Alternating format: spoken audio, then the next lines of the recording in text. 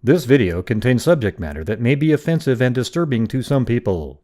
If you are the type to require a warning throughout a video or show, let this message serve as your warning. This channel discusses the harsh reality of true crime. If this warning is not sufficient for you, consider a different genre and unsubscribe from my channel immediately. Huh?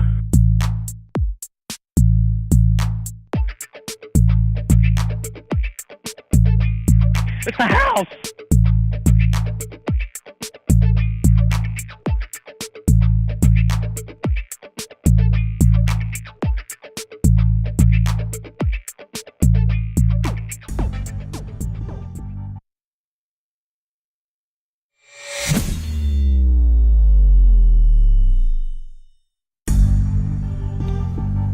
Well, there you go. There's the music. It came in too early. Hey, look at that. There's Chloe in blue, just for you guys.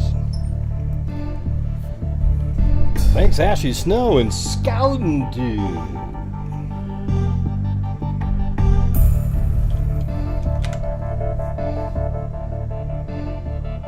How's everybody going, man? Unbelievable. What a great day it was in the trial. I mean, it was...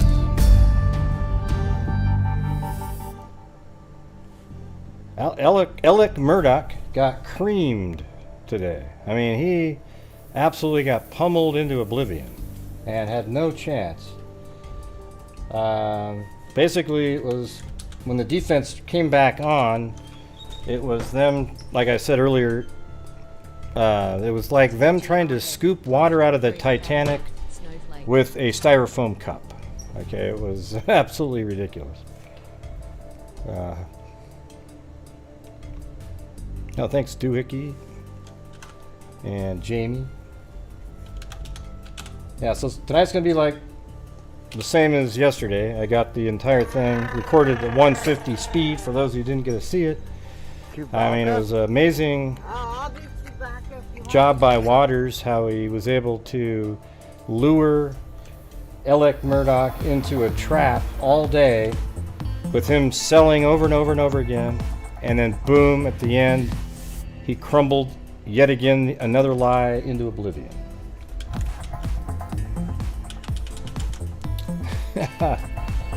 Nice. It's just absolutely amazing. It's like the Perry Mason moment, you know? Hey, thanks, Brianna25. We're sure we're not stuck in the Matrix, right? Because they sure felt like the feel-good courtroom scene of the movie where the good guys win and the Alec Murdaughs go to prison. Yeah, didn't it feel like that? And remember the comment the other day, the only just verdict is not guilty. Really?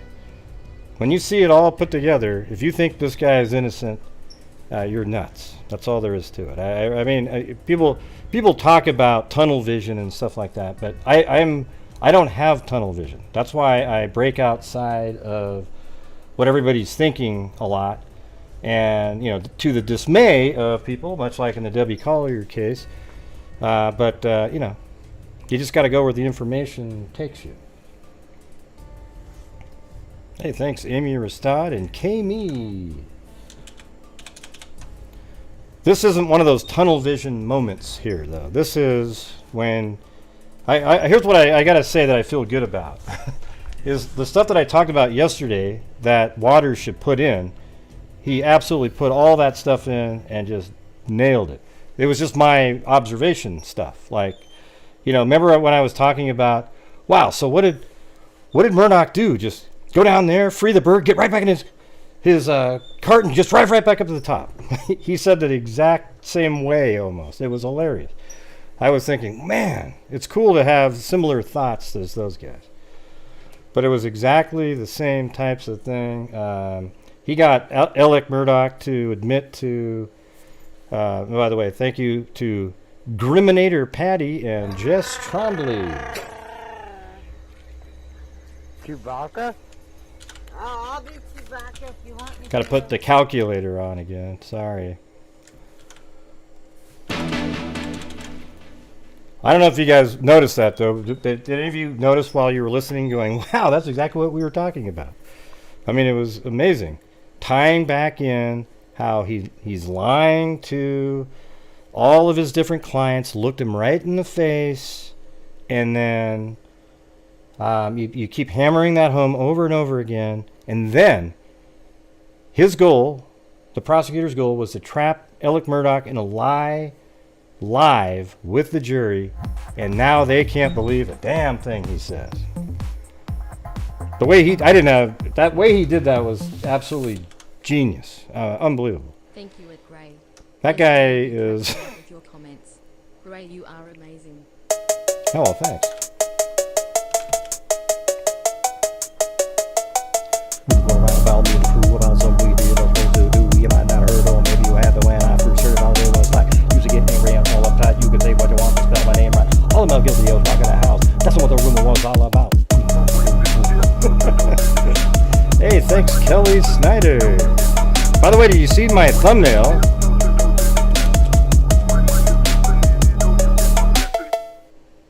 Yeah, do you see my thumbnail? Check out the protruding brow ridge, if you missed it, of Alec Murdaugh. It's really quite, pronounced in the thumbnail, if you missed it. Hey, thank you, Subi Wan Kanubi. And Jamie. Yeah. Anyways, how many of you had a chance to sort of watch some of the trial today? Most of you, or it was just. I mean, I'm sure Dan Carr did, and I bet you he totally agrees. The way the prosecutor lured him in to his little argument about, oh yeah, I came up with a lie while I was sitting there with Sled, and I came up with. And he kept going on and on and on and on and on and on and on. And then, boom! It's played on the very first second that he showed up on the scene. He came up with the lie. That was it was awesome. Chewbacca? Oh, I'll be Chewbacca if you want me to. Thank you, Jamie and Subi-Wan Kenobi.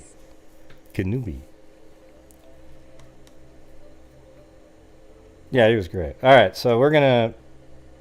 Blue and Chloe already fell asleep on you guys, so. Yeah, they're on this one too. Let me see if I can. I'll make them small so they're just sort of down in the corner there. Right there. You guys should probably be able to see them, right? You guys ready?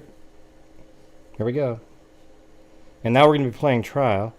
And like I always say, if you guys want to help out the channel, like everybody's been doing right there, with super chats, it helps support my channel to keep doing what I'm doing every single night.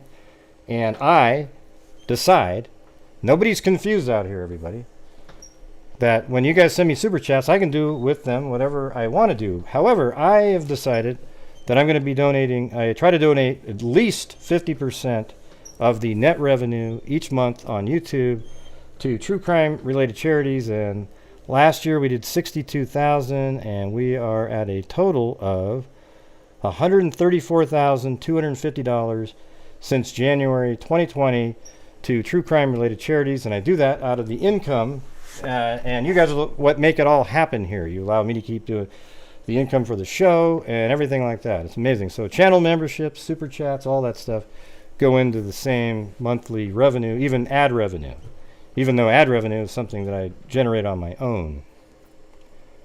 Let's see. Yeah, all right, so there you go. Thank you very much. So now we're going to play the trial. All right, here we go. And one thing I'll also say too, if you want to send donations to charities out there, just send it directly to the charities. I say this all the time. However, if you want to help support my channel, that would be great. We also, I do these bulk donations from the income that I get because that's what I want to do. All right. We are. I got an update today on some of the cases we have in the DNA fund that we have, and like 3 of them are already going to bioinformatics. They're at bioinformatics. Addison County, the Altoona, and one other one are all at bioinformatics, which is the step just before uploading to GEDmatch. Okay, so those are the types of things we get to do here. So without further ado, as my mom would say, here we go.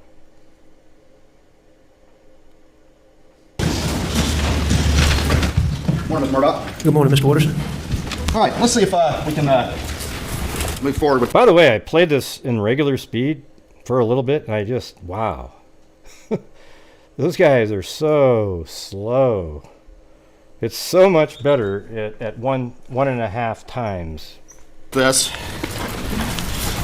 a little bit. See if we can go back to some things we may be able to agree on. All right, sir. All right. First thing is that the money you were stealing, in addition to your income and the money you were borrowing, was not just to pay for drugs. Would you agree with that? Sure. All right. And would you agree that your stealing, in addition to the money you were borrowing, increased over the years as we moved towards June of 2021? Repeat that, please, sir. Sure. Would you agree that your stealing increased over the years as we moved towards June of 2021? Thank you, Yes, sir. Simple Life, Dave. And would you admit that your stealing increased, in particular, after the boat wreck? No, sir, I don't agree with that. You don't agree with that? I think I continue to do it, but I don't, as I sit here today, I don't think I took more money that I should not have taken after the boat wreck. Yeah, exactly, Eugenie. When Waters pauses, Alex is like, he doesn't like the pause, and he thinks he needs to fill it with something. So that's when he starts saying some stuff he didn't want to say. I did before the boat wreck. Thanks, Wayne Dune. But again, those documents speak for themselves, Mr. Waters, and if that's the case, then that's the case. But as we sit here, I think that I probably wrongly took from clients and people that trusted me as much money before that boat wreck as after. All right. And I'm just trying to get through this so we don't get bogged down like we did yesterday. All right. I understand. All right. So you wouldn't agree with me that in 2019 alone you stole about $3.7 million? All No, I think that's correct. right. And would you agree with me though that figure in 2019 was generally higher than any other year that you've been stealing since 2011? In any year, sure, I'd agree with that. Okay. I thought you were talking about overall, the whole cycle. But Right. yeah, I would agree that in 2019, I stole more money than any other year. Would you agree with me that from 2015 on, your legitimate income, while still very strong, was diminishing as a general matter? 5 brain cells. Well, I think whatever my income is speaks for itself, but as a general rule, a plaintiff's Thanks, lawyer Ollie doing G. what we do, income ebbs and flows. You have some really good years, you have some really lean years. And no, I think I had some good years, maybe not the, $4 and $5 million years, but I think I had some $2 and $3 million years in there, and my caseload was such that, I had one of the things I was working. I have some good years and some lean years. So not all the years I made 4, but maybe some I made 2 or 3. Was he considering the $2 or $3 million lean years? 4 aren't working. On that Monday was one of the biggest cases That's right, Holly G. that I've ever been involved in. Talking about the Dominion case, right? Yes, sir. right. And so, I think it was cyclical. So I don't, without looking at the record specifically, I don't necessarily agree with that. Okay, so you don't remember then? No, I do remember. I don't think I agree with that. But again, those records will speak for themselves. Okay. All right, so would you agree with me that in 2014? And what's interesting is later, it turns out there's some years where he made like 200,000 or something. So that means his ego wouldn't allow him to say something so beneath him that he still said 2 or 3 million. 14, your reported income was over $1 million. Objections overruled. Reported income, like tax-wise, or reported? Yeah. I assume you have a document that says that, and if you're reading that from a document, I don't dispute it. I mean, I'm happy to show it to you if you'd like to. I trust you, Mr. Waters. So, I appreciate that. Wow, All right, 2015, would you agree that your reported income was over $2 million? All again, I don't dispute that. right. 2016, reported income $900,000. Okay. 2017, reported income $218,000. Okay. 2018, reported income of $749,000, roughly. Okay. And 2019, reported income of $655,000. Okay. And see, to me, that demonstrates exactly what I'm talking about, how it goes up and down. And would you agree with me that though, during those periods of time where you were making that kind of money, you continued to steal, and I think you've already said that your stealing increased as we moved through those years, as a general matter? Absolutely. I don't dispute, and I have never disputed since I was confronted on Labor Day weekend. Right. That's because you were confronted with no out. You were busted cold, just red-handed. That's why he doesn't dispute it after that. That I took money from my clients. We've gone through that. And Well, but you keep asking me I'm about asking you that. if your income. You finish your answer. So the point is I have never, since being confronted that day, my brother and my partner came to talk to me, that I have stolen money that did not belong to me, that I misled people to do it, people that I cared about, still care about, a lot of them that I love and still love, and I misled them to do it, and I was wrong. I have never disputed that from day one. And we've been through that. All I'm trying to establish right now with you, Mr. Murdaugh, is as we move. And Kelly Snyder, thank you very much up there. I don't know if I thanked you enough, but I appreciate it. I don't know if I caught it, but thank you. Towards June of 2021, what your financial condition was like, okay? I agree, you've testified to that multiple times, all right? So, let me ask you this. During this time that your income was what we just went through, and you conceded that your stealing was increasing, were you also borrowing significant amount of money from Palmetto State Bank? Yes, I'd always borrowed significant amount of money from Palmetto State Bank, or for more than the last decade. So yes, sir, I agree with that. As we moved to June of 2021, did you have $1 million line of credit with the bank that was pretty much maxed out? Yes or no? As we moved to June of 2021. So in June of 21? Sure. Yes. All right. And did you also have a $600,000 line of credit that was pretty much maxed out around that time? I did. All right. And did you also, over the years, repeatedly borrow six figures from your law partners? Well, I borrowed money from a law partner. Which one? Johnny Parker. Johnny Parker. Okay. And that was a fairly common occurrence over the years. It happened multiple times. Would you agree with that? I agree that it happened multiple times. All right. And you would agree also that you would sometimes use some of the stolen money to pay that back? I won't dispute that. I don't know that that's the case. I know what I saw Mr. Bernie testify to, and using that particular accounting method, I see that. Right. So I don't dispute that. All right. And would you agree that you also, when you needed money, occasionally borrow as much as 5 and 6 figures from your father, Mr. Randolph? I did. All right. And would you also agree that over the years, particularly as we moved to June of 2021, you would use stolen money to pay that back? I don't dispute that, if that's what the record shows. All right. And you just mentioned here in the testimony of Carson Burney and the banker and all that, you would agree with me that as we moved to June of 2021, at least in liquid funds, you were running out of money. In liquid funds, is in money on hand or money that I could get? Money that you could, liquid funds. You're a lawyer, you know what liquid means. Where are you Well, running out I don't know what you mean by liquid, Mr. Waters, and so... Money you could readily access, assets that you could readily access to pay your ever-increasing debts. No, sir, I don't agree with that. You don't agree with that? I do not agree with that, and I'll tell you why. All right. So are we talking about June? I'm talking about as we move to June. Okay, but what time period are you talking about? All right, let's talk about January to June. Okay, January to June. January to June, I could borrow money from my father. Mm-hmm. I could borrow money from Johnny Parker. Mm-hmm. I could go to the bank and borrow money. I had substantial equity in the Edisto house, as we've talked about. Which was in Maggie's name, correct? Well, it was in Maggie and my name. All right. So, that definitely was in both of our names. Moselle was in Maggie's name.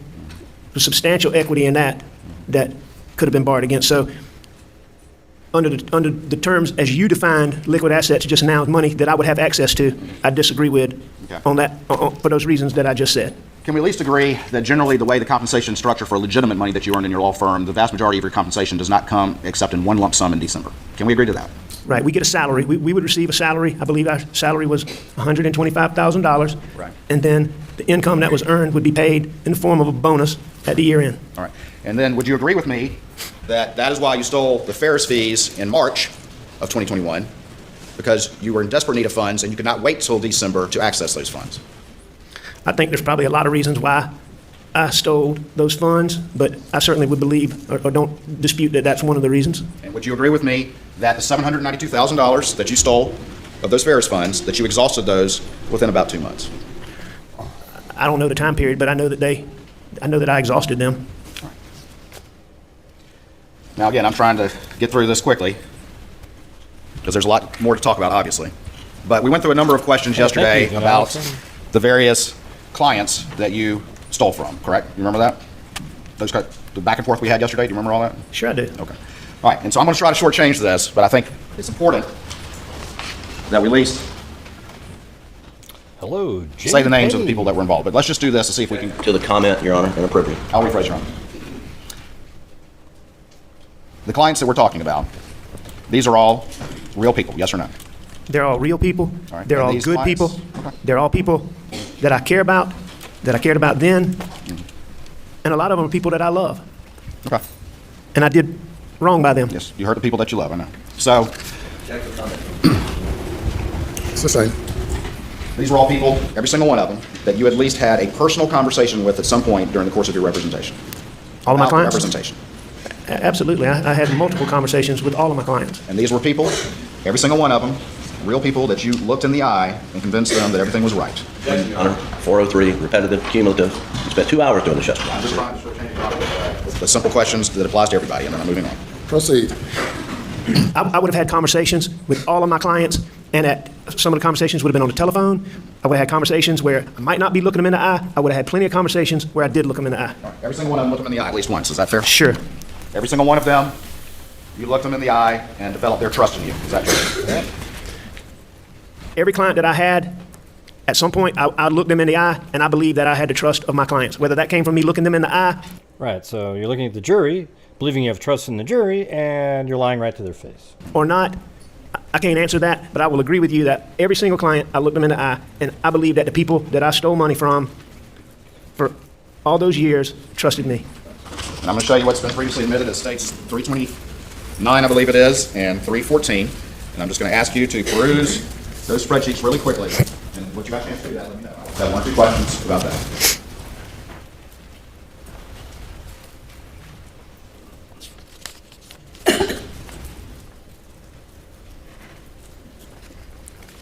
All right, so I'm sorry, what was your question? I just asked you to look at them. Have you had a chance to review those documents? I have. All right. And would you agree with me that every single name on here are either clients that trusted you that you stole from, or instances in which you stole from your law partners who trusted you as well? I agree with that. All right, so we don't need to go through each one of these, correct? You agree? Mr. Waters, like I've told you, I'll go through whatever you want to go through, but each one of those clients is just what we've already talked about. Good people, fine people, upstanding people. They trusted me. Every single one of them, I did, and I do still care about.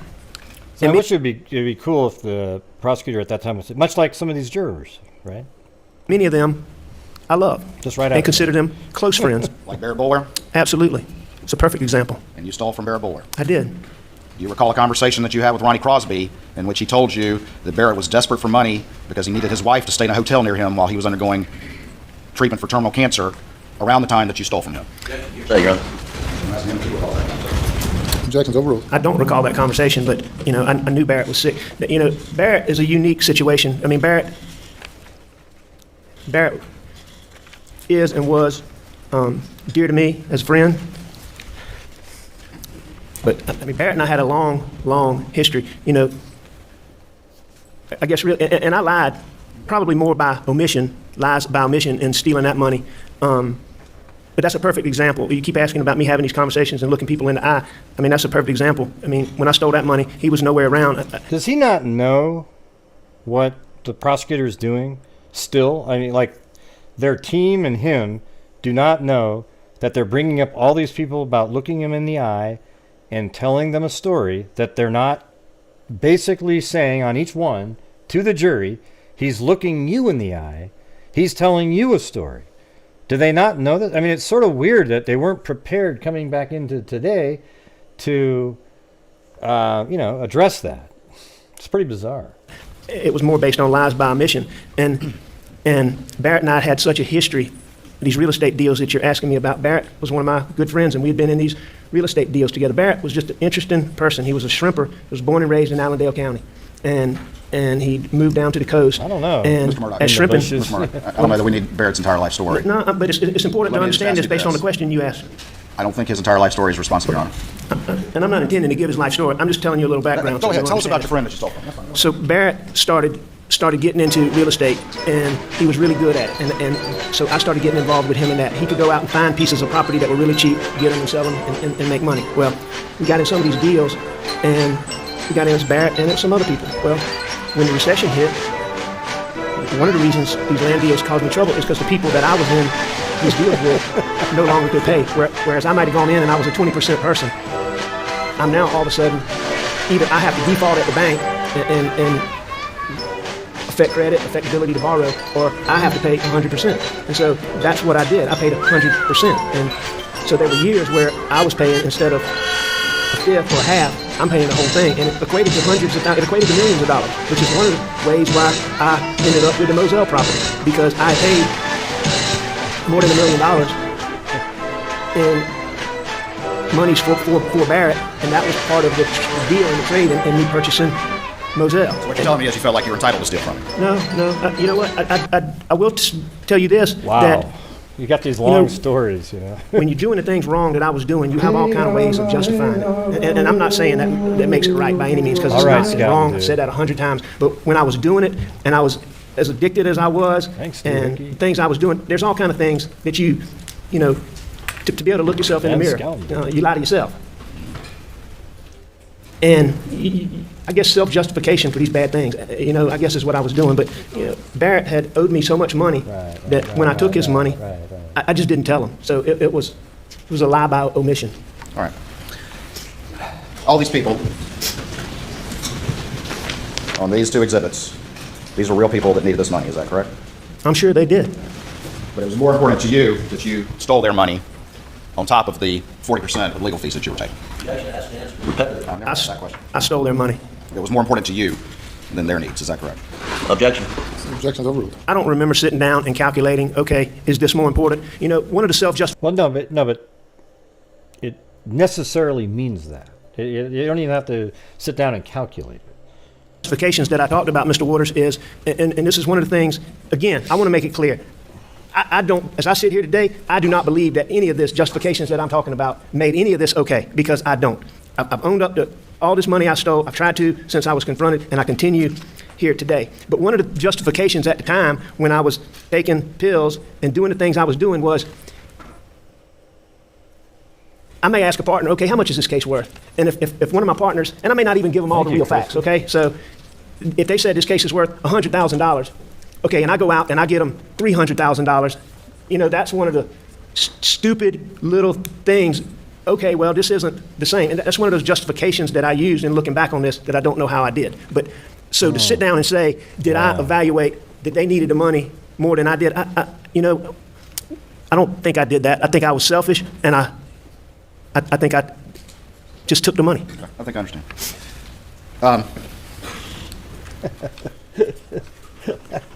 I think I asked you a series of questions yesterday about at least relating one conversation you had with one of these clients. And I'm just going to ask you this one. Do you remember looking Tony Satterfield in the eye and lying to him? I remember lying to Tony Satterfield, and I remember looking him in the eye on many occasions. And lying to him? Yeah. Okay. Lying to his family? I lied to his family. I don't know if I did it in person, Yeah, so what would keep you from lying today? but I know I had phone conversations with him where I lied to him. Let's talk a little bit about the pills, if we can. Okay? And you've already testified, as have other people, that you're That's still it. able to It's function over. as a lawyer Oh. over the years, despite It was over the phone, Dan. Then who cares, right? I mean, as long as you're lying over the phone, it's all good. It's when it's in person. the pills that you were using. Is that correct? Yes, sir. And you were able, of course, during this period of time to engage in these relatively complicated thefts that increased over the years that we've just talked about, despite the pill usage. Is that correct? I was. I was. All right. And you were also able to, during this time period, convince your staff that nothing was amiss with all of these exhibits, despite your pill usage. I mean, most of those didn't require convincing my staff, but just so we're on the same page again, I acknowledge that I certainly allowed them to be misled. I certainly allowed them to do things that I shouldn't have done on my behalf, knowing that they trusted me. How many pills were you using a day? Depends on a number of items, most importantly, how strong the pill was. Okay. Well, let's talk about, let's say start maybe in January of 2021 and move forward. Can you describe to the jury what your daily pill intake was like? I think at that time, most of what I was purchasing was 30 milligram pills, instant release, oxycodone. They were probably mixed in with some OxyContin, which is made of oxycodone. It's just time release. I would have been taking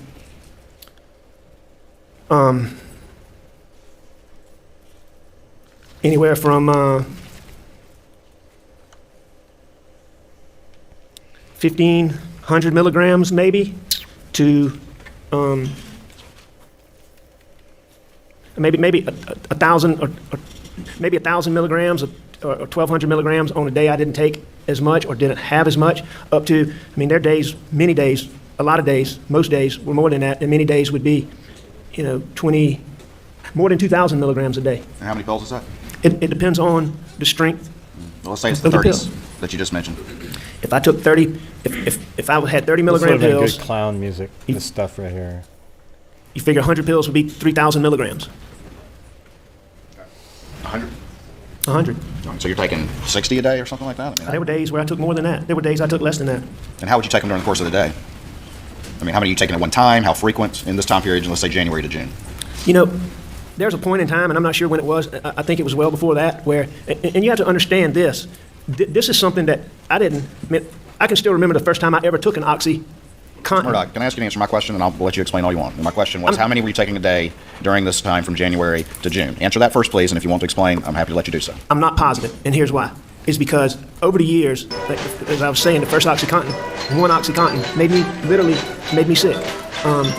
And that was when I was transitioning from hydrocodone to oxycodone. And it made me sick because it was a really, really, really strong one. And so, you know, one OxyContin pill was like 10 hydrocodone pills. So, but anyway, as I took more and more of it, and over the years, it just, you know, you build up a tolerance to pain pills. And so what might give me this energy, one of the reasons I became so addicted is, you know, some people talk about pain pills and how they make them lethargic and, you know, where they can't do anything and they feel. Opiates gave me energy. I mean, Thank you, Susie Clue. Whatever I was doing, it made it more interesting. You know, it made me want to do it longer. You know, to go on a drive, it made driving. It just at the beginning, it made everything better. But I took so much just to keep. It got to a point where I was taking so much just to not backslide or go into withdrawals or have all those symptoms. And so it got to the point where I was taking the amounts that I came to be taking in the time period you're talking about, January to June.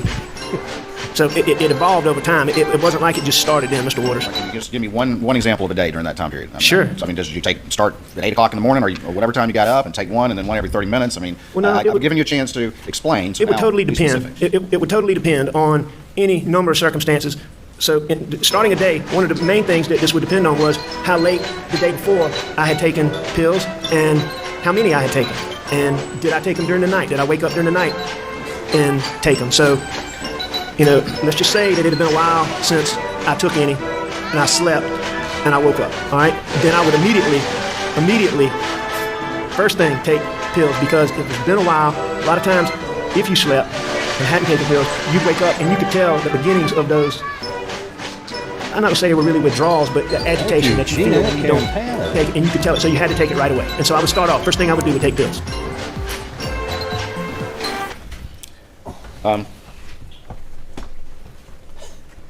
I'm going to do that whenever That's how it's strong completely withdrawals are for irrelevant opiates, to the correct? case. That you know, feel that doesn't agitation really- until you can take another pill.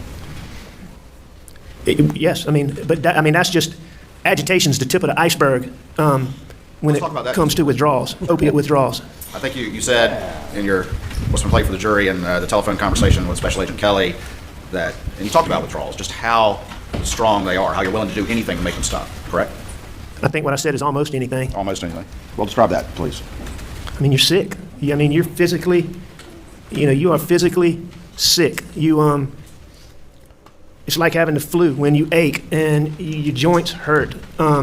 You don't want to get up. I mean, you can't get up, and that's after a while. It starts with what you're talking about, agitation, and Hello, fidgety. Everybody Mag. talks about how fidgety I was, but it starts with that, and then it goes to you might be sitting here and just all of a sudden sweat's running down your face, all over your body. I mean, like you ran a marathon. I mean, you literally sweat that much.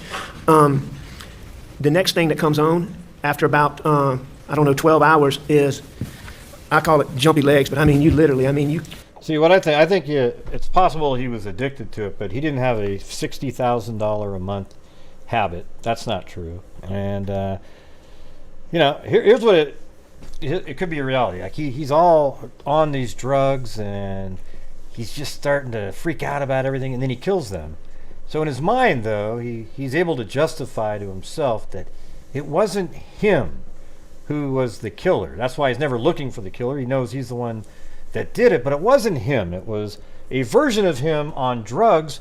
So why won't I fight for the real Alec Murdaugh being innocent, right?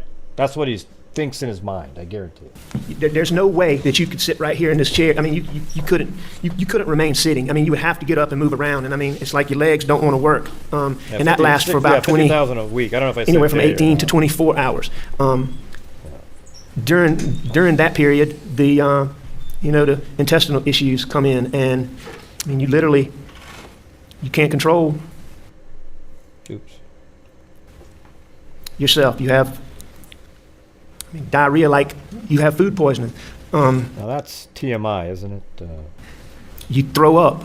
I mean, you're physically sick. How many times did you try to self-detox? Mr. Waters, dozens, Ashes, no? if not hundreds. It's so many I can't tell you. And those symptoms you just described are extremely powerful. It made it very difficult to do that. Is that correct? Made it difficult to try to self-detox. Oh, it's extremely hard. You mentioned yesterday that you were paranoid. How long had that been going on? Well, no, I didn't say that I was paranoid. What I think said this might be about when he starts sort of laying down this whole thing. Was, as the addiction evolved, there would be situations where you would have these paranoid thoughts. And when did those first start? I can't tell you when they first started, but I mean, how long before June of 2021? Oh, a long time. A month? A long time? No. It was, as my addiction got worse. I mean, it was a significant period of time. But, how long would you have these paranoid thoughts? Usually a matter of seconds. I mean, it was something, again, my whole life, you wouldn't see me where I didn't have pills on me. And that's where I kept them. I kept them on me because I was scared to put them somewhere for fear somebody would find them. So I kept them on me. So if you saw me, I had pills on me. I had a pocket full of pills on June the 8th. On June the 8th, when I was sitting in David Owen's patrol car. So I always had them on me. And I might be going to Edisto, and I turn on Hampton Street right out here, and a police car pulls out. Boom. I have paranoid thoughts. It just... But I could always say, you're not doing anything wrong. He's not following you, and I could get past it in a matter of seconds. Why are you smiling? Jeez. Did anybody in your family ever see you having these severe withdrawals? Absolutely. And who did? Mags, Pawpaw, Bus, my dad. I find this is interesting. Watch this. Randy, John Marvin. And just to be clear, Randy and John Marvin never saw me having withdrawals before September. Watch this. They saw me. And I thank you for clarifying that. Prior to June 2021, who in your family saw you having these severe withdrawals? Bus, Pawpaw, Maggie, my dad. Wow, so the only person alive, this reminds me of the Lori and Chad Daybell. The only person alive out of that list that saw him fighting his withdrawals are Buster. Isn't that weird? Like, what are the odds of that? That out of 4 people that saw him have withdrawals, only one of them still alive, and that's his oldest son. A little weird, don't you think? Thanks, scouting dude. Do you That's right. Keep feeding them. remember calling Paul a little detective? I don't know that I ever called him a little detective, but I think Maggie did. I may have. I mean, Paul was very intuitive, so I heard Miriam. I heard your interviews. I heard Miriam call him a little detective. I know Maggie used to call him that. Did that have anything to do with the pills?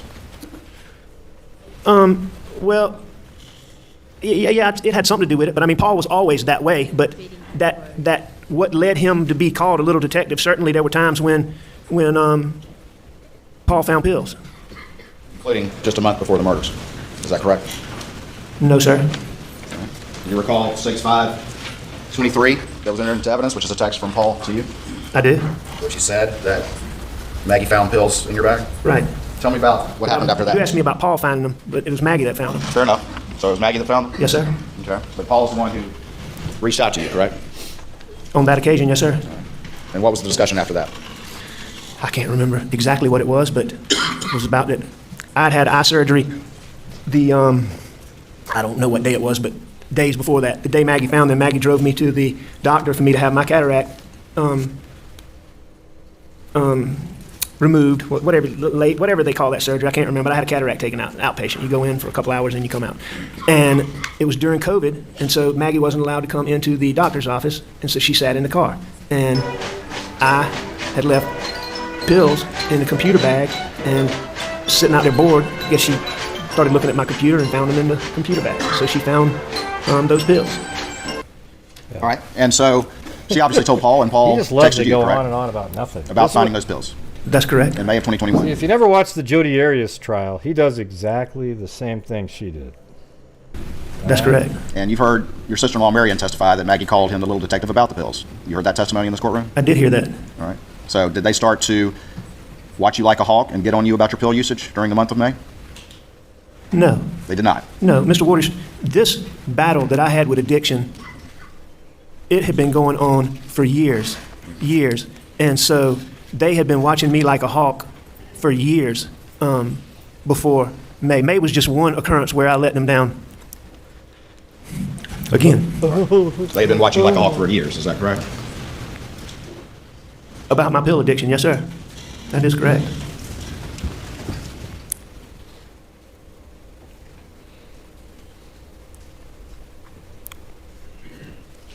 I guess it makes me bad that I haven't felt bad once. This time in May, that wasn't the only time Murdaugh. that Paul found pills or Maggie found pills, is that correct? Now, there were a number of times where Mags found pills, Paul found pills, Bus found pills. I mean, it was an ongoing, it was just an ongoing battle for me. And after they found those pills in May, that being Maggie and Paul, were they trying to get you to self-detox? No, sir, not at that point in time. They just let it go? No, they didn't let it go. But at that point in time, Paul and I had already had a discussion based on, I can't remember exactly when it was, but there had been a previous occasion a good while back where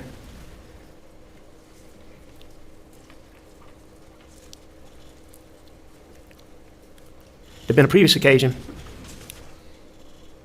where either Maggie or Paul had found pills, and Paul had come to me and asked me, and I told him, you know, I was back on the pills.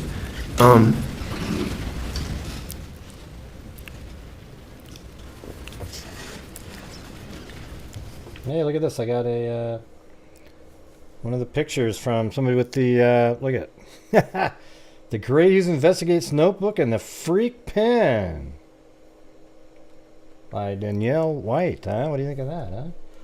Where's the other one? Hold on a second. What's the other one? Oh yeah, there's even a note. 844 Pa video. You know, we actually find out today that everything's a little bit later. You know, 844 something is when the video started, but it's like it ends at 8:55 and 50 seconds. So now you're getting close to 8:56, and then he kills the bird, right? Now we're at 8. Yeah. He even it gets to the point where he says he leaves down there at 8:47. Sorry, I meant to say 8:44. 8:46 is when the video basically ends. So at 8:47, he still says he's there. So 2 minutes later, they're killed, and somehow you just randomly missed that? Yeah, okay. And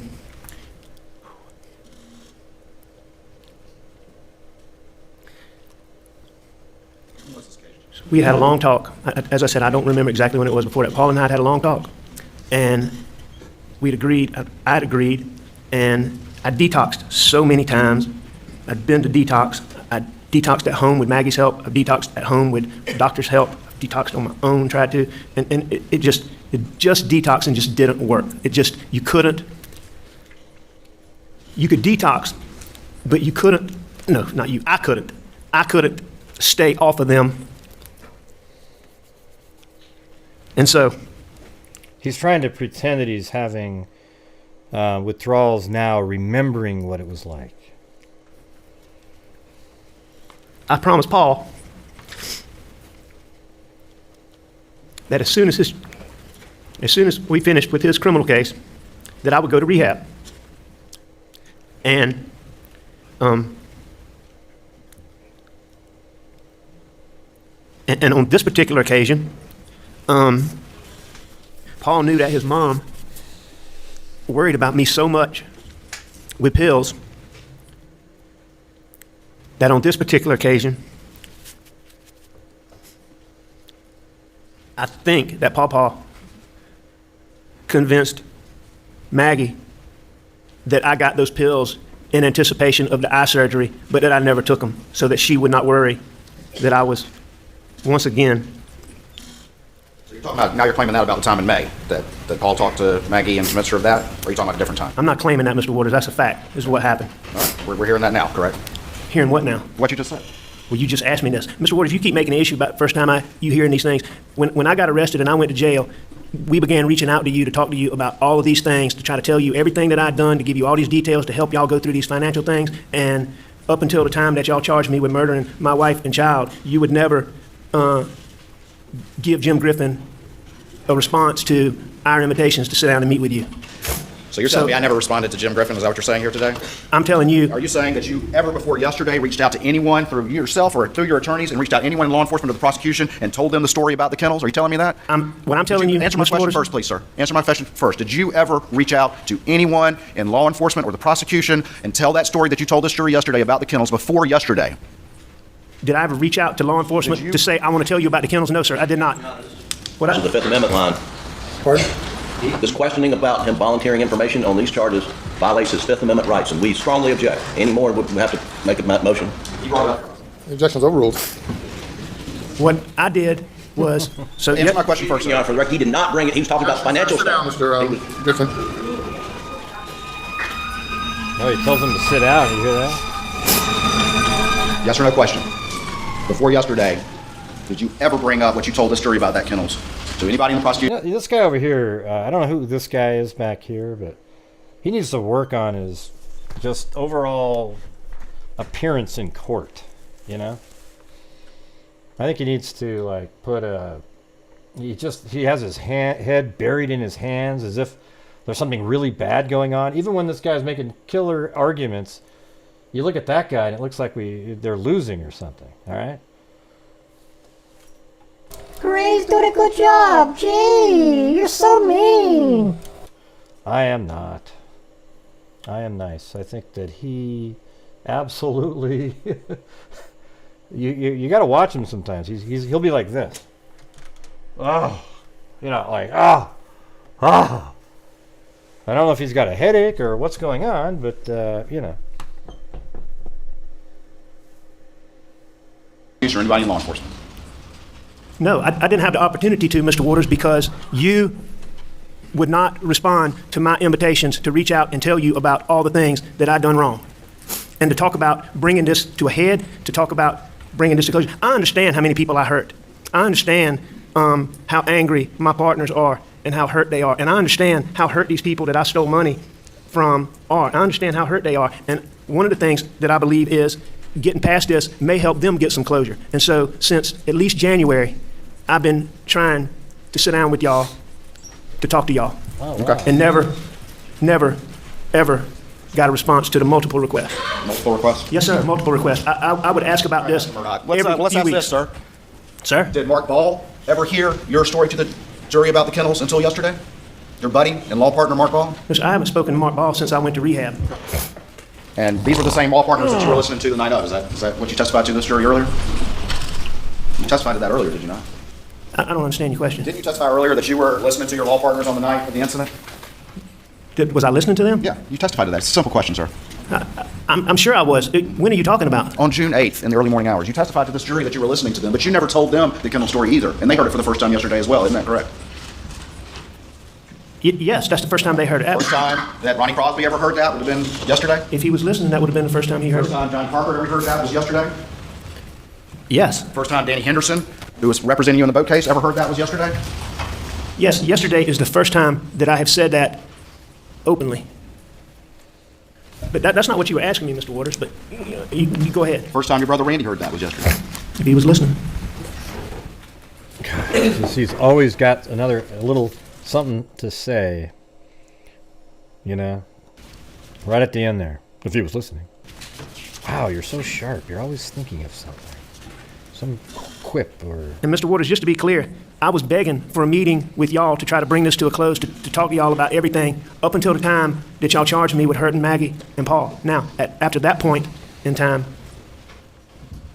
I stopped, obviously. That you were begging for a meeting, but you admit information was never conveyed that you wanted to change your story after multiple interviews with law enforcement about what happened that night, including the most important fact of all, which is when the last time you supposedly saw your wife and son alive was. I don't know exactly what was conveyed or not because I wasn't part of it. All I know is what I was trying to do was to sit down. I understood to bring all this to a close that y'all would want me to sit down and go through all of these financial things, all of these things that I'd done wrong, and to try to bring that to a close, I was repeatedly trying to sit down with y'all. The reality is, Mr. Murdaugh, is the reason why no one's ever heard that before is because you had to sit in this courtroom and hear your family and your friends, one after the other, come in and testify that you were on that kennel video. Jamie. So you, like you've done so many times over the course of your life, the had button to was back up broken and make for a a new minute story there. that kind of fit with the facts that can't be denied. Isn't that true, sir? No, sir, that's not true. Okay. You've done that over and over again over the years with all of this that we've been talking about, haven't you? I've done what over and over again? The second that you're confronted with facts that you can't deny, Yeah. you immediately come up with a new lie. Isn't that correct? Mr. Waters, have we established I have lied many times, but I can't sit here and tell you that, what are you talking about, facts that I can't deny? That I would disagree with that proposition that you're putting out, that was what I did all the time. But in doing that, I admit again that I've lied to people that trusted me. So we can agree that the prosecution and law enforcement and so many of your friends and family heard for the first time your story about the kennels yesterday after all these weeks of testimony. Can we agree on that? The law Love his show, Gray. Matt and Kim from... Hey, very cool. Well, thank you, Matt and Kim from Massachusetts. Love the show, Gray. Matt and Kim from Yes, you too. If you'd like to help support the channel... Wait, let me get my music for that one. Here we go. Where is it? Yes, you too. If you'd like to help support the Gray Hughes Investigates channel, please consider using Super Chat or becoming a channel member. It would be absolutely fantastic. And now I probably sound like Alec Murdaugh.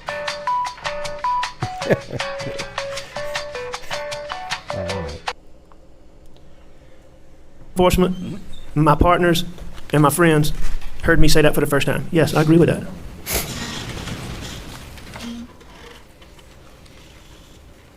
Welcome, Kitty Cat. Also, somebody gifted a membership up above. Who did that? Would you agree with me?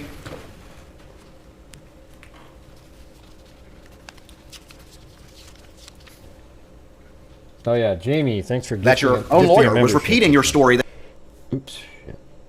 You were at home napping as late as November of 22 on national television. I don't know. You don't know that? No, in jail we don't get newspapers, and the TV we have is limited. So your own lawyers, at least as late as November 22, didn't know the story that you told to this jury after 5 weeks of your family and friends coming in and saying, yeah, that's him on that video. Objection, Your Honor, violates attorney-client privilege communication. Totally improper. Totally improper. Yes, sir. Response. He has brought up his communications with counsel, and now that is fair game, Your Honor. His communications through counsel or alleged communications with the prosecution. He didn't. There's no attorney-client privilege to national television interviews. The objection is overruled. Right. Exactly. See, they're not used to having a judge that's really sharp like this. I mean, obviously, they try to get away with just garbage. You know? He's a no-nonsense guy. Are you waiting for me to answer, Mr. Waters, or did I answer? I think the point's made. You know what? He's like Grady Judd of judges. All right, sir. You said you were unaware of that national television interview, is that what you said? Unaware of what national television interview? The one where your lawyer repeated that story as late as November of 2022. Your story that you were actually home asleep at the house. The only national TV ad that I'm aware of is, not ad, program, is one well, it was kind of an ad, wasn't that it? Mr. Griffin was involved in. Was a, are you referring to like a Dateline something? I'm talking about HBO. Okay, HBO. All right, like, so yeah, I am aware of that. And what I believe the case to be is that I believe that when that was in its works, that Mr. Griffin made those statements sometime substantially before November of 22, as early as around the very beginning of 2021. Well, let's talk. At least what I understand to be the case. All right, let's talk some more about your testimony from yesterday. And you're telling this jury, even on something as clear as a skin on video, that your story doesn't change when you have to make them fit the facts that no longer can be denied. Is that what you're telling this jury? I don't understand that question. Say that again. I said, you're telling this jury that you don't change your story to make the facts fit evidence you can no longer deny, like what's been going on in this courtroom. I'm not telling the jury anything about that. All right, good. All right, let's move on. Let's talk some more about that issue. I'm not going to tell the jury anything about that. Oh, wow. What are you keeping from us, Alec? Let's talk about the confrontation on June the 7th with Jeannie Seconder, which you said was no big deal. Isn't that what you testified? Words to that effect? I think what I testified to is that, to me, it certainly didn't seem like a confrontation. Jeannie came to me and was almost apologetic. And this is what I believe, Mr. Waters, is I believe that what Jeannie Seconder and my partners have had to go through since September has been hard. I know I could see it. I could see the hurt that I caused them. And I know that they're betrayed, and I know that they're angry, and I know that they're hurt. And I want to make clear to this that while I disagree with what Jeannie said as to it being a confrontation, because I don't believe that it was, I don't think that she was lying. I think that she feels it. I think that, she believes that that's the case after all this time that she's had to deal with this. But on June the 7th, when she came to me, she was almost apologetic. You heard her say that she said that she wouldn't be doing her job if she didn't do this. And it was made clear to me that someone had said this, that I had to make sure that income came through the firm, that I couldn't structure money. In other words, I had the impression that there was concern that maybe... Well, I mean, how much money did you save by not... this is what a good question would have been. How much money do you think you saved by the death of your son, Paul, by having to pay for legal fees for his criminal charges? Like Mark Ball and Ronnie Crosby said, that maybe I was hiding Which would have been millions. Fees because of the Okay. civil boat case. But Let me that conversation was so summarize. quick, Mr. Waters, that you keep using the term confrontation. I didn't take it as a confrontation. And you're telling this jury you're not making that issue fit, make your story fit with those facts by saying, it wasn't a big deal, and Jeannie, she's hurt, so she's overreacting now. No, that's not Not what on I'm that saying. stand and testify. What I'm saying is exactly what I just testified to, that to me, on that day, that was not a confrontation. It ended almost as quickly as it began, and I didn't think about it again for a period of time until after everything happened. You testified earlier, you get paranoid if a police officer turns out behind you, but you're not getting paranoid when Jeannie comes in here and says, I need an answer about these fees? No, I because... believe you took them? No, things like that wouldn't cause... The paranoid thought and the paranoid thinking, it was always related to pills. It was always, okay, Oh, that okay. reaction that somebody just gave Wow, me... It was yeah. always related to pills. Do they know something? Did something somebody Oh, said? wow. It was... Wow, it all makes sense now. The time, that's what... Wow, this guy's when innocent. I had to deal with paranoid thinking, that, Thank if you, a judge Nicole. confronted me in the courtroom about a piece of evidence, Yeah, everything or was said, yeah. if Jeannie asked me about that, those are not things that... Thank you, the Mike D experience. I'm Mike D and I get respect. Gray, I agree on the seated prosecutor guy. He may be having a hard time, but it looks bad. Yeah, no, it's weird. It's like he looks like they're losing. Even when, I don't know, I think it's just his mannerisms. That's how he is, gave me paranoid thinking. Thank you, Nicole, and the Mike D experience. And you testified the same thing about the boat hearing on June 10th. Not worried about it, no big deal, correct? No, I didn't say that it was no big deal, but I said that my main concern about those motions coming up on June the 10th dealt more with the venue motion than they did with the motion to compel, I believe is what I Are said. you telling this jury that you didn't testify yesterday that you weren't concerned about it? But it looks bad. I wasn't overly concerned about it. And I'm sure I had some level of concern because the venue motion was a big issue in the case. Were you concerned enough about it to bow up on Mark Tinsley at the trial lawyers conference and say, what are you doing, Bo? No, absolutely, unequivocally, never happened. Okay.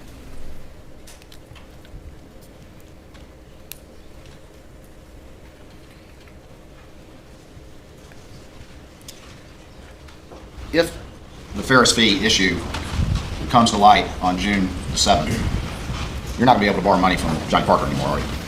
If the Ferris fee, hypothetically speaking, if the Ferris fee came to light on June the 7th, well, here, any point in time, if the Ferris fee came to light, Johnny Parker would not loan me money. Okay. If Johnny knew that I had taken fees, I would not have been able to borrow money from Johnny All right, Parker. but your chickens were coming home to roost that day, and he would have found out, right?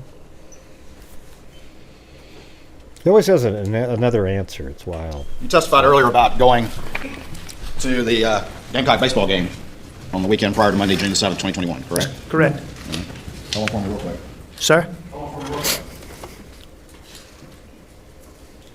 See, you know, I gotta just tell you, it was like Mozart or something, you know, or Picasso paint. This guy, he goes through the whole yesterday and today, painting Alec, going over his financial stuff and everything like that, to show that he is a habitual liar.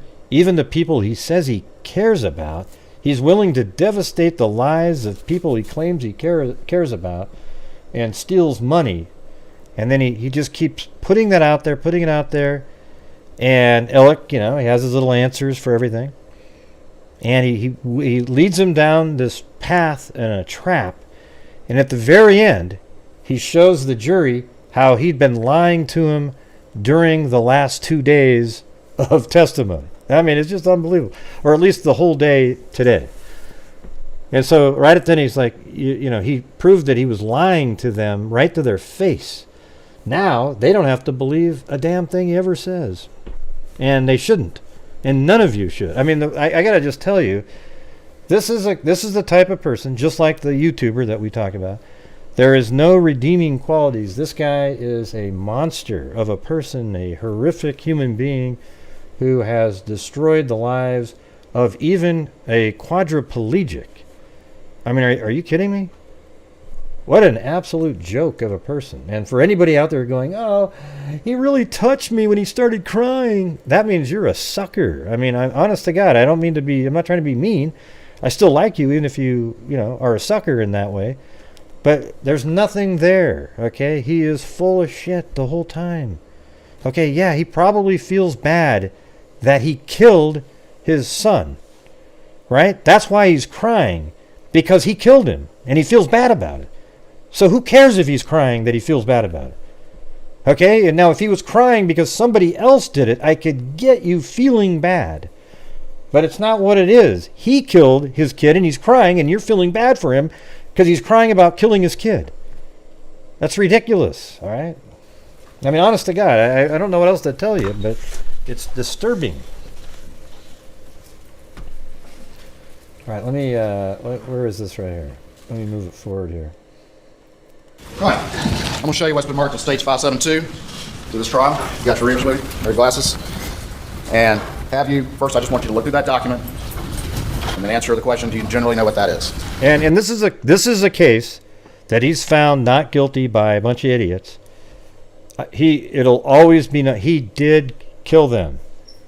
Okay, and at the very least, he was there and participated and knew exactly what was happening to his kids. I mean, his kid and his wife. Guarantee it. So either way, if he gets away with it, it's on all the people who buy into suckers like this. Or you're suckers for believing in it, is what I meant to say. Liars like this. Con man. Yeah, no, I think I do feel like I think wants something. So I think he feels bad about killing Alex. Like, oh, like he didn't really want to, but he felt it necessary for his plan and everything to come forward. He hated Maggie. That's what my opinion is. He didn't give a shit about her whatsoever. Yeah, so that's why I was able to draw some of that emotion out. Because he can. I don't even. You know what? I can't. I don't put anything past him. He could just be totally bogus, even on the cries. So if you'll stand for a moment, everybody stand for a moment. And do you recognize what those are, generally? I do. And what are they? Text between Maggie and I. And what day did they take place? June the 6th. June the 6th, 2021. Is that correct? That's correct, yes, sir. At this time, the state would offer stage 572 on evidence. Thank you, Nicole Wilson. All right. Tell the jury, where were you when these texts were taking place? I was in the hotel. Or maybe just wanted your first name. Columbia, South Carolina. Sorry. And where, I got so used to saying your last name on there. I'm not exactly sure where they were when they first started, but they would have been somewhere between a hotel, a restaurant, and the ball field. all right. But when you send this text on June 6th at 11:41, you say y'all in seat already, correct? Yes, that's what I did say. All right. And they say, yeah, Maggie says, yes, we like these seats. Is that correct? All right, that's correct. I didn't notice that. So at that point in time, they are in the ballpark. All right. And then you respond, better than last night. They extended checkout to 1. Going to come then? Is that correct? That's what that text says. Yes, sir. All right. So you're back at the room. Is that right? Yes, sir.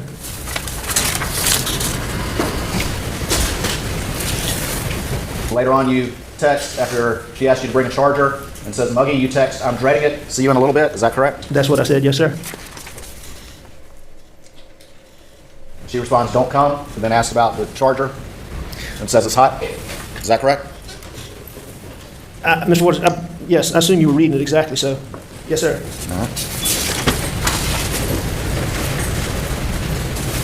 Right. Yeah, you're exactly right. She eventually responds, not crowded, but not the place to come if you don't feel well. Very hot and muggy. We were inside, sitting at the bar, very nice indoors. Is that correct? That's what it says. Yes, sir.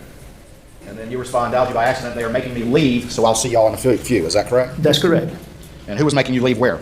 It was past checkout time at the hotel. After you got an extended checkout, correct? It appears so. And the reality is that you were in that hotel suffering from withdrawals when that's going on. Is that correct? I was beginning to. Yes, sir. And the reality is that your wife and your son were on you at that time period because they had found pills just a few weeks prior. No, sir, that's not correct.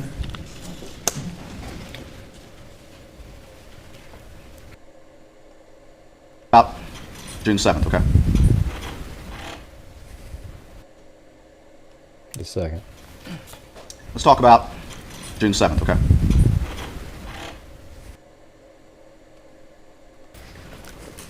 You got up that morning, or what time do you think you got up and left that day? After having the benefit of looking at all these records, I don't know what time I got up and looking at the records. Obviously, I've been up for a while. He almost blames the records. Yeah. Wow. But it appears I left weird. shortly after noon. Okay. And you went to work? Those I did, yes, sir. pesky records. And what were you working on at work? I was working on this Dominion Energy case. Was primarily what I was working on. That we had motions coming up later in that week. As I said earlier, I believed at the time that it was the biggest case that I'd ever been involved in. And there were motions coming up in that. I was preparing. Danny Henderson, my partner that was helping me with the civil case from the boat wreck, had been on me about getting a financial statement, and I finished doing that so that it could be given to Danny. It's what I remember doing. Obviously, I talked to Jeannie. Okay. That's and what a time lot I'm of sure I did stuff some happening. other routine office things, but So can't tell you one what. day he's got the lawsuit, financial records, and his law firm just figured out he's been stealing millions. Yeah, if you don't think that's a huge stressor for somebody like that, come on. But they are. What time did you leave? It appears that I left around a little after 6 from the records. Okay. I thought I'd left earlier than that, but I mean the records seemed to be pretty clear. All right. And you were, in fact, I think you said in many of your interviews that you were working on the boat case that day as well. Your financial declaration. Yes, I prepared the financial declaration. I didn't do any work in this civil case.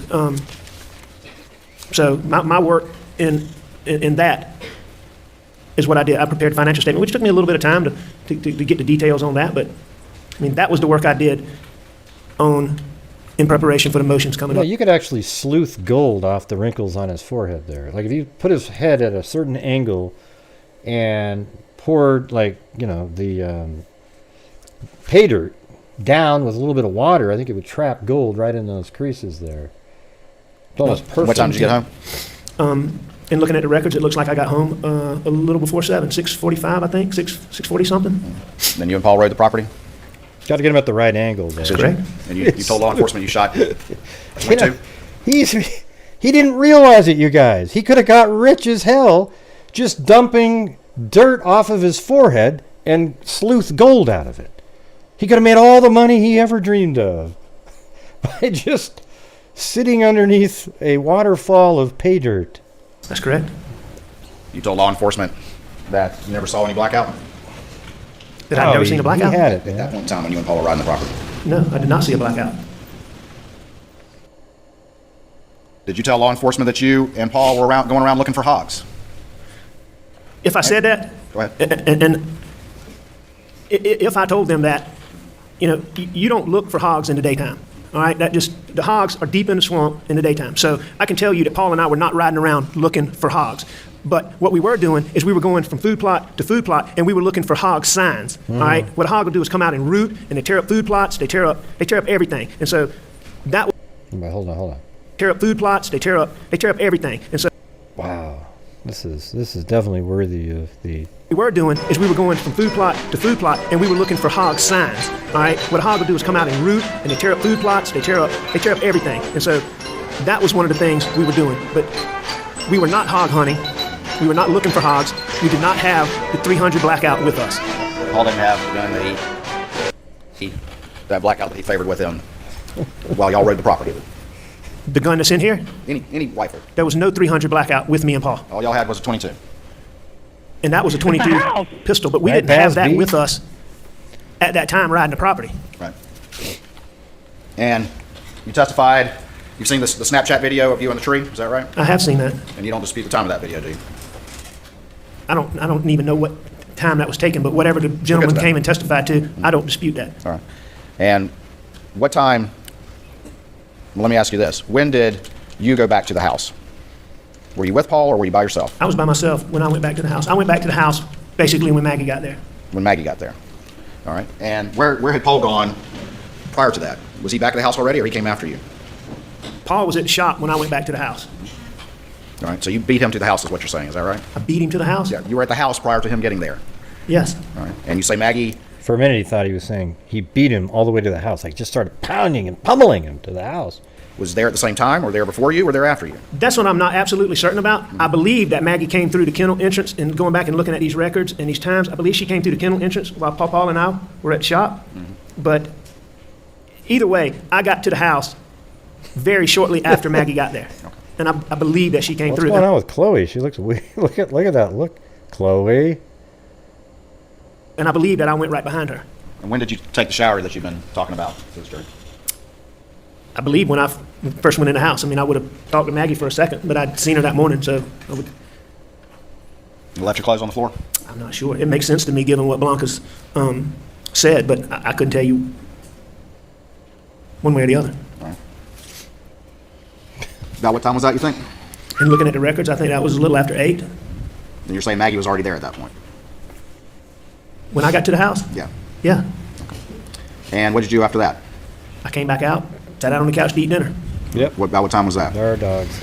A few minutes later, it didn't take me long to shower.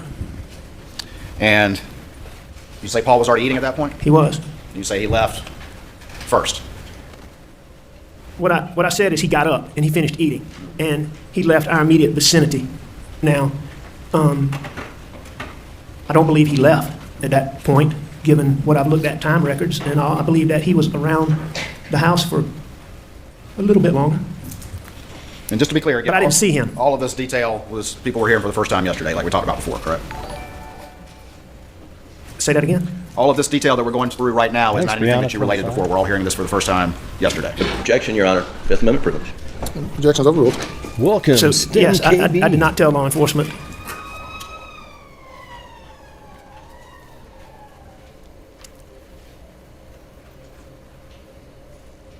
Oops. Actually, I don't think law enforcement asked me what I did when we first went to the house, but I clearly lied to law enforcement about what I said yesterday. Okay. And all of this, the last time you supposedly saw your wife and child, all of this detail, you as a lawyer and a prosecutor didn't think that was important to offer on your own?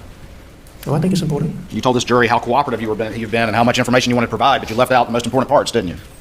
I left out that. I sure did. You don't consider that one of the most important parts? I think it's important. All right, tell me about what happens next. Tell me about how Maggie and Paul end up out down at the kennels.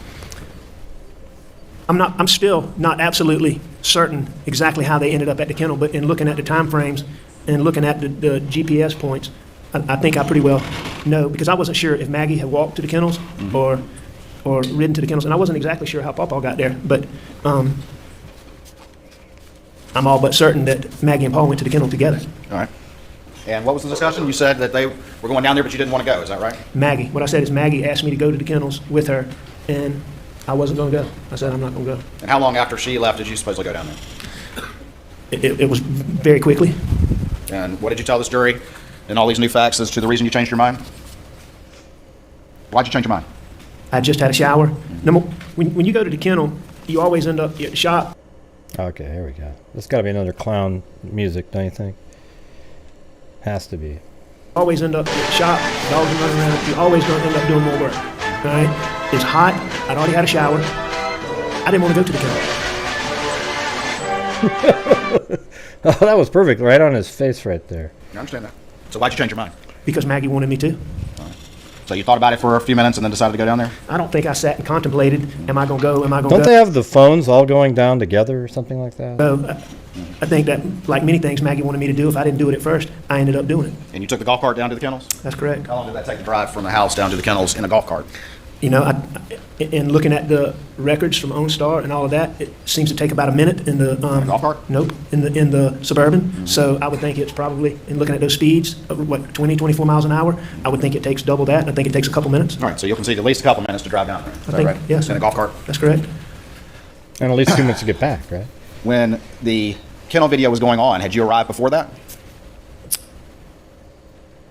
I believe that I had. Okay. How long do you think you'd been there before that was going on? Not long, because when I got there, in looking at the kennel video, damn that kennel. You can see Pawpaw standing in the kennel. When I got there, Pawpaw wasn't standing in the kennel. He wasn't in the kennel anymore? Well, he wasn't in the kennel like he is in the video. Right. What do you mean rewind to where? What are you talking about? Second.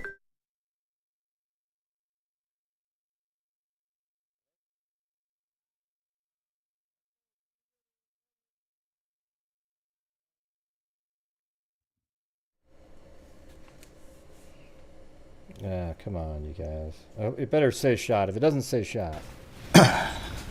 When the kennel video was going on, had you arrived before that? I believe that I had. Okay.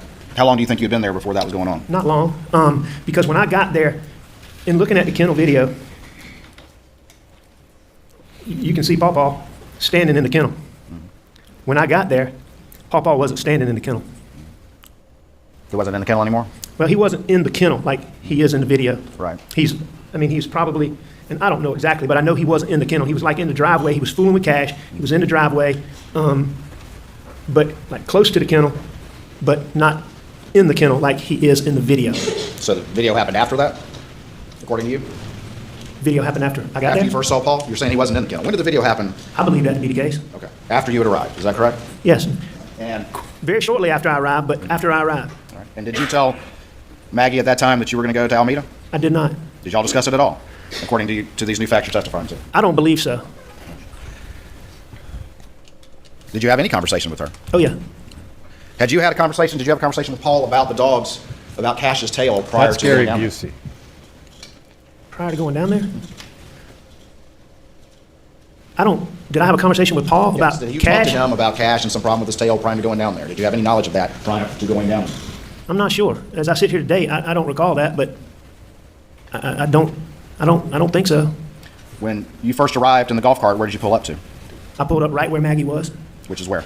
She was standing in the spot where she could see in between the chicken coop and the storage room of the Right, so right where she was killed, basically. kennels, where the dogs were back up in those planted pines, behind the kennels, to the left of the chicken coop. Oh, behind the, okay. And what did you do after that? I went back to the house. Yeah, basically, let's see. Let me get the map out. Yeah, but when you're, you want me to stop the show, make sure you got the right information, because I don't know where to find it or anything like, hey, Gray, stop the show! Gosh, Gray, you're so mean. Hey, well, I don't know, man. Just have the exact information. Then I don't have to stop the show. And oh, you know what? Mary Lou just threw me in prison, everybody. How unfortunate. Oh! And now we're stuck. It's unbelievable. We're stuck in prison because Mary Lou deemed me being mean. What happened? He placed himself at this... I don't even know what you're talking about. Nick. He never answers a question, really. He gives roundabout answers. Christina F. Yeah, I'm stuck in prison now. I'm going to put the chat in prison, actually. Where the hell is it? First. No, not that one. Where is it?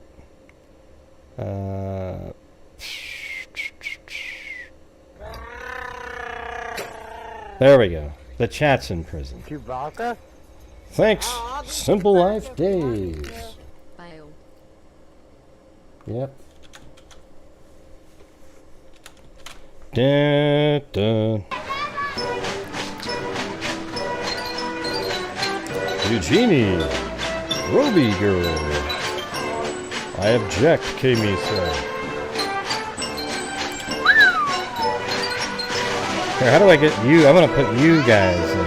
Where is that one?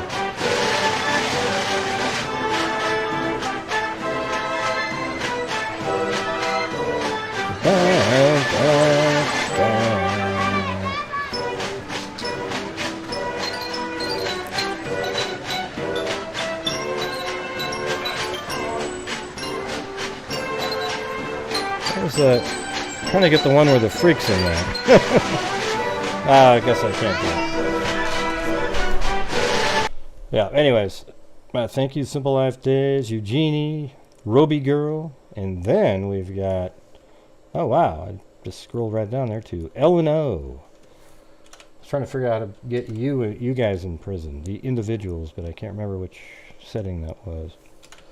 And thank you to Doohickey and Holly G, John Dunn, and Mag. Bail and some thumbs up, thumbs up, thumbs up. Come on, everybody, hit that thumbs up. All right, we got another couple hours at least, or 2 hours and something left here. It's crazy. Oh, and thank you, Jody H. And also to Melissa South. Thank you. All right, you guys. Thanks for bailing me out of prison. But let me just try to find that one thing. Oh, there it was, I think. Attorney fees for the chat. Was that it? Live chat. Oh, that was it. And then I get rid of that. There you go. So we can put, let's see what we got. Jody H is in prison. Nice little butterfly. Mag. John Dunn. Holly G. Thumbs up, please. Thumbs up. Doohickey. Thumbs up. And also Ellen Q, the dog. Oh, and there's Ben Hill with the cat. Don't have to hang out with Elik. Melissa South, Turtle Room Runner, and Ashy Snow. All right, here we go. We're now out of prison. Thank you, guys. Thanks for the support, you guys. Thank you very much. No, I mean, did you pulled up? You get out of the golf cart? Oh, when I pulled up, I stayed on the golf cart. You stayed on the golf cart. How long did you stay on the golf cart? However long I was down there. The entire time? No, I got off to take the chicken from Bubba. All right, so how long were you... So he rushes down on his golf cart, everybody. Takes the chicken out of Bubba's mouth, and boom, he takes right back off to the house. Remember how I said that yesterday? That exact scenario? It's so cool because the attorney does that. I'm so glad you picked up on the It's a House. That first night we heard it. Oh, yeah. Wow, how far up are we in the comments? Or is that in... oh, yeah, the first night we heard it, yeah. It's a house! Yeah, see, isn't it amazing, you guys? You know the whole phrase, it's a house? How we know how he was saying it. How he was so angry that they said, you live in a mobile home or a house? Or whatever it was. You live in a... Stole your money in there. And he goes, it's a house! That absolutely is a perfect sort of just wrapping up of who Alec Murdaugh is right there. He was more angry, more emotional about that one little element than even his wife and kid dead on the ground. Yeah. Thanks, Mel's Diner. All right. You down there before you took the chicken off the boat? Very short time, Like what? The blue and Clovo.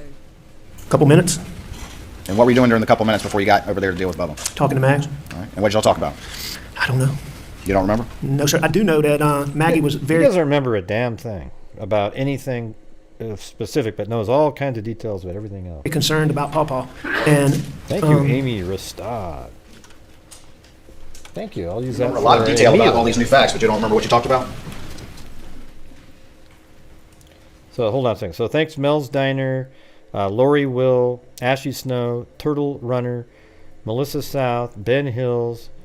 Let's see, Melissa South, Jody, Mag, John Dunn, Holly G, Doohickey, Ellen O, and Roby Girl, and Eugenie, and Simple Life Days for the bailing out of prison and the hotel rate and a meal. It's going to be awesome.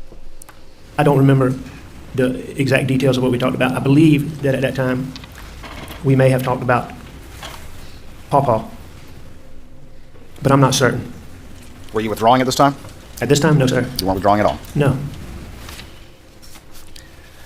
I mean, I would only withdraw when I didn't have pills. And you're saying you had pills? Yes. Down there for a couple By minutes? the way, everybody right now, don't forget to hit live chat. That way you don't miss other people's comments. That's something you've said now before you get off the golf cart? About, yes, sir. All right. And where do you go at that point? I take the chicken from Bubba. All right. So you get up? Well, I mean, Bubba's come out there with this chicken. I mean, he's showing us, hey, I caught this chicken. And I take the chicken from Bubba. Bubba came up to the golf cart? He came up by the golf cart. He came up to Maggie and I, He came right up to you at the golf court so you could take the chicken out of his mouth. which I was on the golf cart. She's by the golf cart. I mean, he's not coming to the golf cart, but he's coming to us. Is this during the kennel video or is this after the kennel video? Well, no, you hear Maggie say he's got a chicken. That's what she's talking about is Bubba caught a chicken. All right. All right. So is the kennel video still going on before you go get the chicken? I mean, you've heard it, correct? You've heard it in this courtroom. I don't know exactly. I don't know exactly, but in close time into Bubba coming out of those woods with the chicken, I got up and took the chicken from him. Okay. Let me ask you this. Were the dogs barking and carrying on or going out into the woods or acting like they sensed somebody was around that they didn't know? Were the dogs acting like there was somebody around that they didn't know? Yeah, like dogs do. No. No, they weren't. Right, so that means there was nobody even around. See, this is such great stuff because without him even knowing it, he said, no, because there was nobody, because there's nobody even close to around other than them. So the dogs aren't barking at anybody. There isn't another person hiding in the woods. There was nobody around that the dogs didn't know. Okay. Dogs didn't, to your indication, sense anything out of the ordinary. They were just chasing after the guinea. There was nobody else around. All right, good. Wow.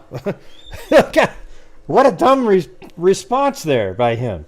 There was nobody else around, it was just me.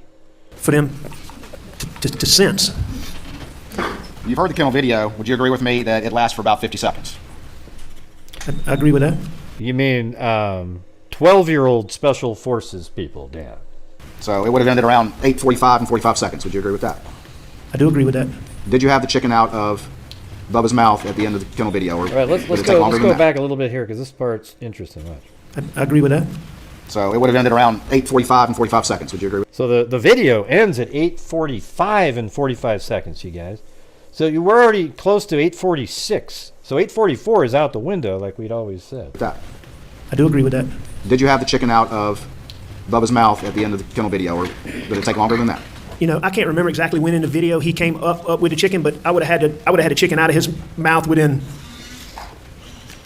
10, 15 seconds of Maggie saying he's got a chicken. Okay. And so then what did you do? I put the chicken up. All right. How long did that take? Did you get out of the golf cart to do that? I did. All right. And you had to go walk to where it was? Well, yeah. I mean, a few feet, but I did that, yes. All right. So how long did that take? Seconds. We're at 8:46 now. How long did that take? Seconds. Just seconds? All right. And what did you do after that? Got back on the golf cart. And what did you do after that? I left. You left? Now, Just did I jumped leave? on the golf cart and left? Well, that's what I was getting ready to say. Did I get on the golf cart and leave that second? Probably not. But did I get on the golf cart and leave very quickly after that, I did. Okay, yeah, I think you testified yesterday. I got out of there. I did. Why'd you get out of there so quick, Mr. Murdaugh? Because it was chaotic, it was hot, and I was getting ready to do exactly what I didn't want to do. So he was probably. You were getting ready to do what you didn't want to do. That's correct. Yeah. I was getting ready to sweat. I was getting ready to work. I went back to the air conditioner. So did you say goodbye? I was about ready to sweat, about ready to work. What kind of a weird. According to your new story? Did I say goodbye? Yeah. Did you talk to them at all, or did you just get the chicken, put it on there, jump on there, and just take off? I wouldn't have just gone off. I mean, I would have said, I'm leaving. See, this is exactly what I was saying yesterday. Remember how I was saying how ludicrous it was? What, he just drove right down there on his cart, grabbed the chicken out of Bubba's mouth, put it in the coop, and then took off. Okay. Did I say goodbye or bye? And again, go ahead. I mean, there would have been some, there would have been some exchange. I'm not staying here. Well, what was that exchange? I mean, you've had such a photographic memory about these new stories. What happened here? It's not. I can't tell you the exact words. You don't remember your conversation after you put that chicken up. Did y'all talk about the chicken? No, I don't think we did. Did you talk with Paul about Cash's tail? After the chicken? Yeah. No, I know I didn't do that. Did you tell Maggie I'm going to go check on him? At that point, no, I don't Did think you tell I did. Maggie, it's hot out here, think I'll go back? I certainly would have said something to that effect. All right. So, unlike everything else with the new story, you just can't recall what that would have been. Well, I mean, you're making that categorization. I think there's other things about that I can't remember. But if the question is, can I remember exactly what words I used when I gave Maggie some salutation when I'm leaving, I can't tell you what those were. All right. But it would have been something to the effect of, I'm leaving. All right. Okay, but you would concede that there was at least some conversation, that you wouldn't have just put the chicken on there and ran back to the golf cart and taken off. Without talking to Maggie, I would have never done that. All right, so let's, you want to say a minute? Does that sound about right? A minute for what? To have just whatever interaction it took for you to then, according to your new story, drop back to. No, sir. It wouldn't have taken me a minute. It would Not have a been. It would have been. I'm leaving. I'll see you in a minute. Okay. So 30 seconds. I don't think it would have taken 30 seconds, but I mean, I'm fine with you using whatever time you want to apply. But I don't I'm think just asking about real life here and how people interact with one another, Mr. Murdaugh. I mean, so what you're telling this jury, I call you're fuzzy on these kind of details, is that you jetted down there, you dealt with the chicken, and jetted right back. No, sir. No, sir. I didn't jet down there, and I didn't jet back. A superhero chicken rescuer. Dun dun dun dun! He takes off from the house, bolting down there because there's a chicken in Bubba's mouth. And by God, he jumps out of that car, his cart replete with a cape, pulls the chicken out of Bubba's mouth, jumps back onto the cart, and drives off, leaving people to wonder. What did we just see? A superhero. I got up after Maggie asked me to leave, after Maggie asked me to go with her, and I didn't. I got up, I went and got on a golf cart, I drove down there, I did what I did, I said I'm leaving, or something to those words, and I went back. All right. Well, if it's about 8:46, if the kennel video ends at 8:45 and 45 seconds, and it's about 8:46, we at least can see that maybe it was about a minute before you got on that golf cart and headed back. Just I can see a whole television series, The Man Who Saved Chickens. reasonable real life. Maybe. I mean, I don't think it was that long, but maybe, sure. Right, From so, being But I don't think it was that digested long. by I mean, humans. exactly what I thought was going to be going on at that kennel, why I didn't want to go there to begin with, is exactly what was going on. yeah. Yeah, but what was going on at the kennel that you didn't want to go to the kennel? Work? Like you had to move around a little bit because there was a dog?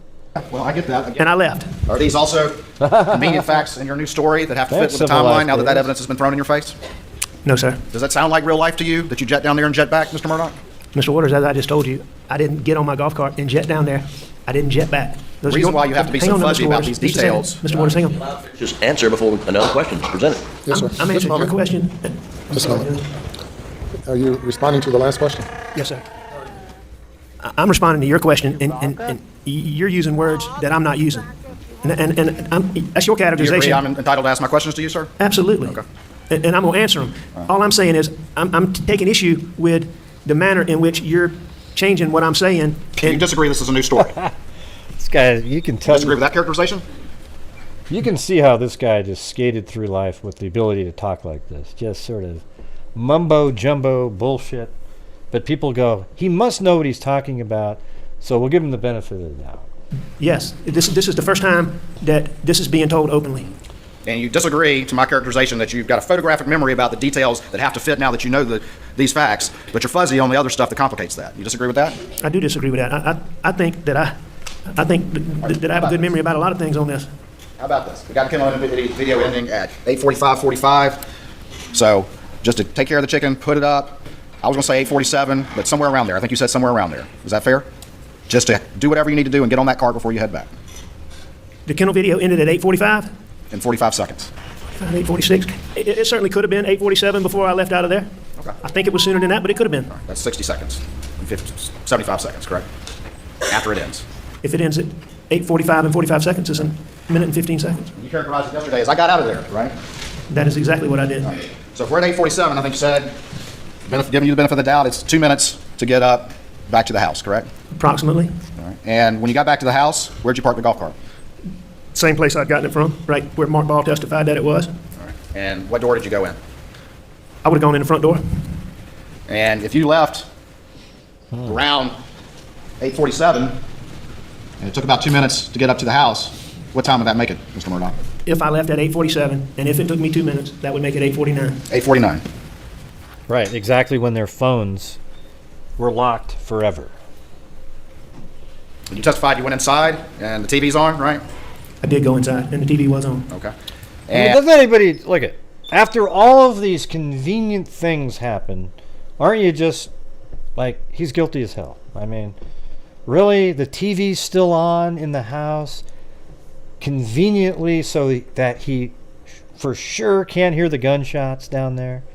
He leaves just 2 minutes before they're likely murdered. Goes up to the house and there's a TV on. I mean, what are the odds of this stuff here? It's not reasonable doubt, okay? It's idiotic doubt. And you lay down, is that right? I did. All right. Before you said you'd been napping for an hour or so, or napping that entire time, but now you lay down on the couch? That's correct. All right. And maybe doze for a second, Maybe. according to your news story? How long did you doze? If I dozed. Think about this for a minute. He claims let's see, at 8:49 he goes back up to the house and he remembers he's told everybody the napping story, so he doesn't want to completely eliminate it. He just lied about the amount of time that he was napping, so he keeps the napping crap still in the story. He runs into the house at 8:49 and jumps on the couch and just. And then he gets up at like 9 o'clock, 9:02, and he's moving around doing things. Extremely short What time. a joke. Extremely short time? Give me a break. Because you would agree with me that at 9:02, you're up and moving, Yeah. according to the data. Well, there I you agree that go. according to that data, my phone's recording steps at whatever time it is, 9:02 to 9:02. 9:06. How long did it take you, if you're at the house at 8:49, how long before you went and laid on the couch? By the way, when it's recording the steps, does it have GPS location? So the 9:02, 9:06 could actually still be down at the crime scene, right?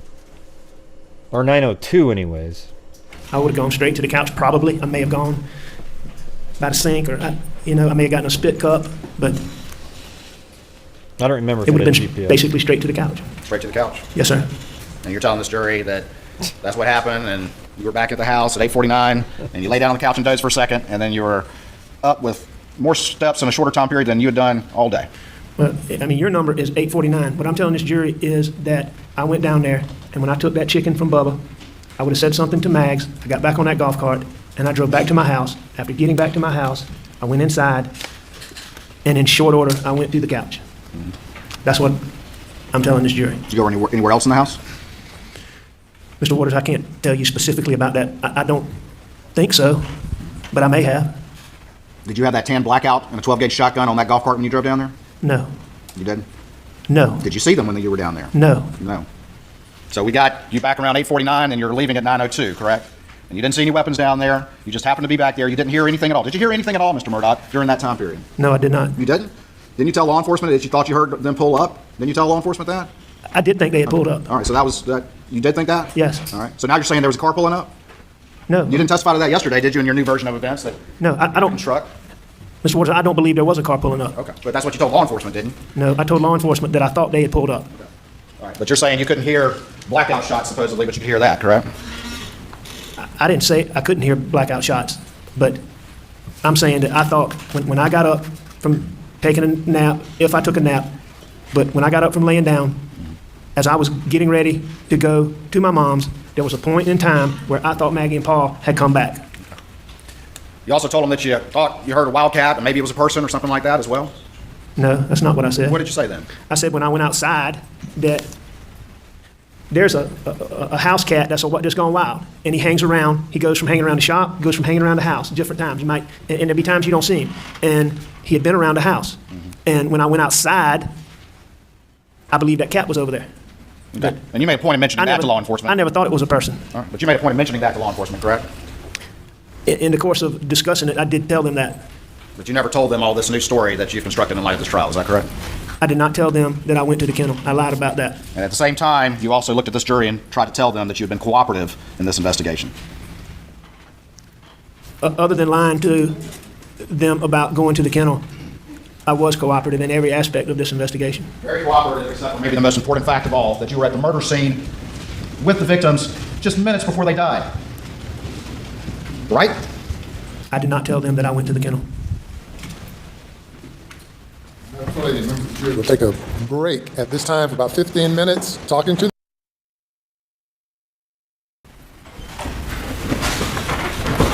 You're in present, sir. Thank you. You may proceed.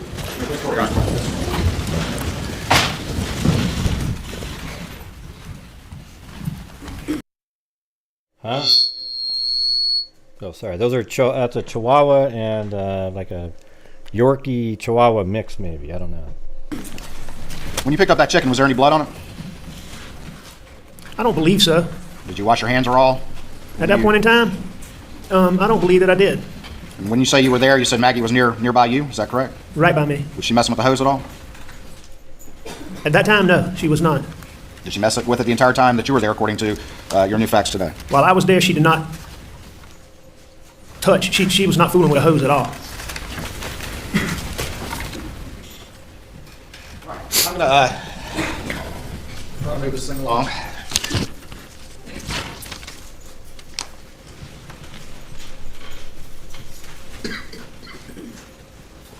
I'm gonna put up on the screen stage 519, which is the condensed timeline. If I could have computer input, please.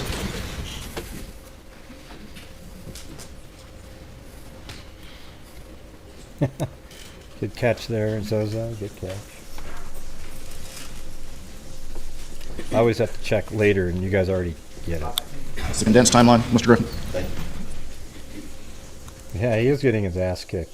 I mean, this is... It's just... You see that up there, Mr. Murdaugh?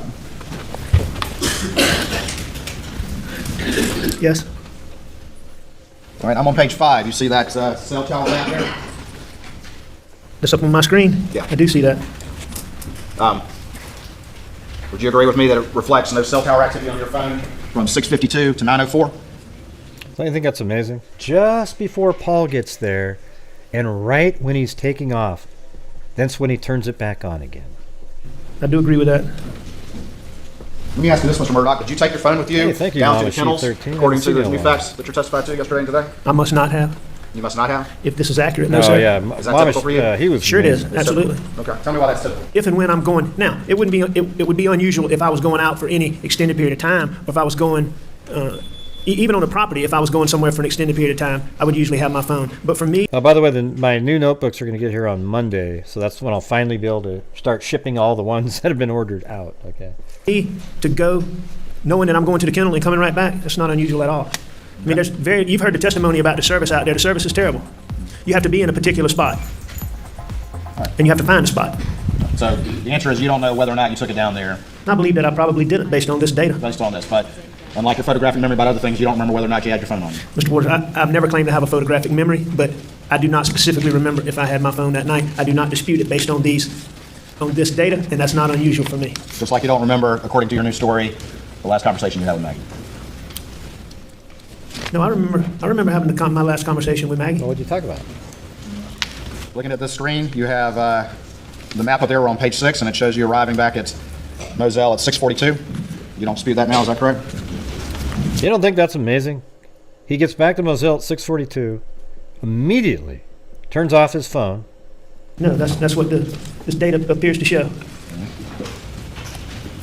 then looking at the data, moving on to page 7, you have Paul arriving about 7:04. Is that correct? You don't have any reason to dispute that? He was already getting ready over there. Well, that's what it says. He arrives at 4147 Moselle Road, which is the address of the shop. The house is 4157. I believe that Paul actually got there a little bit before that, but I think that's approximately accurate. Okay. I think Paul got there a little bit closer to 7 o'clock. You would agree that that's the earliest data point that reflects his presence in Moselle? If that's what the records show. You don't dispute that? I don't dispute that if that's the earliest data point. But again, I believe he got there a little bit earlier. And I try to look at these records to see if if that could be refuted. And I believe he got there a little closer to 7 or a little bit before 7.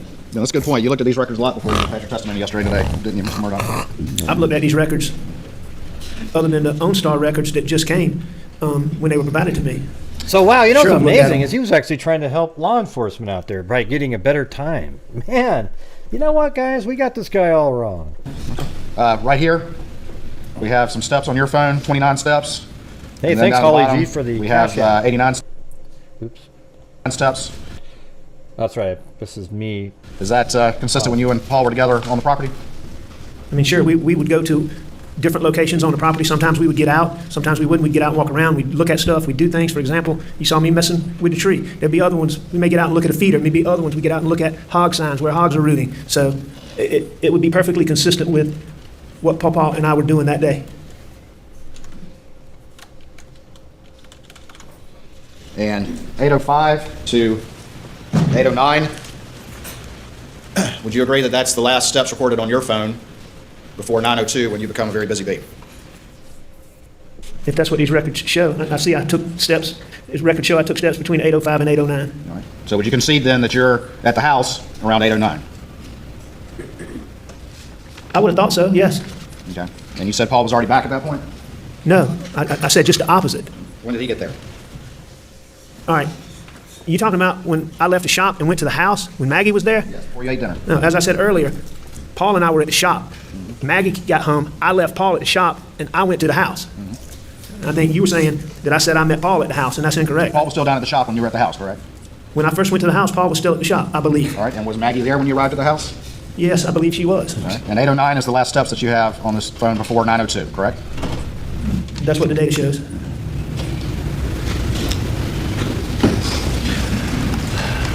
Looking now at page 15.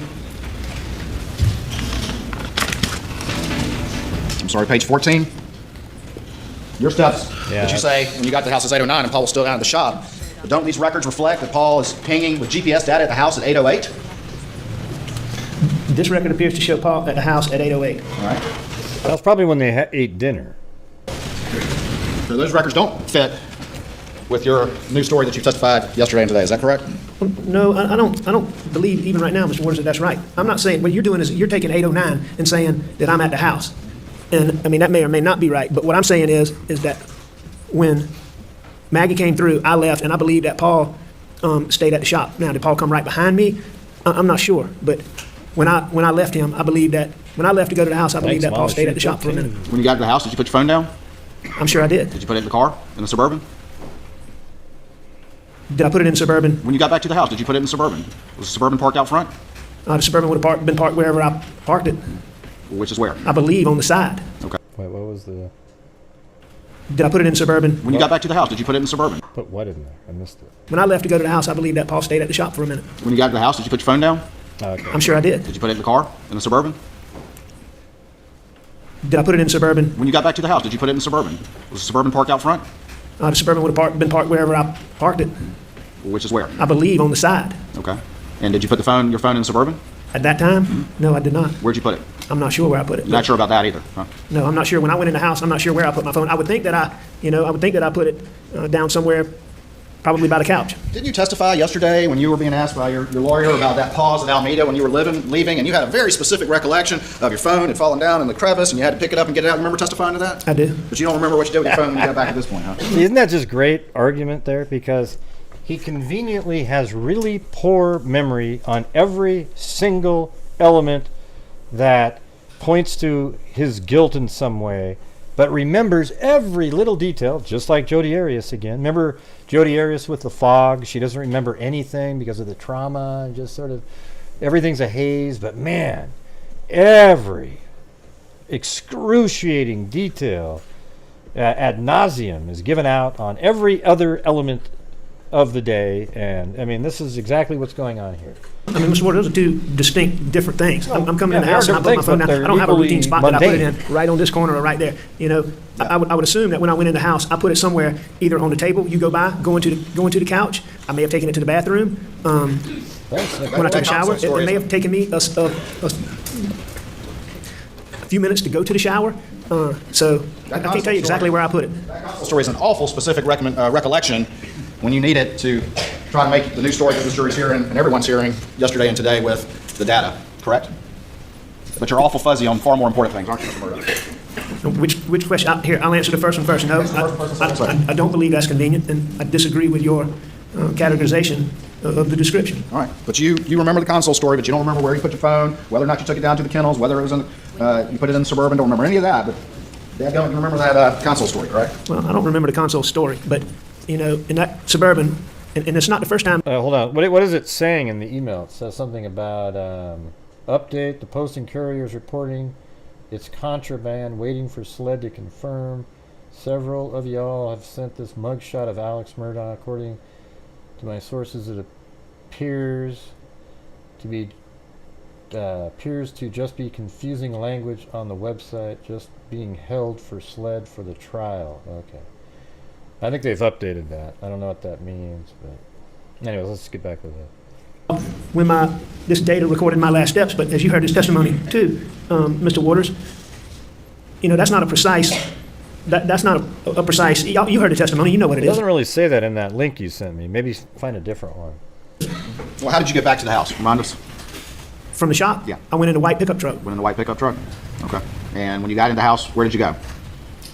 We've already discussed this. I took a shower. Whether I did things for a moment before I went to the shower, I'm sure I talked to Maggie because she'd been gone. And if she came through the kennel, which I believe she did, we only talked briefly, so I would have talked to her, but I would have quickly gone to take a shower. Okay.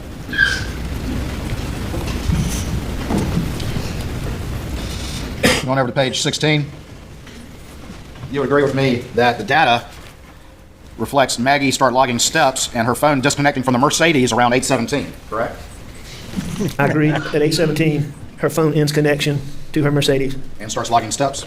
I don't see that, but I don't dispute it. Well, you see the purple line talking about it disconnecting from the Mercedes? I do see. I see where you're talking about. So yeah, I see it. 8:17, her phone starts logging steps. I agree with that. Okay. So what you can see that appears to be when she arrived? No, I don't believe that's when she arrived.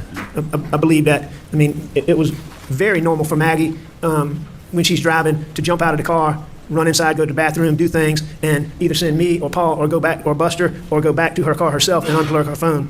So, I mean, I agree that's when her phone's unplugged, but I believe that Maggie got to the house a little bit before that. That's the whole reason why Paul and I went to the house. Okay. But you're saying Paul arrived after Maggie, is that what you're saying? At the house? I believe so, yes, sir.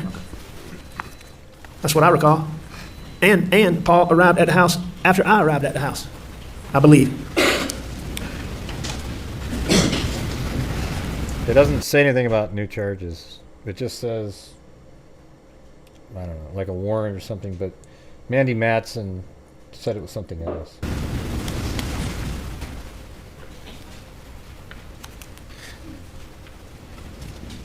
And if Paul got to the house around about that same time, he wasn't inside with Maggie and I when I went to get to the shower. So you say if Paul got, he wasn't inside with Maggie and you? Is that what you said? Okay, here's what it says on the screenshot here, just so everybody knows what it says. It says, you know, Murdaugh, Richard, Alec Murdaugh, right here.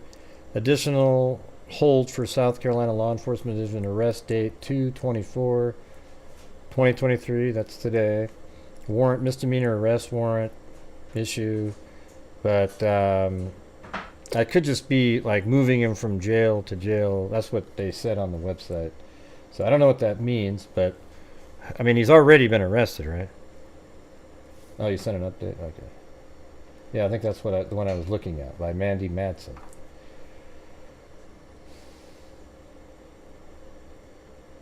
Breaking news, my exclusive reporting about Alec Murdaugh's family. His behavior has led to a new criminal charge. This is interesting tidbit from early today. Had me digging. Now has been charged with illegal contraband for accepting a book. Oh, okay. Well, I guess there is something.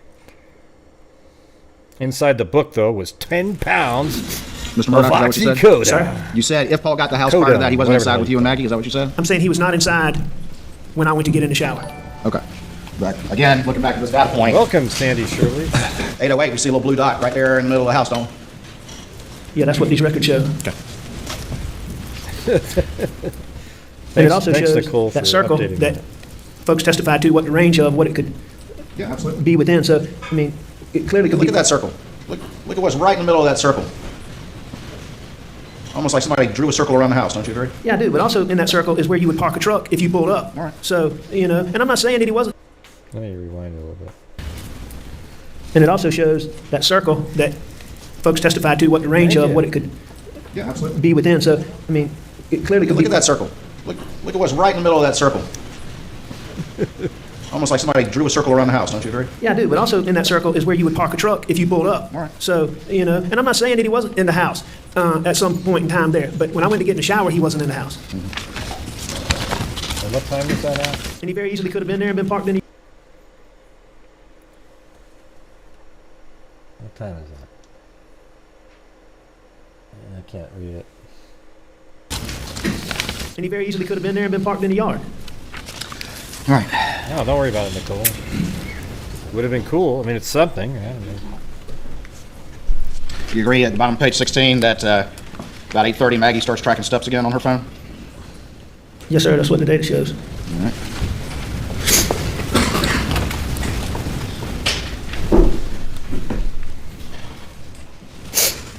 Oops, hit the wrong button. Thank you, Linda Howell, as in Linda Moulden And you Howell. agree of with the me Cattle about mutilation. 8:38, Paul's phone shows him back up at the kennels. 8:38, he's at the kennels. Well, yes, sir, I agree that at 8:38, let me see which one. It's hard for me to figure out which one of these rings, but at 8:38, it shows Paul in whichever one of those rings is 56 meters wide. Yeah.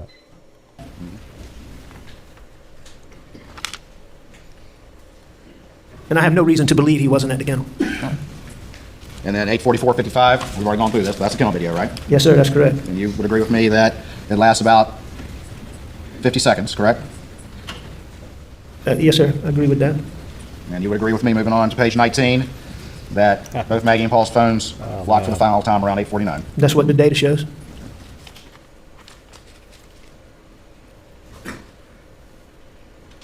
After that, you agree that Maggie's phone around 8:53 shows some steps being taken? That's what the data shows, yes, sir. Data doesn't show who's carrying it, but that's what it shows. Is that correct? That is correct. All right. And then you would agree with me that from 9:02 to 9:06, your phone finally comes to life and starts showing a lot of steps. I do agree Oh, with so that. like What were he's you- holding her phone. I was getting ready to go to my mom's house. Getting ready to go? I thought you took a shower already. You were just laying down on the couch. Let me hear that part again.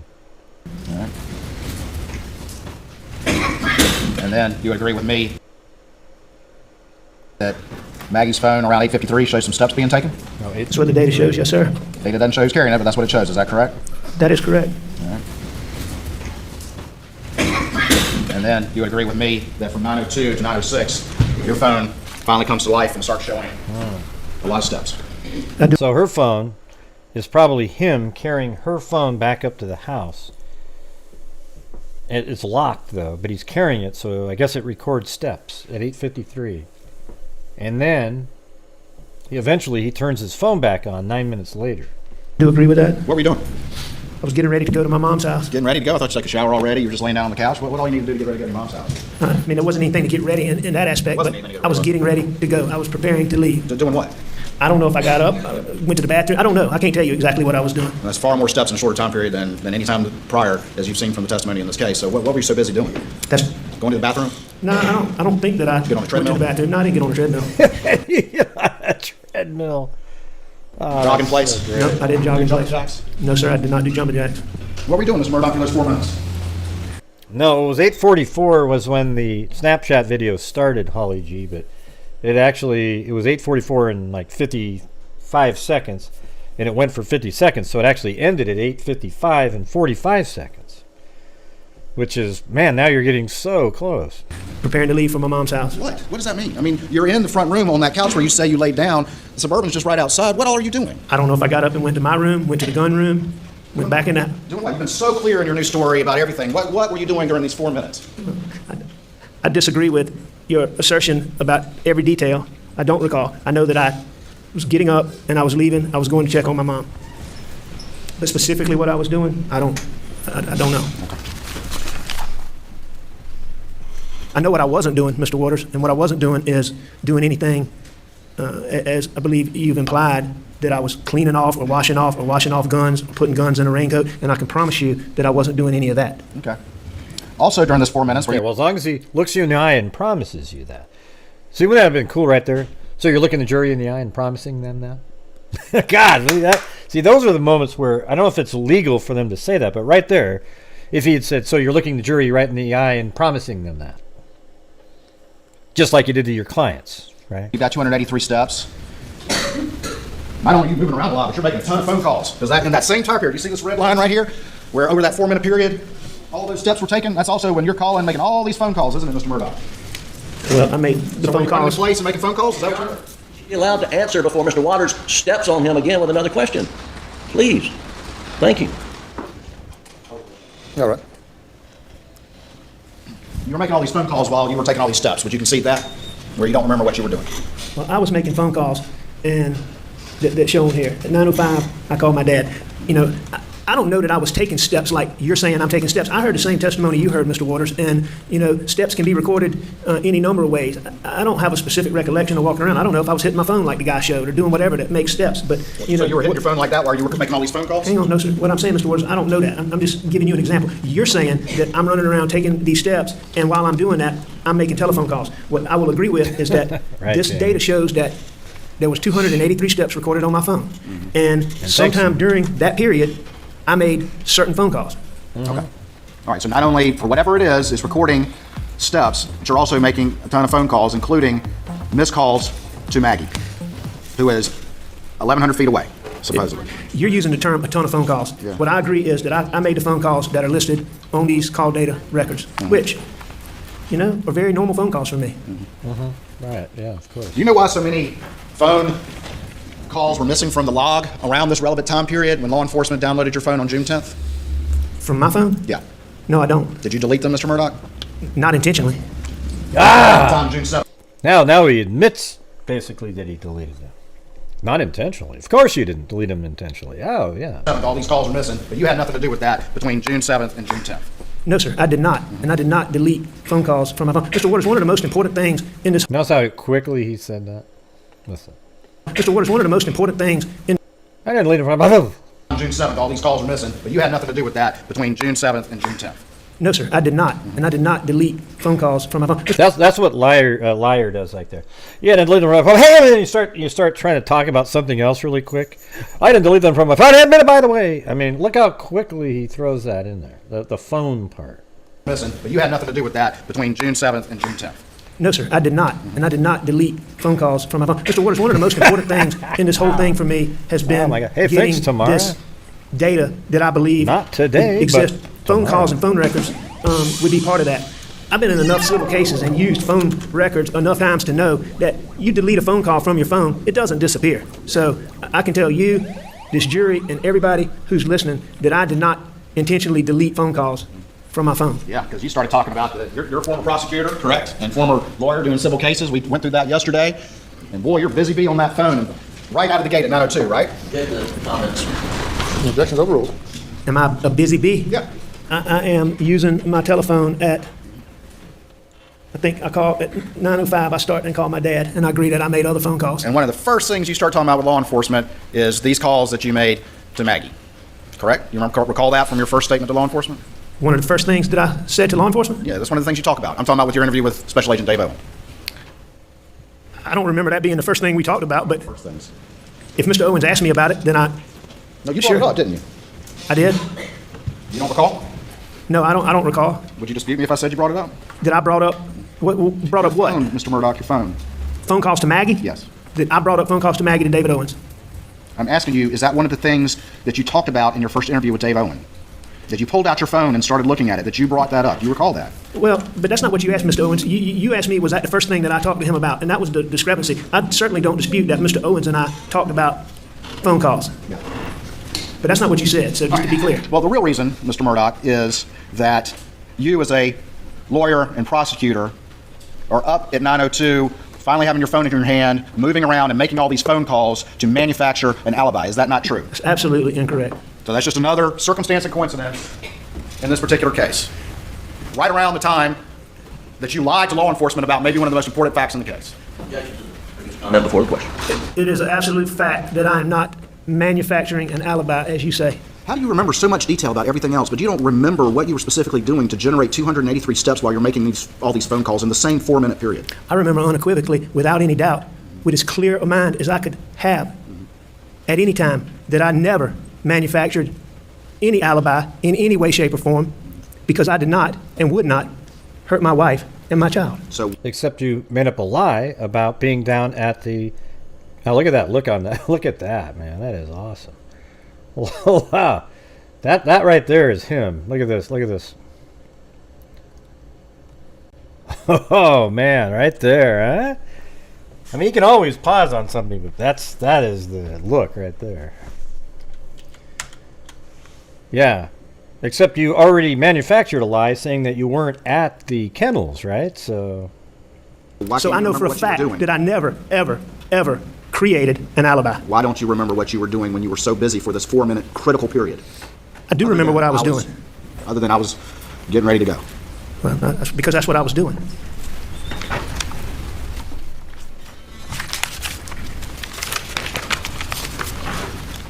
And if you're out there, everybody, could you guys please hit the like button for me? That'd be great. And don't forget to subscribe if you're new here. I've been doing live shows for, I don't know, 4 years now, at least, maybe 5. I was probably one of the first true crime live YouTubers out there. I'm not sensationalistic. I mean, on this one, of course, I make fun of Murdaugh and so forth like that, but at the same time we try to look at all the facts and cases and put them together to where it tells the story of what happened, right? So if you'd like to become subscribe to the channel, that'd be great. Maybe consider becoming a channel member. That would be awesome. Like I said before, I commit myself to donate a large portion of the income from the channel to various charities out there, and the channel membership, super chats, and ad revenue are all part of that. And I even use the PayPal money goes to like augment that, so it's always over 50% of the net revenue. So there you go, everybody. That's my spiel. Okay. Well, let's keep going. But thank you all for showing up and watching. You made those calls to Maggie in that 4-minute period. You had just seen them a few minutes ago when you say you went down there and came right back. Why didn't you just take that quick little left 1,100 yards away and stop by? That's what I also said to you guys the other day is, why didn't he go down to the kennel when he had these missed calls before heading over to Alameda? That's what he's saying now. This guy back here he's one of the fitsnews reporters. Take that quick little left 1,100 yards away and stop by. See why they didn't answer the call. You're obviously wanting to get in touch with them. Why did you go down to the kennels that were so close by? There was no reason to. I mean, making multiple missed calls to Maggie, and she's so close. And there's a driveway right there. Why do you not just go down there and say, hey guys, I'm heading over there? It wasn't important to do that. Me making those phone calls is simply me letting, I believe I called Maggie and I believe I called Paul. But that's simply me just letting them know that I'm leaving for a minute, I'll be back. The fact that they don't answer, it's not unusual at all. Now, it is odd, it is unusual that they never call me back.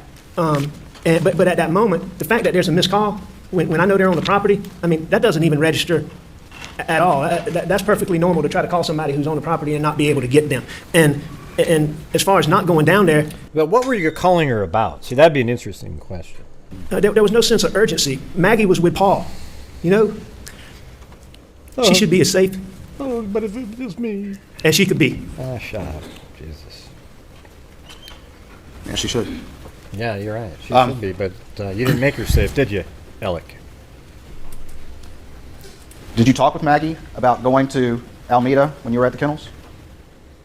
No, I don't believe I did. Did you talk with Maggie about going to Alameda during supper? I know that we had talked about it. I had talked. I don't believe we talked about it at supper, but we may have. I know that I had talked about that I was going to go over there, and then I decided that I wasn't going to go over there. So what was your conversation at supper? Tell me specifically, if you could, please. About going to Alameda. I can't tell you that we specifically talked about it. The only thing that I can tell you we specifically talked about at supper was Paw Paw. All right. And what was the conversation?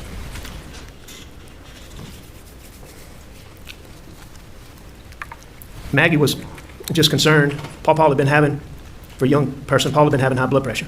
And he's very resistant to go to the doctor. And this has been going on for a little while. I have to admit, Paul does have some pretty messed up looking, swelled up feet.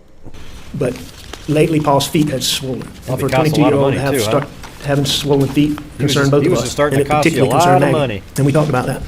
Okay. Yeah. Did y'all talk about Mr. Randolph at all? I'm sure we did. Do you remember that group text coming in about whether or not anybody was going to go see Mr. Randolph at the hospital the next day? Do I remember it coming in? Yeah. I don't remember it coming in. Because you didn't read it till the next day, but I've seen the data. Why didn't you? Did you ever text the group and say you were going to Alameda at all? No. Did you and Maggie ever specifically discuss her going along with you to Alameda? I don't believe that we did. I know that there was a point in time where I said Maggie might go, but it's highly unusual for Maggie to go and visit just my mom. Now, that whole situation, it just made Maggie sad, and she didn't like to go. So, I don't believe that we did, but I do acknowledge that at some point I said she might go for some reason. You told law enforcement on multiple occasions that, first of all, Maggie was planning to stay at Edisto the night of June 7th, correct? I did say that. All right. And you also said that you came to find out that she came home of her own accord, correct? You told that to law enforcement. Is that true? She did come home of her own accord. That she decided on her own to come home because she was worried about you. Isn't that what you said? I did say that, and I believe that to be the case. All right. But since despite what you told law enforcement, we've since seen the text that you actually called her and asked her to come home on the night of June 7th. No, sir, that's not correct. That's not correct? No, sir, that's absolutely not correct. All right. So you heard your sister-in-law, Marion, testify to just that fact of a conversation she had with Maggie, but you're saying that's not true? I don't believe that's what Marion said. All right. And your defense put in this exhibit, Exhibit 107, where Maggie texted. Oh, look at that. My D. Sims up there. Look at that. She commented on the video. Known her all the way since 1982 from high school. Yeah, I think she was my first girlfriend at the time. Look at that. Even old girlfriends watch the show. It's weird. Texted Blanca and said, Alec wants me to come home. I've seen that. I agree with that. Is that it up on the screen? Oh, I've got the wrong end right here. I'll just hold it up. You've seen this text? I have seen that. Mr. Waters, the only dispute I have with what you're saying is you're saying that I called Maggie and wanted her to come home. I always wanted Maggie to come home, and I would have talked to Maggie about coming home before she ever left to go to Charleston and to Edisto. And I can tell you this, and I didn't realize this at the time, but I realize it now, that Maggie was already undecided. Now, I didn't know this, but Maggie was already undecided about staying at Edisto. I can promise you that, because Bubba and Grady were in their kennels, as y'all well know, that night. That day. If Maggie was certain that she was spending the night at Edisto, at a minimum, Bubba would have been with her, and probably both dogs would have been with her. It was very unusual for her to spend the night anywhere without one of us or those dogs. So that tells me that when she left... No, the lizard eye was when I was way older. that morning, she was already seriously thinking about coming back. So you're saying that you never called her and had a conversation that day asking her to come home specifically on the night of June 7th, 2021? Maggie and I had a couple of phone conversations that day. What I'm telling you is that before she left, no, I don't believe we had a phone call about that. We may have discussed it during the phone call, but I didn't make a phone call to her to ask her to come home. I already told her I wanted her to come home. I always wanted her to come home. You heard Marion say that too. That I always wanted Maggie with me. Maggie thought enough of it to talk about it with Marion, didn't she? The fact that I wanted her to come home? Correct. Well, sure. I mean, that's what Marion said. So you're denying that you called Maggie and specifically asked her to come home that night? I didn't make a phone call to Maggie to ask her to come home that night. I asked Maggie to come home long before she ever left. And I probably asked her again each time I talked to her, but I didn't make the phone call specifically for that, as you're saying. Yeah, I don't know. I mean, I think he got a hold of her that day because he set it all up. It was only going to work if Paul and Maggie were there at the same time. So he got a hold of him that day, and we know this because remember how Maggie got a hold of her friend to say, I don't know, I don't really want to go, I don't like going there, and she convinced her to go because it's the right thing to do. So she showed up. Do you remember that? And to be clear, I'm certain that if Maggie was certain that she was spending the night, Bubba would have been with her, and probably Grady. All right. Why did you tell law enforcement, though, that you found out after the fact that Maggie wanted to come home because she was concerned about you? Why did you phrase it that way if what you're saying to the jury now was accurate? Why would you phrase it that way? Because I believe that to be the case. That you found out afterwards, but now you're saying you knew. No, I'm saying I found out afterwards why she came home, Mr. Waters. And she came home because she was worried about me. So I'm going to be clear about that. I did not learn that until, I think that way. Because I believe that to be the case. That you found out afterwards, but now you're saying you knew. No, I'm saying I found out afterwards why she came home, Mr. Waters. And she came home because she was worried about me. So I'm going to be clear about that. I did not learn that until, I think, the day after she got killed. But you're saying that you found out that after the fact, but you're telling this jury that you knew the things that you just said about her wanting to come home. And you were unaware of what Marion would say at that point either. No, I'm saying at that time, I had not thought about Bubba and Grady. Since that time, I've thought about that. I'm certain of that. At the time, I thought Maggie was staying at Edisto. All right? She was going to Edisto to meet the people, to do the work. Maggie loved to stay at Edisto. There's no doubt about that. It would not be unusual at all for her to stay at Edisto. But just like every other time, I had already asked her, please come back, come back. Always wanted her to stay with me. Always. But I did not learn about, and Maggie even texted me, I'll see you in a few hours. But I did not know why she decided to come back until later, is what I'm saying.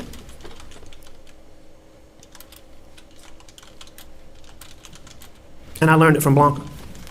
Blanca actually showed me the text that she sent her, talking about being worried about me. You would agree with me that you sent a text to Maggie at 9:08:58 while in motion in the Suburban, as reflected by the data? I do.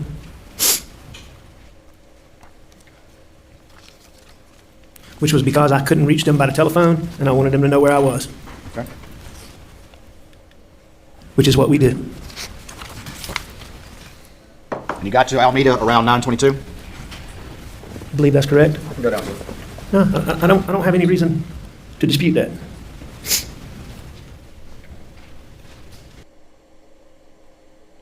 Some more phone calls along the way? I did make more phone calls along the way while I was riding. Call Chris Wilson? I did call Chris Wilson.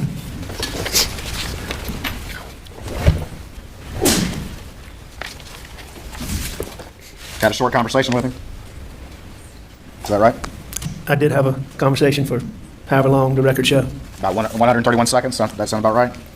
If that's what the record show, 2 minutes. Called your brother, John Marvin, for about 106 seconds, including connection time. Does that sound about right? That does sound about right.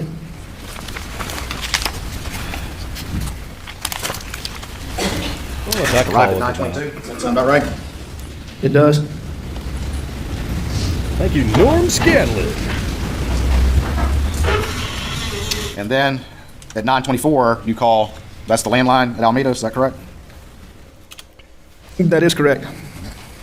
And then you went inside, is that right? Yeah, that's Called right. Miss Shelley? That's right. I called the house phone to get Shelley to let me in. And when you were asked by law enforcement how long you were at your mother's house, you said 45 minutes to an hour, isn't that correct? I think I said a couple of different things, but I think at one time I did say that. But, you know, routinely through these things, I kept saying, you know, when you get this data, you'll see exactly. When you look at my phone, you'll see exactly. When you do, you know, so, you know, me giving the times was always given with the thought that, okay, there's OnStar out there, there's whatever. But when you had a conversation with Miss Shelley after the fact, you actually asked her to say that you were there longer than 20 minutes. You know, I heard Shelley's testimony. I believe Shelley to be a good person. I wasn't trying to influence Shelley on any particular length. By the way, there's no meaning out there to the dancing taco other than people like it. That's it. Time, because at the beginning of this, I believe that data would show what data would show. And for me to tell her to say something when my own star is going to show something different just doesn't make any sense. So, you know, I can't answer that. What my recollection is that I told Shelley that law enforcement would be talking to her. We may have discussed how long I was there. At that point in time, if I thought I was there 45 minutes, I may have said I was here 45 minutes, but, you know, I can't tell you. All right. And that's the same thing that Blanca testified to, that you talked to her about the clothes that you were wearing. It made her uncomfortable, correct? Ask that question again.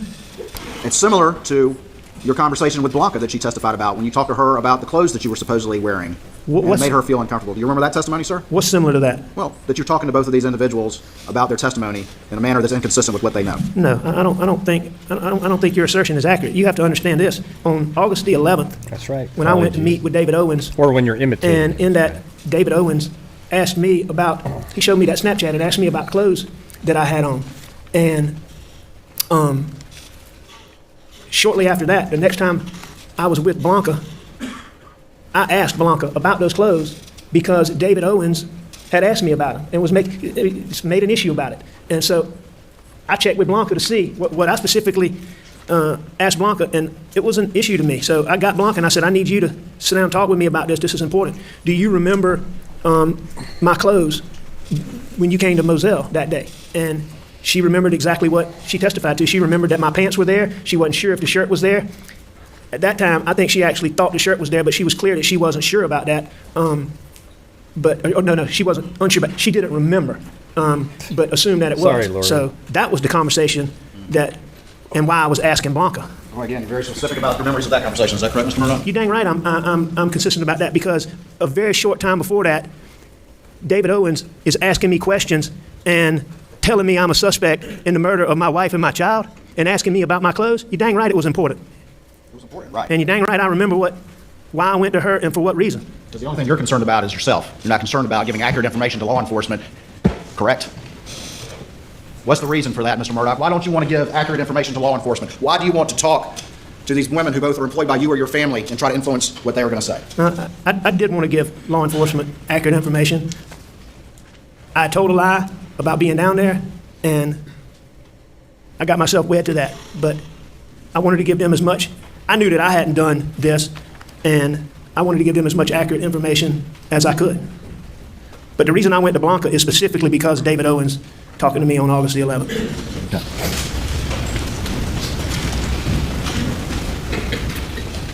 You can see that you're underway about 9:42, heading back. 9:42 to 9:43. I do. Going there for 20 minutes.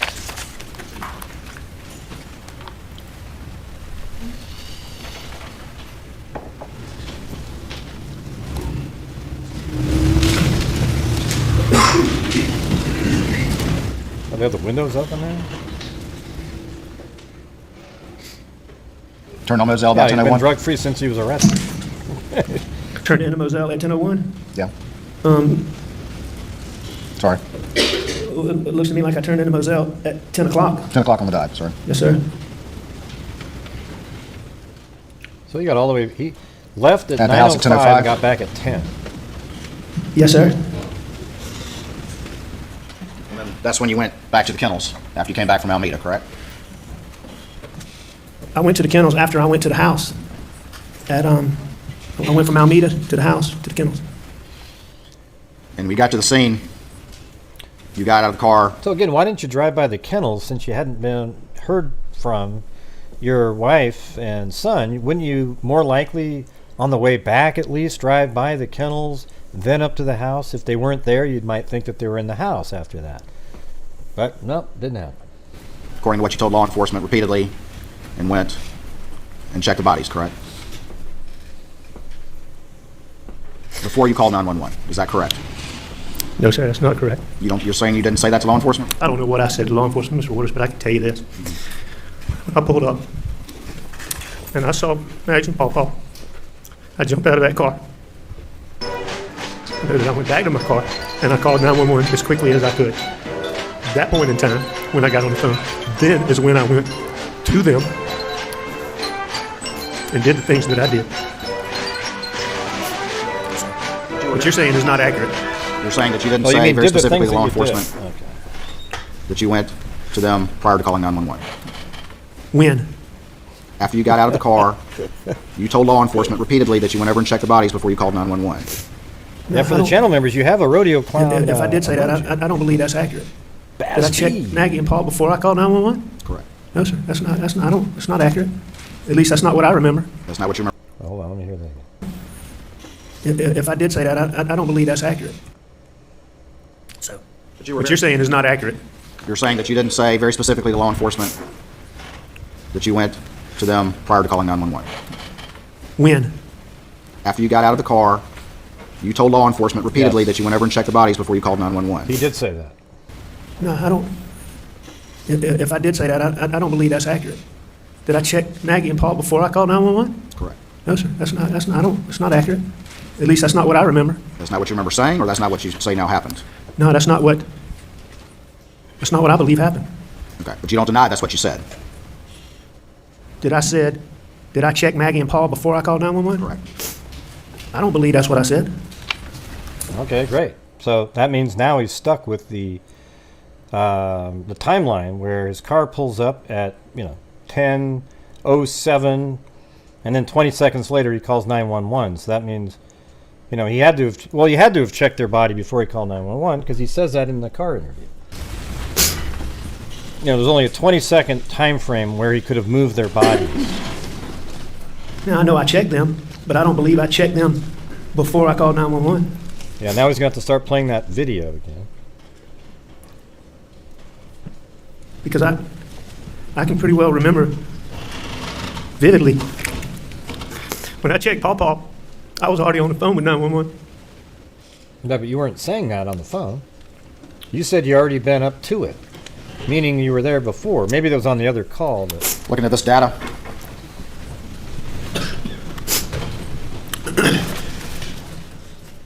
no, this prosecutor's show incredible. vehicle Eddie. parking This guy's at amazing. 10:05 and 55 seconds. Yes, sir. 10:05. No, he's just driving things home, Eddie. You're absolutely wrong. He's absolutely incredible at what he does here. 57. The Suburban arrives at the kennels. You agree with that? I'm sorry, say that again, Mr. Waters? At 10:05:57, it shows the Suburban arriving at the kennels. Now let's see. What do we got here? Let me look at this account here real quick. Okay. Okay. The 911 call was at I 10:06:14. disagree, Eddie. I Okay. disagree. Just about 20 seconds later. You agree with that? And you're I think that actually sounds wrong. right, yes, sir. Not just. I mean, that makes sense. It's not just an opinion. You're incorrect. But that goes back to what I'm saying is I pulled up.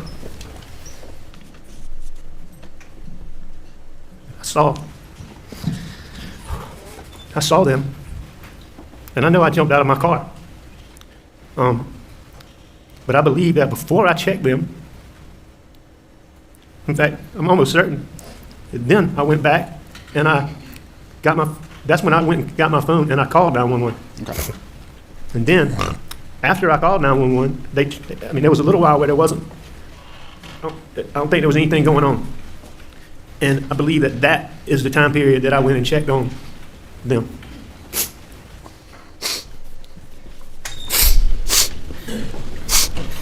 I don't want to belabor this point, but that what you're saying here today, now that we have this data, that's not exactly how you expressed it to law enforcement in your prior statements. Is that correct? No, sir, I disagree with that. I totally disagree with that, Mr. Waters. Will you point to what you're talking about? That's because there isn't reasonable doubt here, Eddie. Dumb people think there's reasonable doubt. Yes, I'll agree with you on that. It does exist on this channel, but you'd have to be a moron if you think there's reasonable doubt in this case. Sure. All right.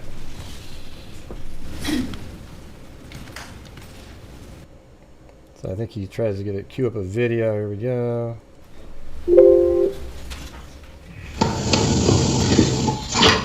All right, so I left the house about watching. Wait, don't I start it up over here again? Yeah, no, I think that's good. All right, so I left the house about watching. 12:57. All right, Ms. Murdaugh, state your full name for me, please. Richard Alexander Murdaugh.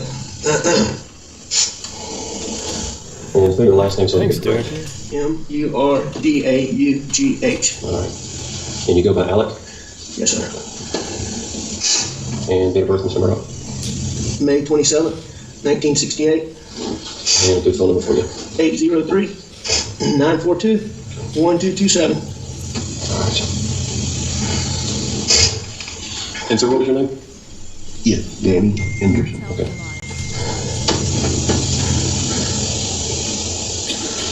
All right. As I stated, I'm David Owen in Lower Rutland, Colleton County. I'm a sled. I hate to have to do this. I understand. I totally understand. Yeah. So you don't have any problem with it. So just start at the top, take your time. Like when I came back here, I mean, I pulled up and I could see him, and I knew something was bad. I ran out. I knew it was really bad. And my boy over there, I could see it was. Let me ask for the people out there, minus Eddie the Wacko, who out there who thinks it's reasonable doubt? Like, where's the reasonableness in there? This is the only logical at all person, and he fits right into the whole thing. I mean, he's right there. Okay? You don't have to have the smoking gun. You don't have to have his DNA on a trigger. It's him. He was there. There is no reasonable doubt.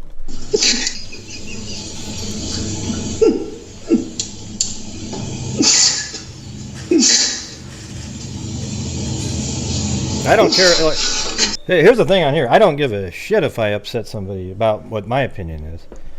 I just tell you what it is. Now whether or not there's a dum-dum on the jury that makes it a hung jury, we don't know, but it's very likely because there's enough dumb people in society. Look at it in a chat like this.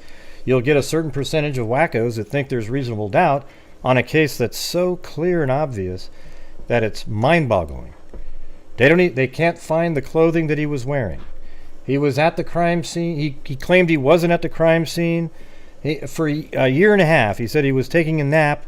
But then they find a video at 8:44 that goes all the way to 8:45 and 50-something seconds, or 45 seconds.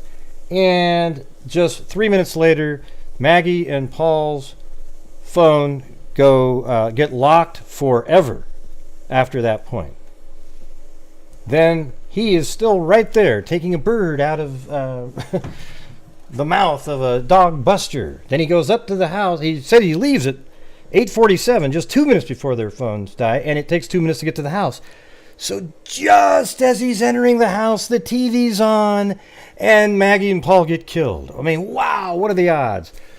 Then he says he just jumped in the house and jumped on the couch to take a quick little nap. But then he's up at 9:02, which is literally, at that time, 49, maybe he gets that 50 onto the couch. He's up 12 minutes later, walking around, doing things, and Maggie's phone miraculously starts moving too at, I think it was 8:53, and then he drives all the way over to Alameda. When he gets there, he tries to open the door. He was trying to say that the other day, but he was waiting for someone to open the door.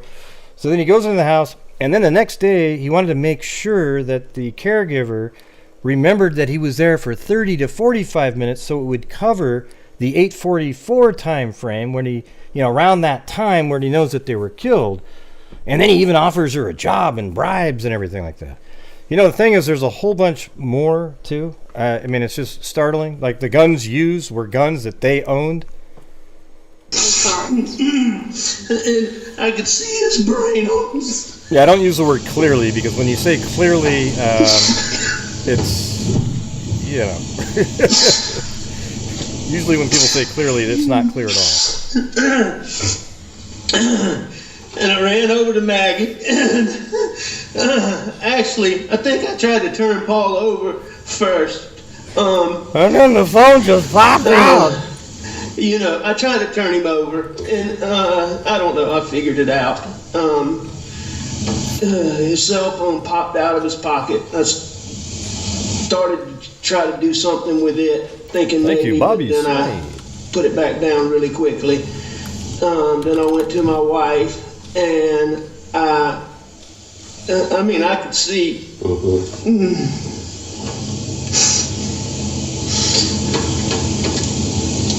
Did you touch Maggie at all? I did. I touched them both. Okay. I tried to take, I tried to do it as limited as possible, but I tried to take their pulse on both of them.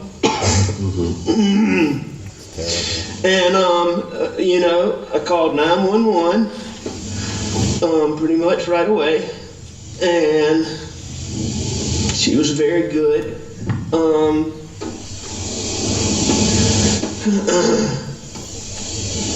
I talked to her. I told her I was going to get off the phone to call some family members. I did that.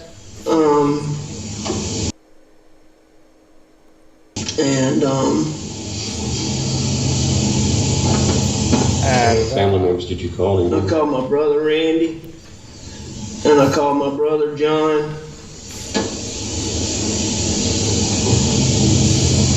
And I tried to call a little... You know, it's weird. That's at 1.5 speed. Boy, a real good friend that's right around the corner from here, but I didn't get him.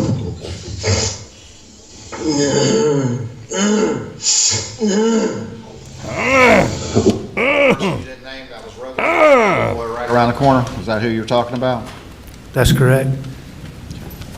But going back to your question, I mean, that's the way I remember it, what I said right there. And your question about did I do these things before I called 911? That's right. That's not what I said then, and that's not what I remember now. So you're saying now that you went out, you checked, you came back, got your phone, and that's when you called 911? I'm not saying that now, Mr. Woods. I am saying that now, but to me, that's what I said then. I mean, I told her, I called 911 right away. There was no time to do the things that I'm talking about doing in the time but between you actually said that on the 911 call. Getting there and... Right, we know that now. We found that out. You talked about calling Rogan, and you said that he lived right around the corner, correct? That's correct. All right. But Rogan wasn't staying there at the time. That's the whole reason that Cash was at your kennel, right? You knew that. Well, Rogan was staying in Beaufort a lot, but he was home a lot too. I didn't know where Rogan was on a daily basis. Rogan had talked to you about keeping his dog Cash at the kennels when he was staying with his girlfriend and working down in Beaufort? Yes, he had asked me that. But I mean, that had been some time before. I didn't know. You're making a big deal about this, Mr. Waters, but that particular night, I didn't have a clue where Rogan was staying or not staying. I was trying to find somebody to come out there with me. I'd called Randy, I'd called John, and Rogan. Thank God, Ro. It's kind of spooky. Listen to the deal here. Is he probably picked up Paul's phone and saw that Rogan had communicated with him. And, I don't know if did Rogan make it out there? Because, no, I don't think he tried calling him, but he never answered. I think if he'd gone out there, he'd be dead right now. Rogan. I think he'd absolutely be dead at this point. Rogan was the next best alternative. Okay. And Rogan is so close. I mean, Rogan, of all these kids that you've heard, Rogan, Gibson, I mean, Roro is like a Rogan. You prefer when I call him Rogan, is truly like a son to Maggie and I. And he was such a good friend to Buster, and he was such a good friend to Paul. And you've been through everything I have. You'll see that 2 weeks or 3 weeks prior to this, I ran out of gas when Bus and Paul weren't home. And Rogan's the person that I called to bring me gas. You know what's funny is you guys are disputing any that. You know what's funny is when you guys put in all the clown faces and everything, it's so perfectly, it's almost to the beat from my angle, watching them all come in. It's hilarious. Rogan would have helped you. Let me keep playing this. Around Paul when you walked Ginger up. snaps. Anything else? I mean, there was some body things, yes, sir. I mean, like any other evidence. I know you said the phone fell out of the pocket, but did you see anything else that didn't belong or shouldn't belong, or that wasn't part of Paul? No, sir, not no, sir. How about Maggie? No, sir. You didn't see anything around them? What made you come out here tonight? I went to, my mom's a late stage Alzheimer's patient. My dad's in the hospital. My mom gets anxious when she does. I went to check on them and Maggie. Maggie's a dog lover, and she fools with the dogs. And I knew she'd gone to the kennel. I was at the house.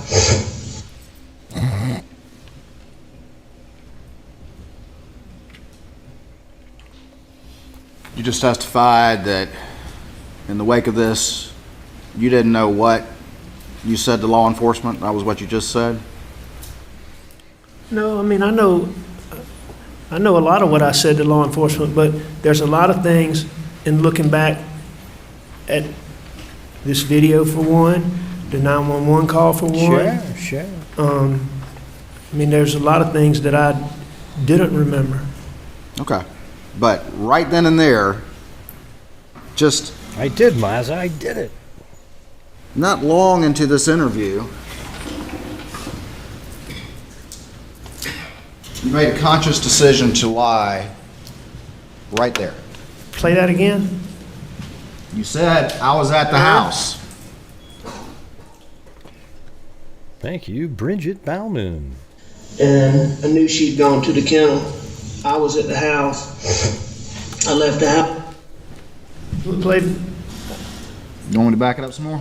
Well. Yeah, we can keep listening to it. Anything around them? Yeah, we can keep listening to it over and over. What made you come out here tonight? I went to, my mom's a late stage Alzheimer's patient. My dad's in the hospital. My mom gets anxious when she does. I went to check on them and Maggie. Maggie's a dog lover, and she fools with the dogs. And I knew she'd gone to the kennel. I was at the house. You want to hear it again? No, sir, but I don't think... So you made a conscious decision to lie right there, this early into an interview, sitting in the front seat, correct? I don't believe so. You didn't make a conscious decision to lie? I don't believe that. I don't believe that was lying at that point. Okay, tell me why not. Because Maggie had gone to the kennels and I was at the house. Okay. So you think you were being, that was not a lie at that point? I don't believe so at that point. At what point did you decide to lie? I'm not sure, but it was in that. It was in this interview? I believe that it was. Okay, was this interview where you're sitting in the front seat, correct? It is. You're not in custody, correct? I'm not See, this is where he just starts reeling him in. It's beautiful. in custody. They're giving you water, letting you chew tobacco, treating you politely, correct? They were treating me very politely. So what was it that clicked? So you said it's in this interview that it clicked that I'm going to lie about the most important fact that I know? I'm not sure exactly when in it that I lied, decided to lie, but I believe it was during this interview. Notice how he doesn't look at the jury much anymore. Like, he used to just stare right at him. He only looks at him now when he's going to start bawling and snot's coming out of his face. I believe all those things that I talked about, you know, those things that had gone on, the things that people had said to me about don't talk to anybody without a lawyer. My partners all told me that. So look at all these people have told him things. After he was at the scene and lawyers started showing up, he's talking to them, and then eventually he gets into the car. So he's feeling really paranoid about all these different things. A lot of my partners told me that. My dear friend, Chief Alexander, was one that said that. I overheard, I believe it was Sheriff Hill, I'm not positive. I overheard him tell, I believe Mark Ball or Gray Holmes, don't let him talk to anybody without a lawyer. And what I believe is that based on my distrust of SLED and getting in that interview, and I'm not positive about this, but I believe when he asked me, you know, about my relationship with my wife and my son, I believe that's when I decided to lie. You But also I'm not left positive. out when you had the GSR too, because that's what you testified to yesterday. That certainly contributed. And your dope paranoia too. You said that as well, correct? Well, those things are what triggered the paranoia. All right, everybody, can we hit that like button, please? Everybody, just take one little moment here and hit that like button. Doesn't cost you a damn thing. Here we go. Hit that like button, hit that like button, hit that like button, hit that like button. 10, 20, 25, 30, 35, 40. Hit that like button. 45, 50, 55, 60, 65, 70. Hit the like button, hit the like button, hit the like button. Hit the like button. Hit that like button, hit that like button, hit that like button. 10, 20, 25, 30, 35, 40, 45, 50. Hit that like button, hit that like button. So easy to do. Just hit the damn like button. It takes 2 seconds. Just hit the like button. All right, there we go. All right, thank you. That started Thank you, Holly G. as my addiction I don't evolved. like sending donations on YouTube because of the So, charge, but I like seeing my posts. Yeah, that's okay. Thanks, Holly G. an experienced Thanks lawyer, for- and you've been a prosecutor, and you took the advice of your law partners that you should have a lawyer there, as you read that as, oh, I should lie. Thanks, No, Chris. that's not an accurate. That's not what that Pillow. means, is it, Mr. Murdaugh? Well, that's not a. That's not an accurate statement. What you just said, Mr. Good Evening Freaks by Princess Pillow and Holly G. She likes to have her image up on the screen, the message on the screen. Mr. Waters. I just repeated what you just said. You said it was one of the factors was your law partners, and now you're blaming Sheriff Hill and Greg Alexander told you that you needed a lawyer before you talked to police, and you took that somehow as meaning I need to lie? No. As a lawyer and a prosecutor? No, that's what you said, Mr. Waters. But How am I mischaracterizing it from your perspective, Mr. Murdaugh? Because I think isn't that what you heard? Isn't that what you just said? Excuse me. No, sir, that's not what I said. All right, we'll say it again. That's I believe snot. those guys were trying to You help guys hear me. that? I believe Snot they what I cared said. about me. I believe they thought that I was in a condition such that I shouldn't talk to anybody. I mean, those guys had to prop me up, help me get myself together just to be able to go talk to David Owens. I mean, they were trying to help me. But before that, that was just one of the many things that I believe led to that situation sitting in there where those paranoid thoughts came to me.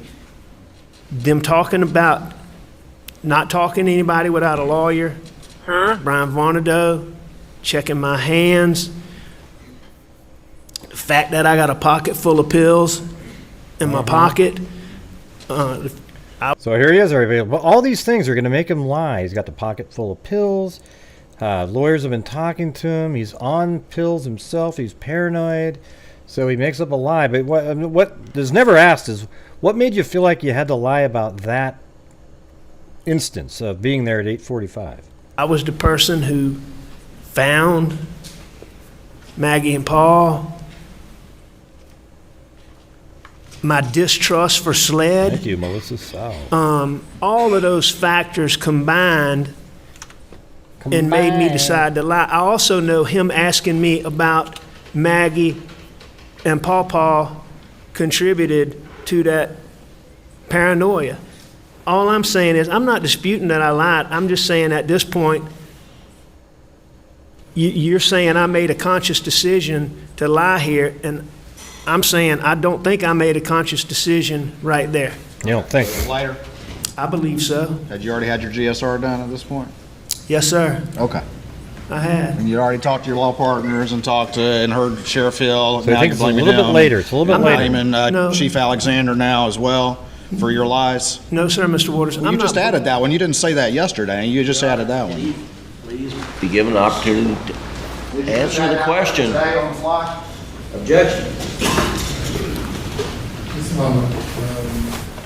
You can finish your last answer. Mr. Waters, I'm not blaming anybody. I accept full responsibility for what I did. What I'm saying is what I believe contributed to me doing that and the reason why I did that. I think those folks were trying to help me, so I don't blame them. I think they were worried about me. He's got the line out in the water. I don't dispute that, but He's you're saying you trolling took him that advice as I need to lie. Nah, what you're doing is you're isolating one single I'm not thing. isolating anything. I've mentioned all the factors. You've added some new ones, but I mentioned all the factors that you're blaming for your decision to lie. That's not what you did. What you asked me is you said, I took my partners telling me not to talk to somebody without a lawyer as a reason to lie. And that's an inaccurate statement. You know what's funny is, and then in his next sentence, he basically says exactly that. Listen to this. Let me just rewind it a little bit more again so you can hear it. That advice as I need to lie. Nah, what you're doing is you're isolating one single I'm not thing. isolating anything. I've mentioned all the factors. You've added some new ones, but I mentioned all the factors that you're blaming for your decision to lie. That's not what you did. What you asked me is you said, I took my partners telling me not to talk to somebody without a lawyer as a reason to lie. And that's an inaccurate statement. Now he That agrees. was one of the factors that went into a series, hang on, Mr. Waters, a series of events, all right, that caused me to have paranoid thinking. So yes, then, he's agreeing with what he just was said. That's one of the things. All right, and then I lied. All right. But at some point it happened during this interview that you crossed over. You're saying that you But it's came more into of a this interview conglomeration intending to be of fully disclosing to everything, and something happened in this interview that sent you over the edge, and you said, hey, let me lie about the last time I saw my wife and child alive, supposedly, according to me. I certainly didn't go into that interview, I believe, intending to lie. Mr. Waters, I That's wasn't right, D capable Smiles. at that point in Paranoia time will of destroy you. planning anything or thinking through anything. So somehow during this interview, all of a sudden those senses came to you to plan and do that. When I got to thinking in that paranoid way, that normally, as I said, I could take a deep breath and make it go away. I never had a situation where it lasted more than a matter of seconds. Ben, loving your smartass ridicule of Alex Murdaugh. Yeah. Well, I'm telling you the truth, though. That's the thing, is I'm actually just responding to the reality of what we're seeing. But yeah, that's how I feel. But thanks, Leisha Galagos. That's exactly what I feel. That night, after all those things had happened,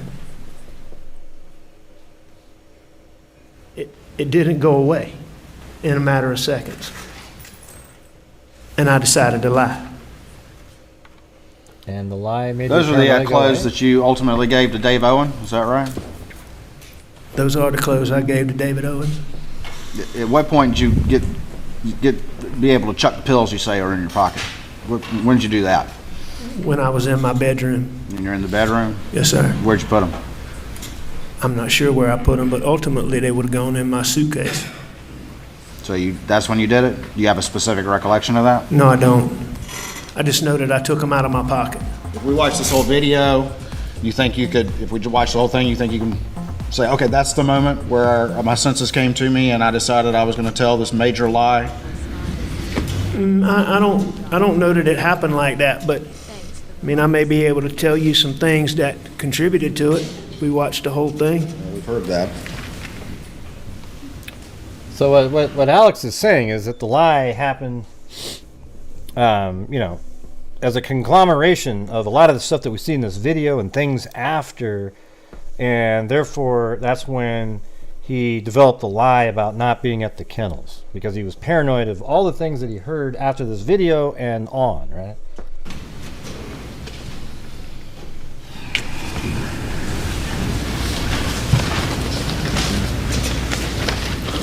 That's right, David. That's what I was saying. He's very similar to Jodi Arias, how she was. She was on the stand for 18 days, I think, though, or something. It was crazy. I just want to be clear, though. At least on this one, at some point during this interview, when you were able to plan your lie about this event. See, he really wants to make sure. Look at when you first watch it, you didn't know what he was doing. So he's making sure that he's associating his lie with this event or later. And you made that decision. But Obviously, it wasn't what we just played. It wasn't yet. It was some point after that. I don't think that's a lie right there. Is the reason why I don't think that it's occurred before this. Thank you, Because Jamie. what I'm saying there, I believe to be truthful. And I know this. I know for a fact that when David Owens asked me about my relationship with my wife and my child, I know that that played a role in that. And I believe that, and I may be wrong, but I believe that this was before that. You ever heard the expression, not telling the whole truth is the same as telling the lie? Sure I have. That's something you understood as a lawyer and a prosecutor? Yes.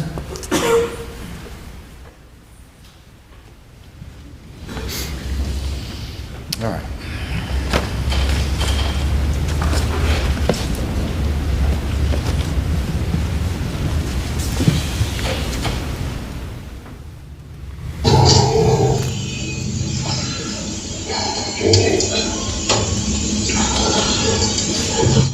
All right, Mr. Murdaugh, state your full name for me, please. Richard Alexander Murdaugh. And spell your last name so I get it correct. Murdaugh. Oh, that was D-I-C-K. And you go by Alec? Yes, sir. And date of birth, Mr. Murdaugh? May 27th, 1968. And a good phone number for you. 803-942-1227.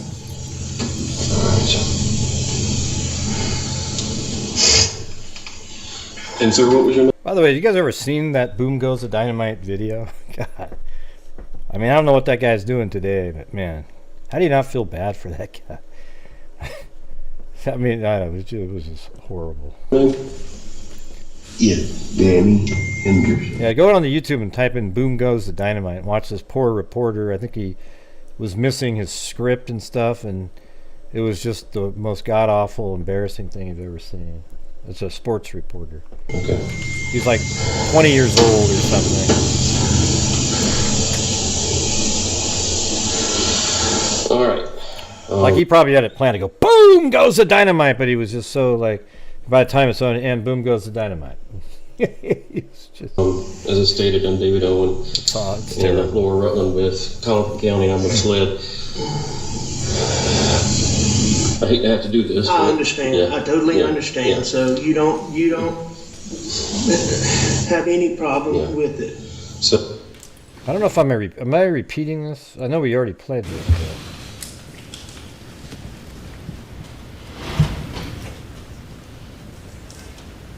You hadn't decided to lie right there, correct? I've already played this part because I know that I had trouble with editing here or something.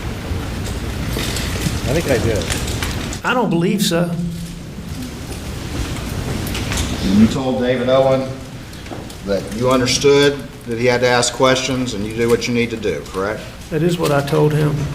Yeah, that's what it feels like. Let me just move over here a little bit.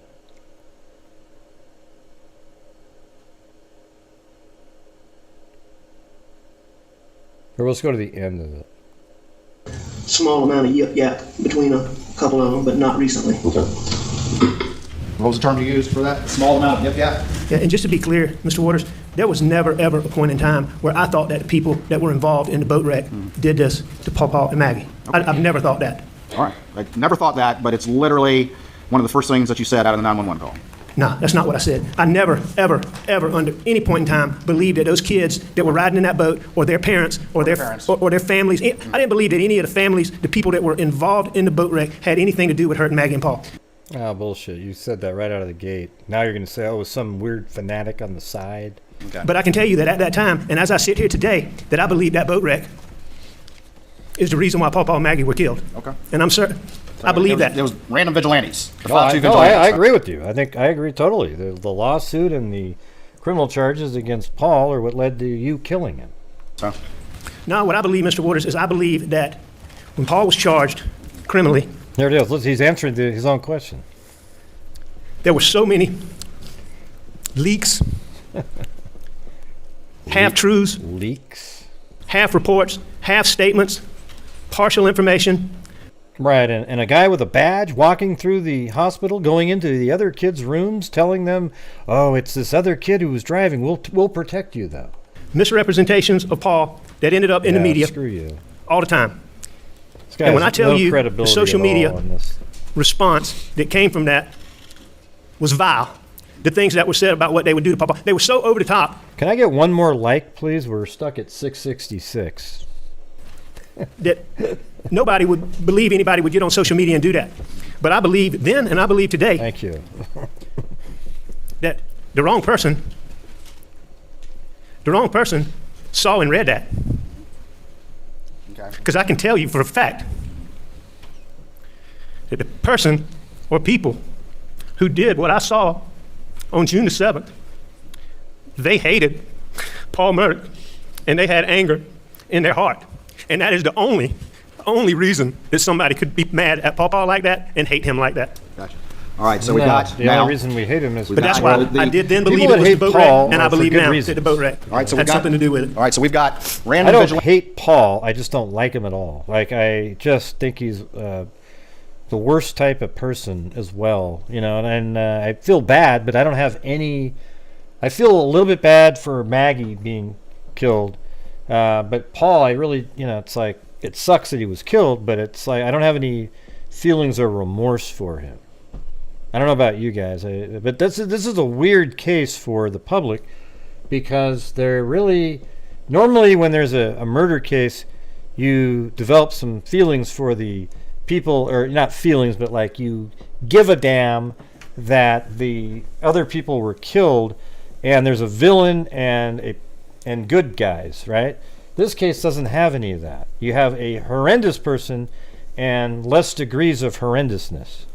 So it's like, where do you stay? I'm just for justice, so that's why I'm into this. I think he killed them. I'm actually 100% convinced that he killed them, or at the very least was right there when somebody else killed them. Like, he is absolutely responsible and part of them being murdered. Vigilantes because of the boat wreck. No, I don't know that they're random vigilantes. Well, you just said it wasn't a family or a kid, or the kids or the family of the other kids in the boat, right?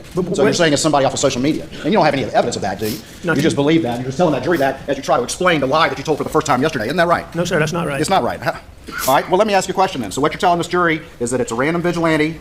That's your 12-year-old, the 12-year-old 5'2" people that. A random vigilante, and they're both 5'2", 12 years old. Just happened to know that Paul and Maggie were both at Moselle on June 7th. They knew that they would be at the kennels alone on June the 7th. They knew that you would not be there, but only between the times of 8:49 and 9:02. That they show up without a weapon, assuming that they're going to find weapons and ammunition there. That they commit this crime during that short time window, and then they travel the same exact route that you do around the same time to Alameda. That's what you're trying to tell this jury? You got a lot of factors in there, Mr. Wolf. Wow, that's just such the greatest thing ever. Let's play that again. Who did what I saw on June the 7th. They hated Paul That's like Murdaugh, a highlight reel right and they had there. anger in their heart. And that is the only reason that somebody could be mad at Paul like that. Well, Waters talks fast, but listen to how great that is. And hate him like that. Gotcha. All right, so we've got now.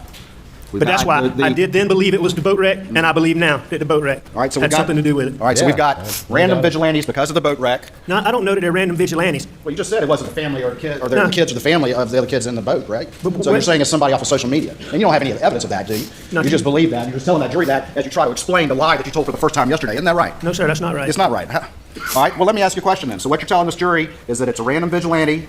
That's your 12-year-old, the 12-year-old 5'2" people that just happened to know that Paul and Maggie were both at Moselle on June 7th. They knew that they would be at the kennels alone on June the 7th. They knew that you would not be there, but only between the times of 8:49 and 9:02. That they show up without a weapon, assuming that they're going to find weapons and ammunition there. That they commit this crime during that short time window, and then they travel the same exact route that you do around the same time to Alameda. That's what you're trying to tell this jury? You got a lot of factors in there, Mr. What is that last part, though, about travel the same route to Alameda around the same time? So is he saying that? What is he saying there? Is there another phone that pings along the route? I guess that's Maggie's phone, I guess. But I mean, it gets dropped off right after you take a right. Waters, all of which I do not agree with, but some of which I do. Okay, so Maggie's phone was tossed, so he's saying the same route. That's fine. Because it is his phone. I know, but it's his phone. He's not denying that it was him driving the car. So what was the other thing that was taking the same route? It must be Maggie's phone that was tossed outside the road, just a quarter mile out of the driveway. It's not really, that's not the whole route. But the rest of it was absolutely boom, boom, boom. You didn't even need to put that last part in there.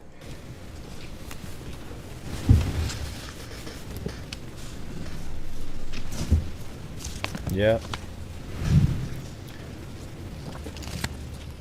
You testified earlier that after Thanks, Lynn. this happened. Yeah, I try to make it a little bit more entertaining. Let me back up just real quick. When you were driving to and from Alameda, why were you in such a hurry? Why are you rolling 70, 80 miles an hour down that dark, beat up road?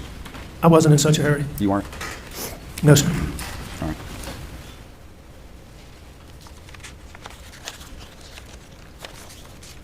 Thank you, Lynn. How do you pronounce that? Lewin?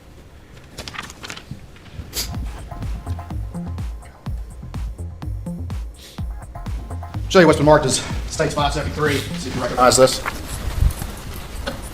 I do. And tell the jury what that is. It's Max car. All right. What's it in front of? The house at Moselle. And what's between the house and the Mercedes? Just to muck things up. Holly? I mean, it doesn't need to be... Stuff like that doesn't need to be explained. None of that needs to be explained. He might have just had Maggie's phone to see what was on it and so forth and just tossed it or, who knows. It's one of those things like we don't always have to have answers. People do crazy things, weird things. Just like the gunshot angles. He tried to muck things up. Weird angles, shots, 2 different types of shells, 2 different weapons, 2 types of shells in one type of ammo in one of the shotguns, crazy lower angles. He knows all about crime scenes, right? He's a lawyer. He knows all this shit. He was a prosecutor at times, right? So he knows that the angle of shots are determined to figure out how tall somebody is. So of course he's going to take these weird angled shots, all these things, and use various weapons. The golf cart? Is that where it was on June the 8th, to your recollection? No, sir. Where was it left? I mean, it was near there, but that's not exactly where it was, no, sir. Okay, where was it? Where we would normally park it would be a little bit closer to the sheds. I mean, a little bit closer to the house, to the bushes. Right, when was that photograph taken? Right, do you recognize when it was taken? No, I don't recognize. No, you wouldn't dispute that it was around the time in the aftermath of the murders, would you? Aftermath being when? I'm asking you. A day, a week, an hour? I wasn't there, Mr. Murdaugh. Do you recognize those? I recognize the car, I recognize the house, and I recognize the golf cart. But that is not, that's not exactly how it would have been that night. Can you describe to me then where it would be different? Well, it would be more in line with,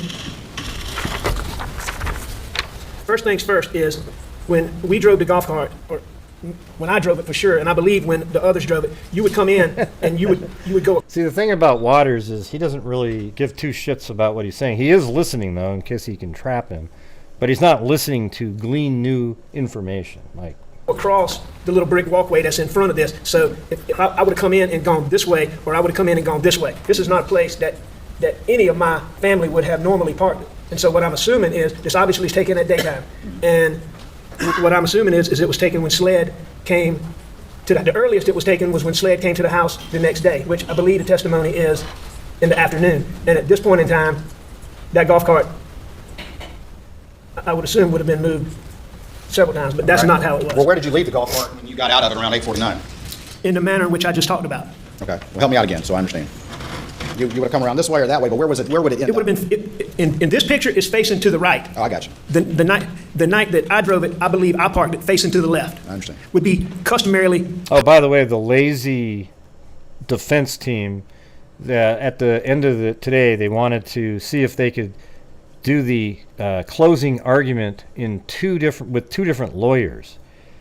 Because they only know their little parts that they did. So they wanted to have the closing argument with 2 different lawyers, and the judge was like, "Yeah, I'm not. That doesn't sound right." we're not going to do that. You can make some arguments, but we don't do that here. What a bunch of... How I did it, and I believe I did it that way that night. Okay. And that is how I would have gotten into it. All right. That's a very specific memory. Thank you. All right. At this time, the state would offer State's 573 notice. Well, Judge. Admit it without objection. Yeah, no, very briefly. Yeah, it's right at the end. And see, Mr. Waters, you can see in the picture now that you bring this up on screen, if you look to the right, you can see the actual steps. And just to the left of that would be where the little brick patio starts. So where I would normally park it, you would roll across those bricks, and the end of the golf cart would be just past those. Okay, but it wasn't... And we all normally parked it that way because the way you charge this golf cart is if you see that back seat that's sitting, you can see the edge. This is a 3-seat golf cart. Nobody and you can see cares the back about seat. And a lot of golf carts have the charger. Okay, now we need to... Hold on. And see, Mr. Waters, you can see in the picture now that you bring this up on screen, if you look to the right, you can see the actual steps. And just to the left of that would be where the little brick patio starts. So where I would normally park it, you would roll across those bricks, and the end of the golf cart would be just past those. And we all normally parked it that way because the way you charge this golf cart is if you see that back seat that's sitting, you can see the edge. This is a 3-seat golf cart, and you can see the back seat. And a lot of golf carts have the charger that sits on the floor or something. This golf cart has a charger that's plugged in and a part of the golf cart. So you flip that seat up, and it plugs in. And the outlets are right up there by the door. Anything else you want to say about that? I'm going to answer any questions you have, Mr. Waters. Well, I appreciate all that information in great detail. Judge, you did a comment. Sustained. Oh, man. All right. It's just never parked that way by the family. Oh, so it was the killer who drove the cart up there, is what you're saying. Ah, interesting. So wait, the killer... Have the computer back, please. After you went up there, got your cart, drove down there, killed him, and then drove it back up there to bring the guns because you were taking this quick little nap in that 3-minute nap that you took. That's what Alec is hoping for. Well, the family wouldn't park it there. So here's what Alec's hoping for. He leaves the chicken pen at 8:47 with the cart, gets up to the house at 8:49. He takes a nap, but a killer, while he was sleeping for that 5 minutes, went inside, grabbed 2 weapons, got into the cart, drove down there, shot both of them, then, to be polite, drove the cart back up there, and the killer somehow went off with the weapons somewhere that we'll never see again. Wow, that is incredible. Alec, you came up with the idea. What's up?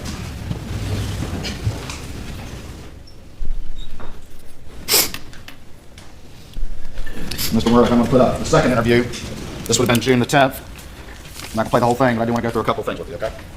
Anything you want to go through, Mr. Waters?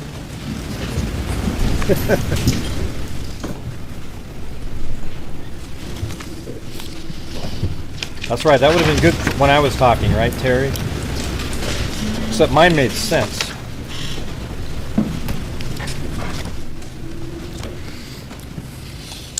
I apologize, got ahead of myself. I want to do one last.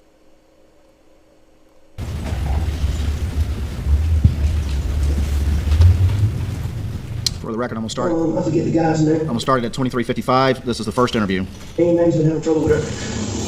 She's been having trouble with her stomach and her tooth. I'm not positive. It was sort of a routine visit, and I can't remember.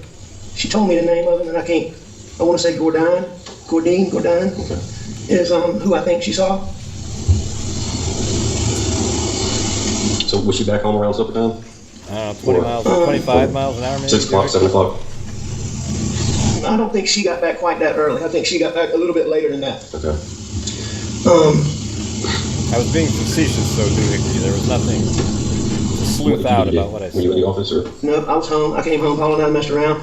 I was up at the house. I laid down, took a nap on the couch, probably, 25, 30 minutes. I got up, I called Maggie, didn't get an answer, and I left to go to my mom's. She said she might ride with me, but she normally doesn't when I go over there. You know. And I think I texted her. There, when you repeated the lie that you decided? Was that the moment that I decided to lie? You decided to lie to mean old Dave Owen? I don't know. As I told you, Mr. Waters, the exact moment that I decided to lie. But at that point in time. But you did lie there, correct? I did. said she might ride with me, but she normally doesn't when I go over there. And I think I texted her. There, when you repeated the lie that you decided? Was that the moment that I decided to lie? You decided to lie to mean old Dave Owen? I don't know. As I told you, Mr. Waters, the exact moment that I decided to lie. But at that point in time. But you did lie to her, correct? I did. Okay.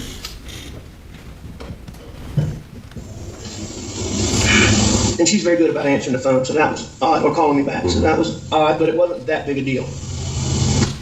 But earlier today, you said it wasn't odd at all. It was totally normal, you know? Remember that?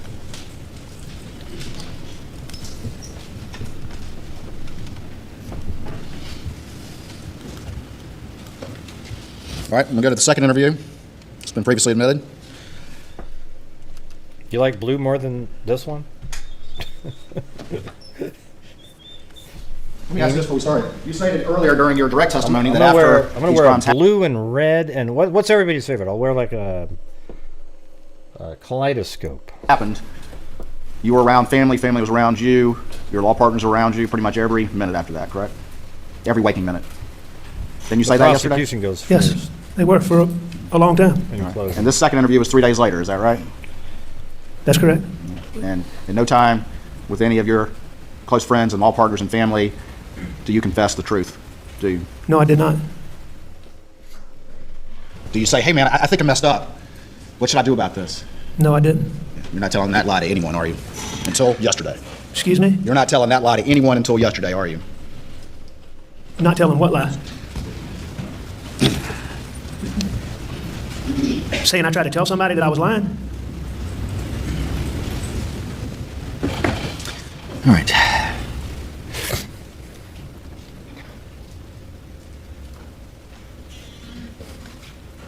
Hang up. So is that. And all right, I'm going to move this to approximately 24:56.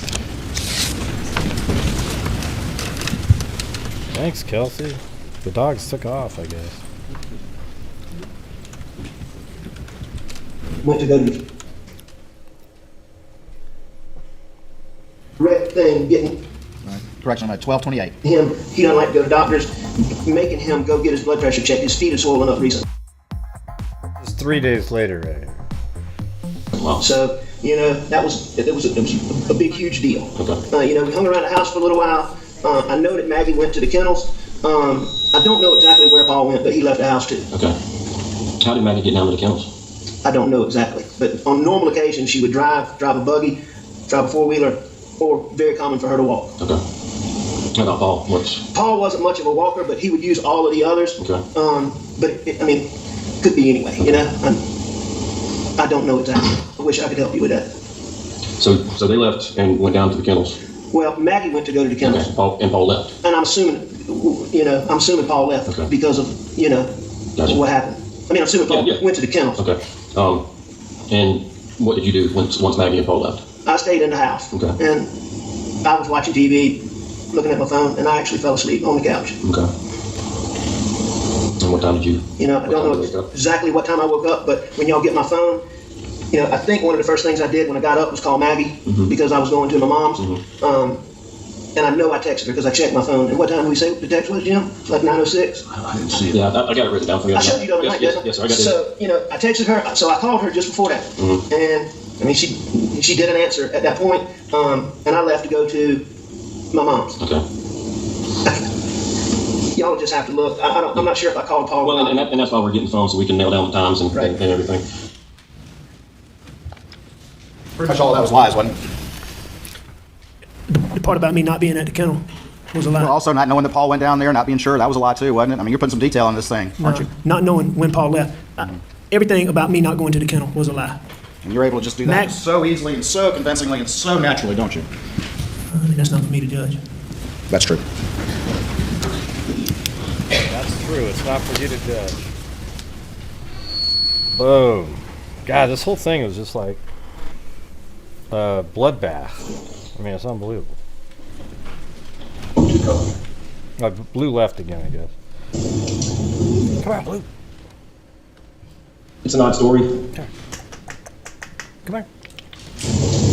I'm going to get to where I'm going. Right now. So do y'all have any good clues? So we're trying to put a rush on that to get an answer quick, and hoping that's going to tell us something. By evidence, I mean, is it things you think are going to be helpful? Well, I mean, like the shot shells out there, the casings, the DNA swabs that we took from the door handle to see if anybody touched the door handles, any other places that we think somebody may have touched while they were out there. We're trying to collect DNA from that and analyze that. Which at the conclusion of this, what I'm going to also ask is that we get a buccal swab, a DNA swab from you. Your DNA is going to be there, but we need to eliminate it once it's developed. We don't need that unknown when it actually is a family member. I mean, we have talked to close to 100 people trying to track people down, and we're still tracking people down, and that's why who Paul was with. I want to tell you one thing while I'm thinking about it. Paul was really an incredibly intuitive little dude, and I mean, he was like a little detective. And he was like a little detective. Is that what you said? That is what I said. And he was very intuitive, like I said. And that was what Marion described as Maggie's term for how he was and keeping tabs on your pill usage. Wasn't that correct? That was what Maggie said about him. For some reason, you decided to bring that up in this interview, didn't you? I mean, that was a trait of Paul's personality. I mean, I think anybody who knew him would tell you how intuitive he was. Right, but intuitive is such a stretch to say he's a little detective instead of intuitive, so it's weird that he had that in his mind.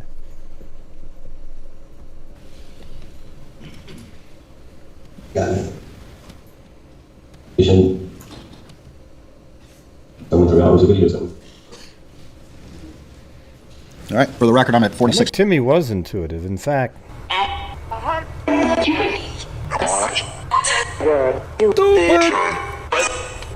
killing it, little buddy. Skip up. That shit. It's 30. I want to play. Well, thank y'all very much. So, Mr. Rabbit, you don't have to call me Miss. You just call me Shelly. Thank you for that. Thanks, Debbie. When you and Paul got back in the house because Maggie's there, and y'all eat supper, which has been prepared, and you said you laid down and took a little nap, and when you got up, Maggie and Paul was gone, or did they leave when you laid down? I believe that. I'm not sure. But they weren't there when you woke up around the 9 o'clock mark or so when you made the call to Maggie to let her know you wanted to. No, nobody was in that house when I left. So, and just trying to narrow down, the last time that you saw Paul and Maggie when y'all were eating supper. Yes, sir. Okay. Around Your 8. answer was yes, sir. That's a lie. Yes, That's correct. Supper was around 8. And they took off to go to the kennel, and he sat up at the house still taking a nap. And then he left at 9:04 or 5, 9:02.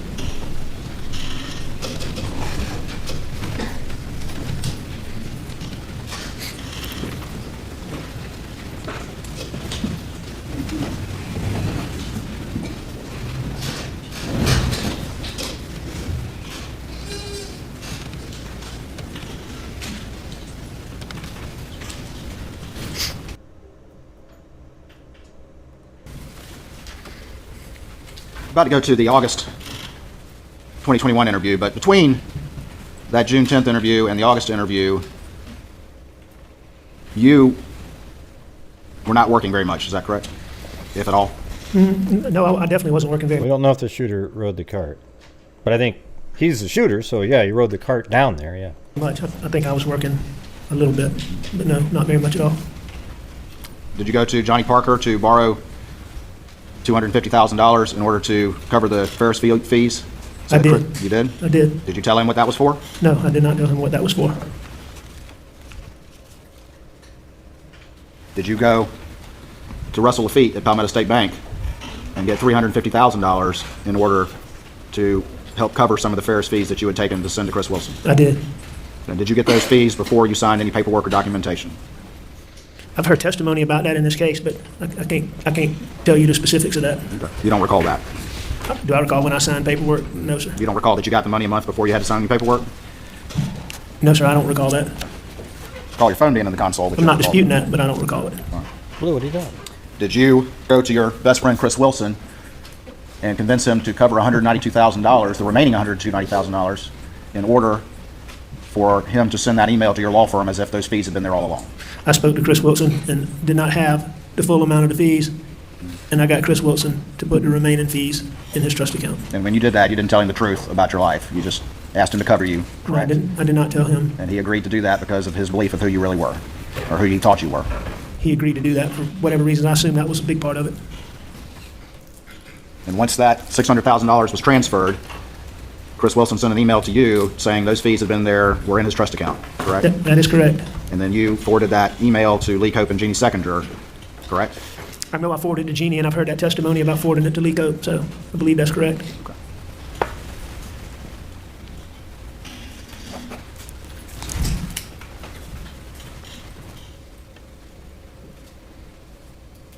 Why did you not get it all from PSB?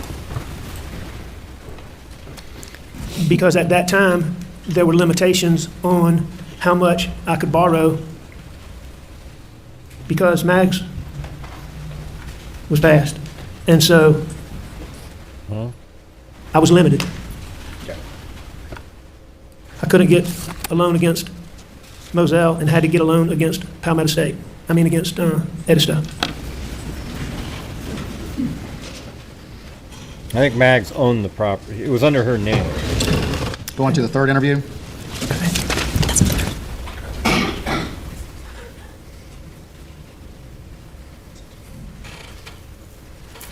All right, I'm going to go to 1745.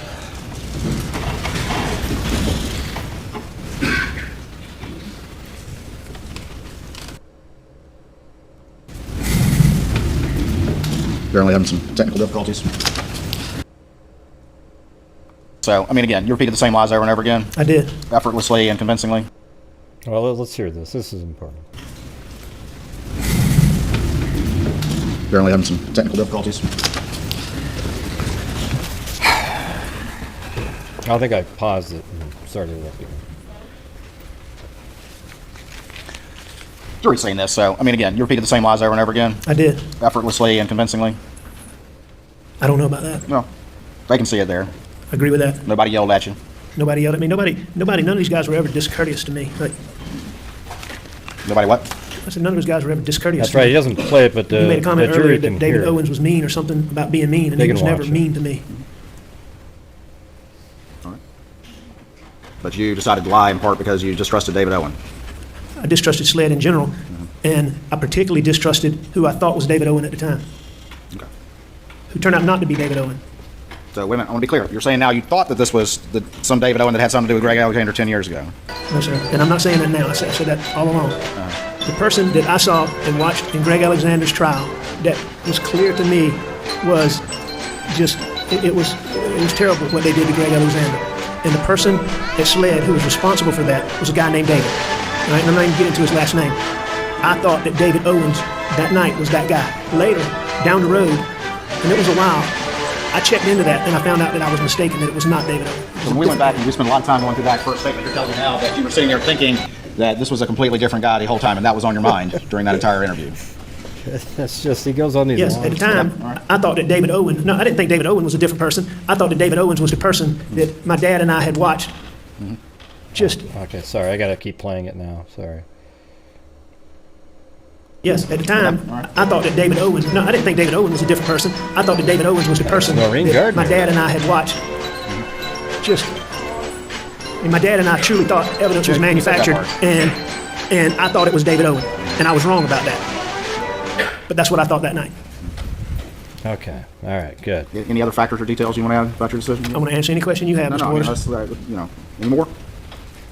Do you have any more questions, sir? No, any more about your decision? I just want to, let's get it all out now. If you have any questions, I'll be glad to answer them, sir. All right, well, I did. Get it all out now.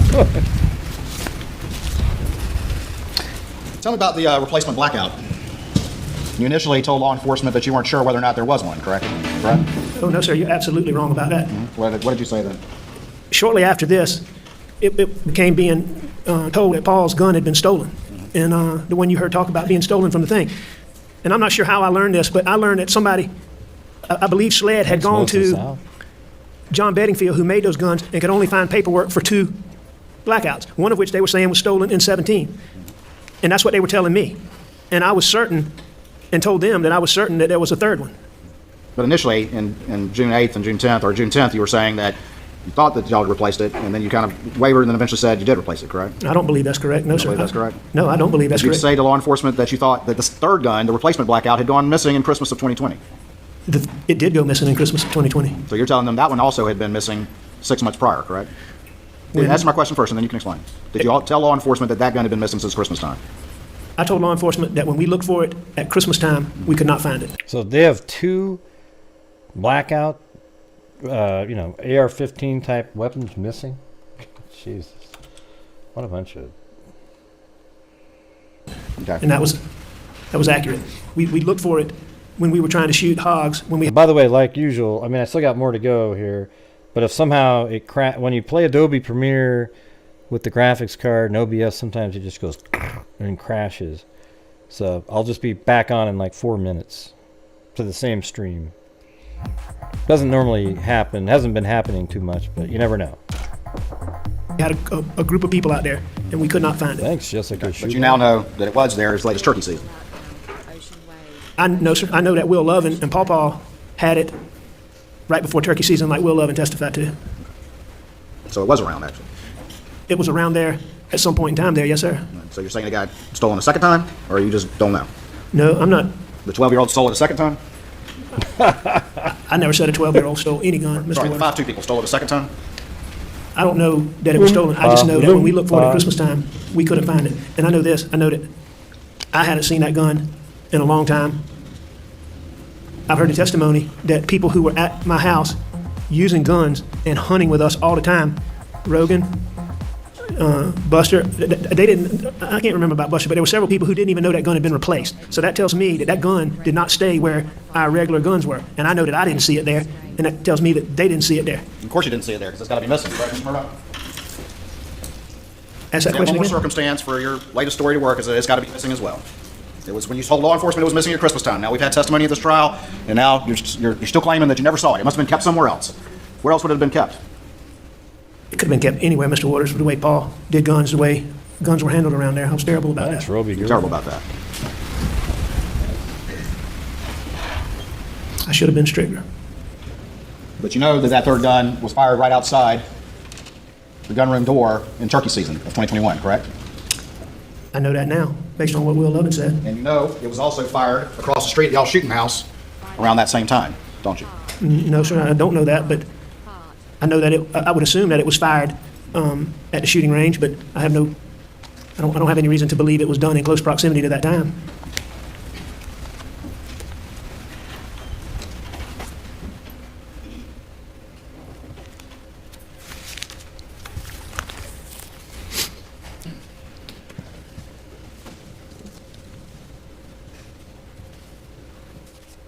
A few months go by, a couple months go by, and you get confronted about your thefts from the law firm, correct?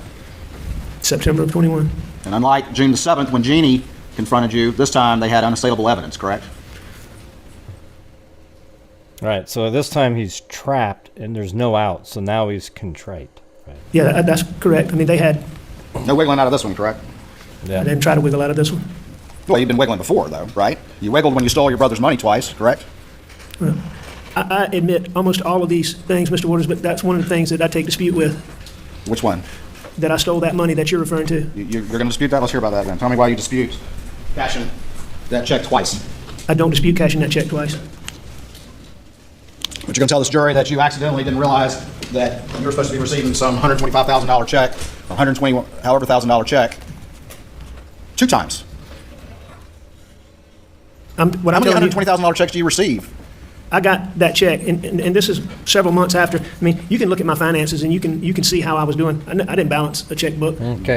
But the fact of the matter is, when I got that check, what a liar, God. I asked about it, and I was told mistakenly that it was for me, that I had participated in that year-end thing, which I did sometimes, not often, but sometimes. Apparently, a new check got cashed. I cashed that check. Then a year later, Yeah, where did you keep that one for you? I don't know where it was. It was obviously in my desk. But Mr. Waters. So you found it in your desk? No, I didn't find it. Well, you said it was obviously in your desk. So you remember that? You remember finding it in your desk? No, I remember when we. Did you go to finance and say, I just found this year-old check? Is this right? No. No, you took it to the bank, didn't you? No, sir. I didn't. Not allowing Mr. Murdaugh to answer the question. So when this came up, when this came up, that check got cashed. There's no way that I can have a check in our law firm. You know what's interesting is seeing how focused Hart Pooley and Griffin are now. Usually they just sit over there and yawn. We've got reasonable doubt sewed up in a. It's just absolutely awesome. We got it sewed up. But Alec, the psychopath, you could throw narcissistic person in there.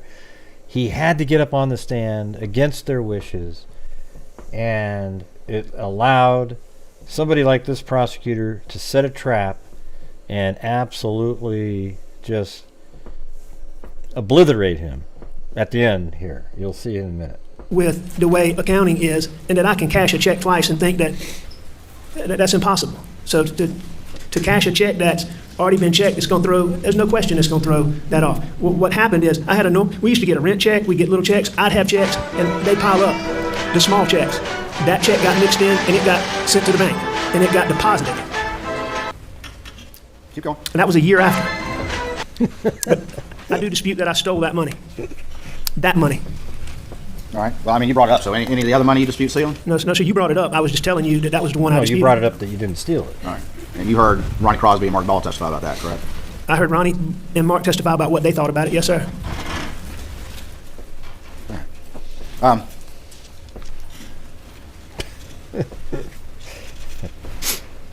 Right, Tamara? Not today, but tomorrow. You testified yesterday about the side of the road? Yeah, yes, sir. And then you heard the testimony during the state's direct case about what you said on the 911 call? Gray, did you hear about one of the jurors had something over her head while he was testifying? What do you mean, over her head? What do you mean by that? Thank you, Nikki Zubs. What do you mean by over her head? What do you mean? Gray, did you hear about one of the jurors had something over her head while he was testifying? Was curious what that was about. I don't know what that means when you say over her head. Oh, you mean I don't know. She had a blanket over her head? I don't know. Is she sick or something? You heard that, didn't you? I did hear that. You heard the 911 call where you said you'd been attacked by an unknown assailant and described him? I did. And you saw the video from the ambulance where you said you'd been attacked by an unknown assailant and described him? I did. And you heard the testimony from Ryan Kelly where you... You know, I'm wondering if there was somebody in the... Well, one time, there's one shot that I saw where an officer came up and spoke to the judge at some point. Makes you wonder, was there somebody in there that one of the, I don't know, maybe a stalker or somebody that... I have no idea what it's about. I don't know why she put a blanket on her head. I don't know if you would allow something like that. Tissues in her ears today? What? What's wrong with her? Again, went into detail and described this attack from an unknown assailant? I did. And you heard the testimony about your interview on September 6th with law enforcement, in which you went into great detail and again described this unknown assailant? Thanks, Tamara. I did. And you heard the testimony, and in fact, the image was put in about how you sat down with a SLED sketch artist and spent a period of time with her going forward and creating an image of the supposed assailant. I did sit down with her. I was in the hospital, and they came in, sat down with me, asked me a bunch of questions. I answered their questions, and yes, you did. You sat there. It came up with a composite. Yes, sir. Sat there and answered their questions just as effortlessly and convincingly as you've been trying to do for the past 2 days. Isn't that correct? No, sir. That's not true. In that hospital, I couldn't sit still. I was standing up. I was walking around. I was using the bathroom with the lady sitting right there. I was 2 days into not taking, 3 days into not taking pills like I had been. So, no, it wasn't effortlessly. But, I told him what I told him. I don't dispute that I lied. It was all lies, though, is the point, correct? It was. Where are you guys reading this stuff, Mag, about the lady with the blanket over her head, Kleenex in her ears, and then what the judge was told? I don't know what, they didn't say what he was talking about. Is it on Twitter or something? Or? You're saying withdrawals, but you still were able to pull off lies in great detail. I lied to them. Wish I had time to do all that. I spend the whole day watching the trial at 1.5 speed. And if I get caught up, I have to stop and wait an hour so I can record it at 1.5 speed. Oh, if it's Ashley Banfield, I would put 0 weight into it.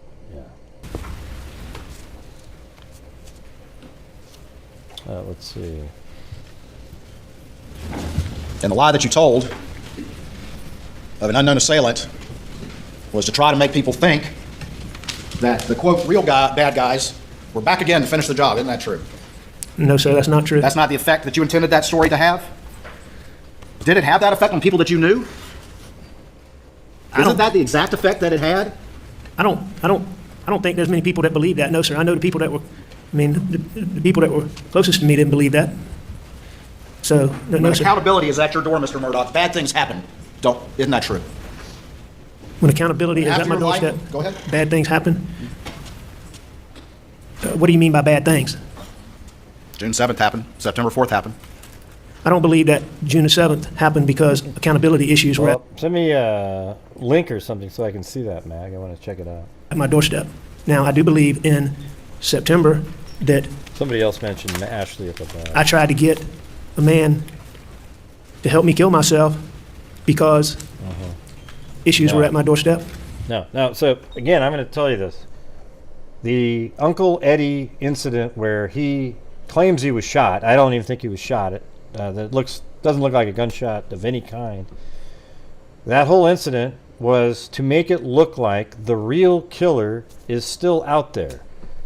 However, when all of that fell apart and police weren't believing him, he pretended that he wanted to have himself killed so that his son could get a payout and have it look like it was a murder. Okay? But then you ask yourself, if that's true, then why didn't Eddie just keep firing away until he killed him? And that's because that's not what it was about. It was to make it look like the real killer was still out there. And then he changed the story to a suicide attempt because everything was collapsing, but he wanted his son to have $12 million. And that's it. That is the truth of the story. Now, they can try to spin, he can try to say whatever the hell he wants to with it. But the truth is he wanted to make it look like the real killer was still out there. When he got caught, he switched it to a suicide attempt, which is totally bogus because he had somebody else shoot him, and that person would have kept shooting him until he was dead because it would still look like a roadside shooting. Every time, or I'm sorry, for the first time in your life, that's the only logic that makes sense. Privilege, prominence, and wealth. When you were facing accountability, each time, suddenly, you became a victim, and everyone ran to your aid. Isn't that true? No, he's done testifying. He's done. Disagree with that, but... Yeah, but is I mean, what's your... Shame for you is an extraordinary provocation. Isn't that true, Mr. Murdaugh? Hang on, let me just finish this. You seem to be implying 2 dates, June the 7th and September, and talking about accountability issues. And, I mean, to me, those two things are totally different. There were no accountability issues on my doorstep on June the 7th. That's what you say. Yes, sir. And in September... How would other people say? I was trying to...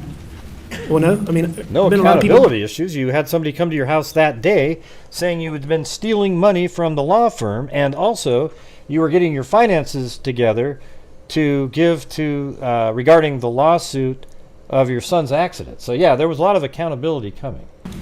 Well... Yeah, damn, I would have been... I think I would have been a pretty good prosecutor. That wasn't designed... If you just got all the case in your head... To gain me sympathy. Point out that was all the designed crazy, for me not to be here because... Nikki Zubz said, my dad lied about having stage 4 cancer until I came at him with call logs and pictures of him while he was lying about being at the doctor and other things. They lie until they absolutely can't anymore. Thanks for live streaming. About having stage 4 cancer until I came at him with call logs and pictures of him while he was... So, I mean, he lied to you that he didn't have cancer? Or, I don't get it. Sorry about that. I'll do Chewbacca if you want me to. My dad lied about having... I didn't want my son to have to deal with the wake of the things that I'd done. But that's not the story you told. The story that came out of your mouth right away was the story of you getting attacked by some unknown assailant while you were trying Well, I don't think I'd be a good attorney, but I think I could be helpful in strategizing with them. Like this guy is really like he's way quicker. Bing, bing, bing, bing, bing, bing, bing, bing, bing, like that. You know. Trying to change a tire and run flats. Well, that's the story that you told. It is the story I told, but that's because the man who shot me did not shoot me that day as I intended. And I had to have a story as to how I got shot, so I lied. So you lied. And you're saying that people in your family and your friends didn't instantly believe that I didn't get an email from whoever these Plato. 12-year-old marauders were back to finish the job. Although you keep using it happened just 2 hours after you've been confronted by Chris Wilson. I think probably some people may have thought that. Hey Mag, you sent me an email, but the link isn't in it. It's just a blank. I've done that before. When it first happened, but I think like Randy, Ronnie, Mark, those guys, I think they knew very quickly that this was not. I think they knew this was something that I'd done.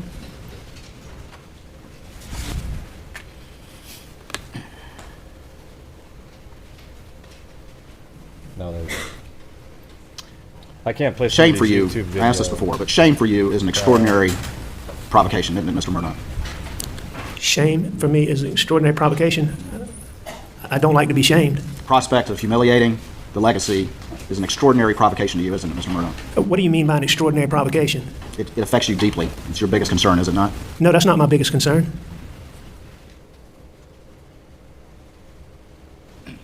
You're a middle-aged man like me?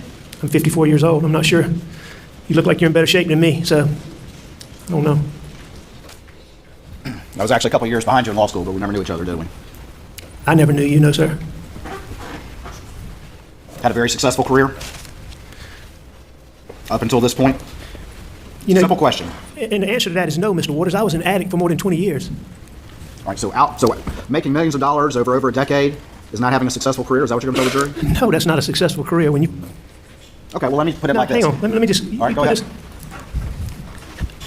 You know, it may have been what you perceive as a successful career, but, you know, I was the one who was fighting that. Okay, I got the... You don't have a very high self-esteem. You just sent me the account, right, Mag? Because the screenshots don't have what... You're saying you just sent me so I can go to their Twitter page, right? When you're an addict. So, I don't deem myself a success. Would you agree that at least outwardly you're perceived as successful? I made a bunch of money, if that's what you want to get at. No, I'm actually asking about the perception And you then were perceived Plato sent me something, but it's a YouTube video. I'm not going to play somebody's YouTube. as a prominent, I tried to be. I think it's law and crime or something. lawyer. How I was perceived. You're president of the trial lawyers. I sure tried to be. Lived a life of possessing authority? Possessing authority? Yeah, we saw the badges. You just admitted of your prominence in the legal community. I don't think that I lived a life of possessing authority. I never saw myself as that way. You don't think you lived a life of privilege? I think I was very privileged.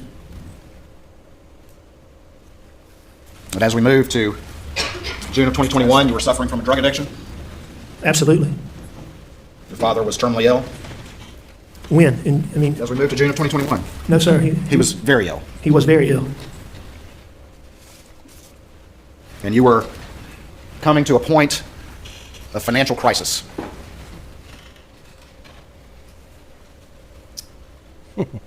Maybe I was having financial issues like I'd had many times in the past. Mr. Murdaugh, are you a family annihilator?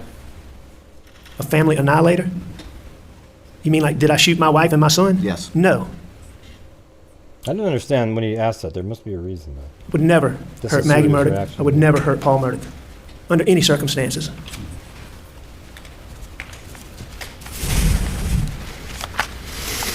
Say that. No, he wanted to get his answer. You say that. Excuse me? You say that, but you lied to Maggie, didn't you? I did lie to Maggie. You lied to Paul? Sometimes. You lied to your father? This is sweet. He goes through. I'm sure I did at some point. Did you tell him all the stuff you'd been up to over the years before he died? No, I didn't tell him. Did you lie to your brothers? About financial things? Yes. I would have lied to Randy at some point, I'm sure. Did you lie to him about cool, Dan. the last time you saw your wife and son alive? I did. Danielle, do you like the notebook? They're pretty cool, right? They're thicker, 80 pages now.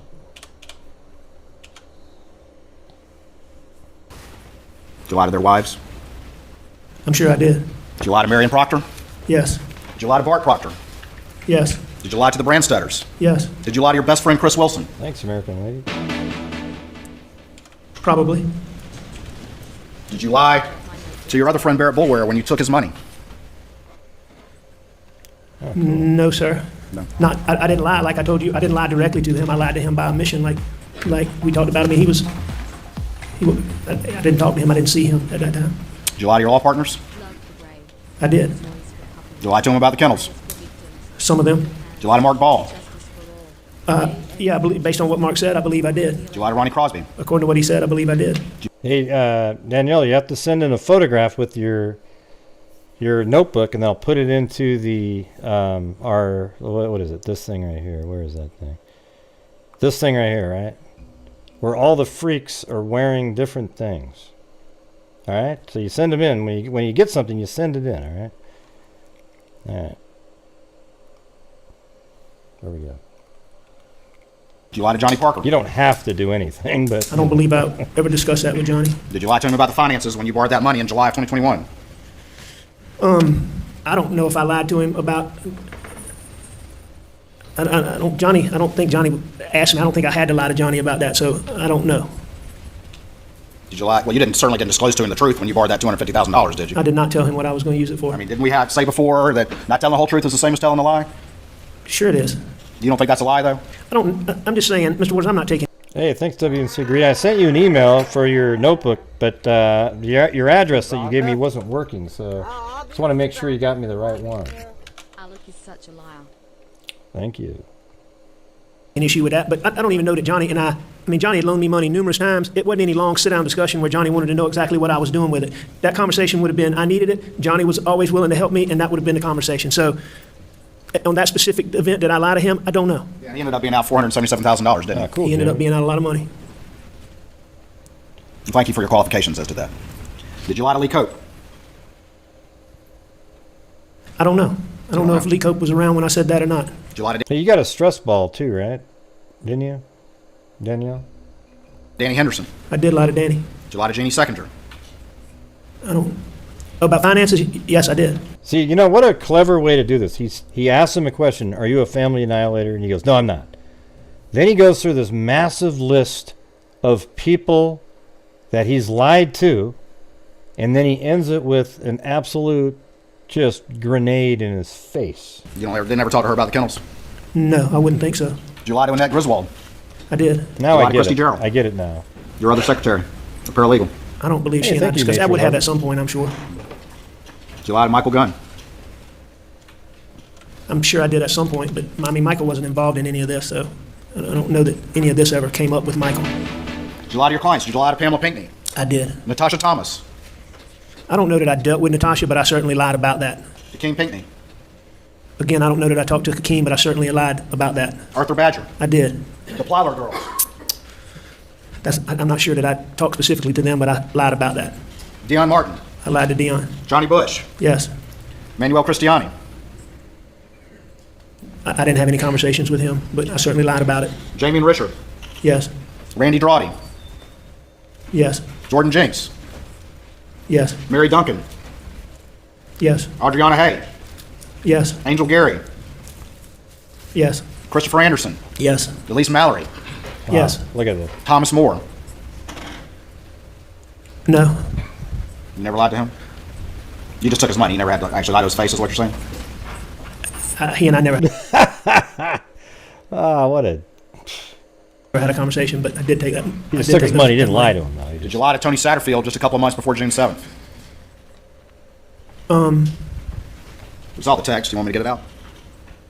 Just remind me. Where's It's been a while. Marty Just remind me what it was. McFly? Come on, Marty. Where are you, buddy? I'll show you what's been marked as 463. And I don't remember the exact date, so. That was in April of 2021. Is Thank that you, right? Jim Long. Where you text him and tell him how hard you're working on the case, and in fact, Thank you've you, stolen Doohickey. millions of dollars from him? Tony Satterfield, who got up on the stand and told the jury about that? I texted him on April 12th, so 5 weeks before June 7th. Told him everything was okay. You're working hard, right? Did you lie to McFly? Actually, Complex more- case. More like... Yeah, I told him I was working on the case. He was the son of your longtime housekeeper, Gloria. I'm sorry? He was the son of your longtime housekeeper, Gloria, who had served your family for many years. That's correct. And you stole millions from those boys. I stole those funds. He and his family had started asking questions as we moved to June 7th. Didn't that happen? No, I mean, there wasn't any rise in them asking questions, no, sir. I mean, he periodically checked in and asked me questions, but, you know, it had come out long before this, I believe in the Island Packet, that there had been a settlement of $500,000. But, I mean, that had been... Yeah, the Island Packet, Post and Courier, and fitsnews were the main news over there. Charleston Amy was really into this. Months and months, if I'm not mistaken. And so I didn't notice any uptick in Tony asking questions, and I don't believe that there was any uptick in Tony asking questions before June 7th. So you just gratuitously out of the blues decided to lie to him and send that text? Or were there things going on externally that caused you to need to head him off at the pass before further questions started to be asked about money you couldn't pay back at that point in time? No, I don't think there was anything. I mean, on April 21st? I don't know what external factors you're talking about. Do you want to explain that one anymore? Explain what? Whatever you want. I just want to answer your questions, Mr. Waters. Lied to everyone about the side of the road, that people that came to stop to help and the ambulance folks and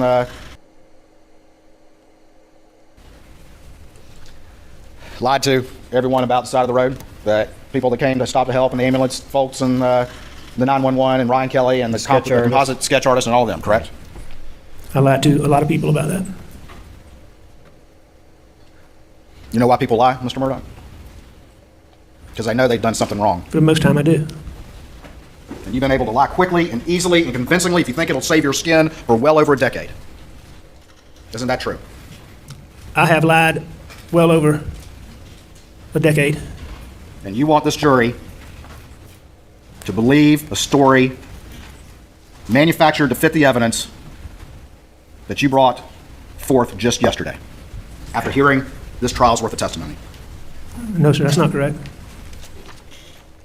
I mean, you just think about how amazing this is. He spent the whole time putting up all the people that, all the lies that he told with the financial lies, all the different lies. And then just a minute ago, he set it up with, are you a family annihilator? He says no. Then he goes through he lied to Maggie, he lied to Paul, he lied to all these other people.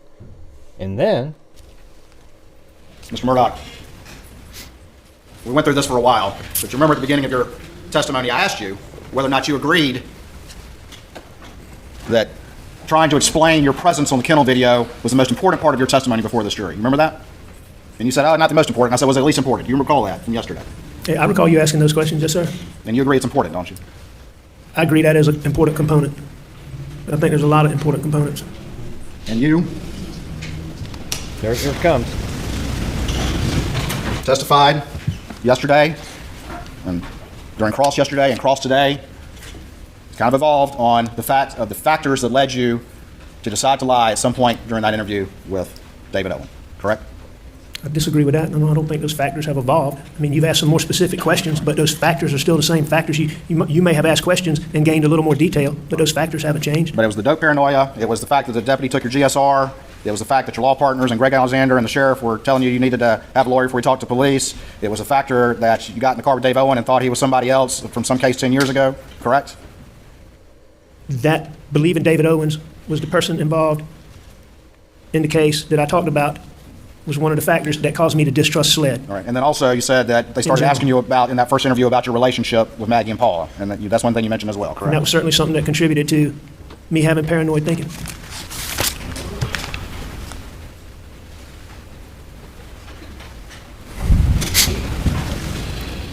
Wow, this is so great, you guys. Watch it. Just looking at how amazing this is.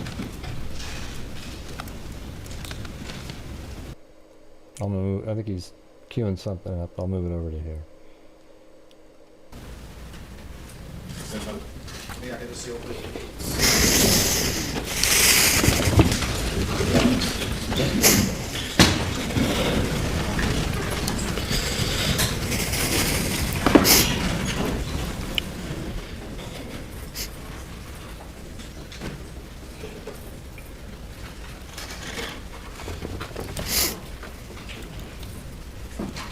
Should we good? For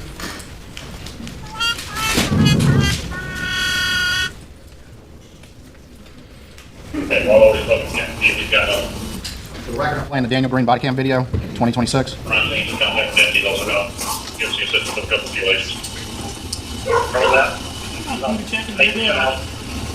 They are dead on that. Yes, sir. That's what it looks like.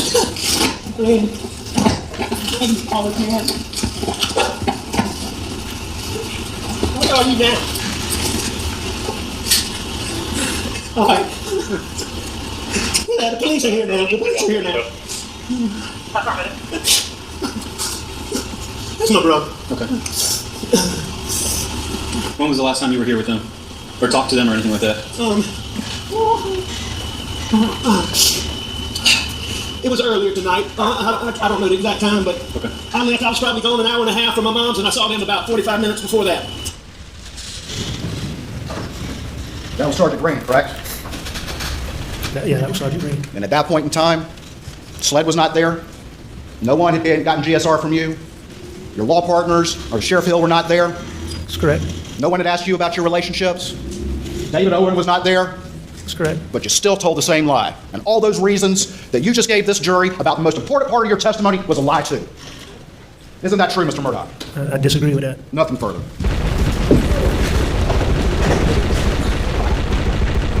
Ladies and gentlemen, we'll take a break now. Please do not discuss the case. I mean, if you could just cheer for somebody, that's what you would do right there. He led him down that path the whole time, suckering him into having all these reasons he was lying and lying and lying, and yet he lied with the first responder at the scene. He told the same lie. It was already planned. Now the jury knows that he lied to them as well, just like he did to all the clients. And you know what? It doesn't even matter what anybody says. The rest of the damn case, if that doesn't close the door, then I don't know what does. Okay, that was just so freaking amazing. Let's play that again. I don't even know if I want to play the recross and the, it's a waste. Green, correct? Yeah, that was Sergeant Green. And at that point in time, Sled was not there. For the record, I'm playing the Daniel Green body cam video, 2026. They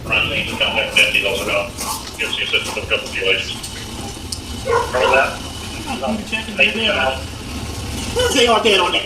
Yes, sir. That's what it looks like. Hey, Scout dude, thank you, man.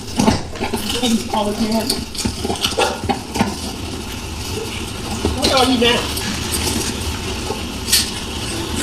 All right. Yeah, the police are here now. The police are here now. Okay, so just to let you know, like, we've gone through this. The lie he told was that he never was down at the shed, or the dog kennels, right? He said he was never down at the dog kennels, that he was asleep from like 8 to 9, and then he took off and went. But then during the trial, he switched it to 8:40. He was there at 8:45 during the Snapchat video, and he said,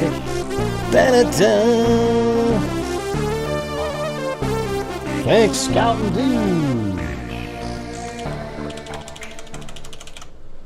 Yeah, and then he said that the reason he lied was because he was paranoid from his drugs and all of these other things that were going on, that he thought it was this one Sled officer, the lawyers were telling him these different things, blah, blah, blah, blah, blah. He had all these reasons of why he lied, and it was all set up, and this attorney knew he led him down the path, and now he goes back and plays a body cam video from the first officer that showed up, and he told the same lie. So all of the other stuff that he blamed on the lie itself was a lie, and the attorney proved it, and now the jury knows that he lied to them as well, and that's all that matters, right? So anyways, hope I explained that well right there. And let's just do the... That's my brother. Okay. When was the last time you were here with them? Or talked to them or anything like that?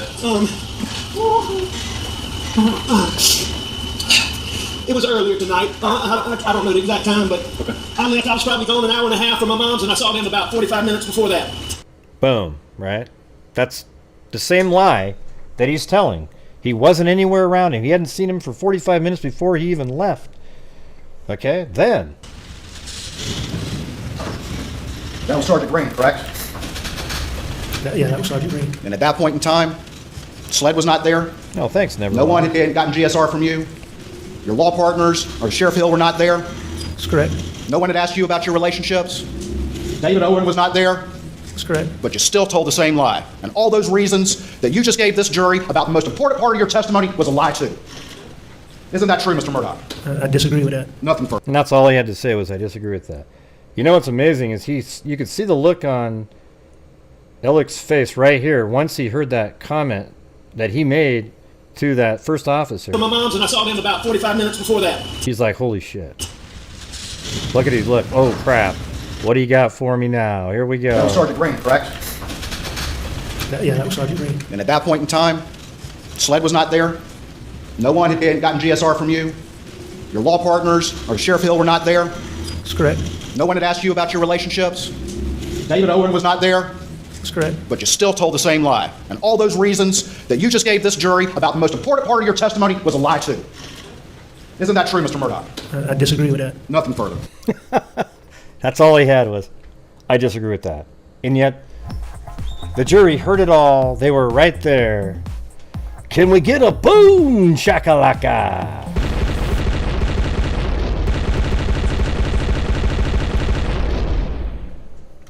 That was absolutely amazing. God. I mean, that prosecutor that was like absolute genius what he did there. I don't think I've ever seen anything quite like that, where it was just this whole an hour and a half of leading somebody down a path. And he goes, you know what, I guarantee you, I bet you behind the scenes he was saying, I bet you I can get this guy to lie. And what we got to do is prove that he's lying to the jury. Okay, I'm insinuating he could be lying on the first day, but we got to catch him in a lie, and here's how we're going to do. Oh man, it was just. Is there anybody that's confused? I'll try to explain it again. I mean, honestly, is there anybody? Because to me, it just was like an absolute amazing. That's just something that should be played in law schools and so forth, or whatever, you know. For prosecutors, I don't know if there's a school for that or whatever, but my God, that was incredible. Unbelievable.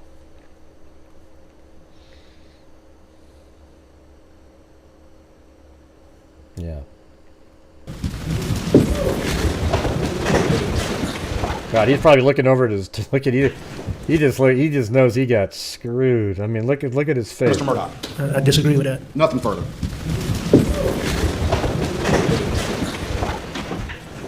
Ladies and gentlemen, we'll take a break now. Please do not discuss the case.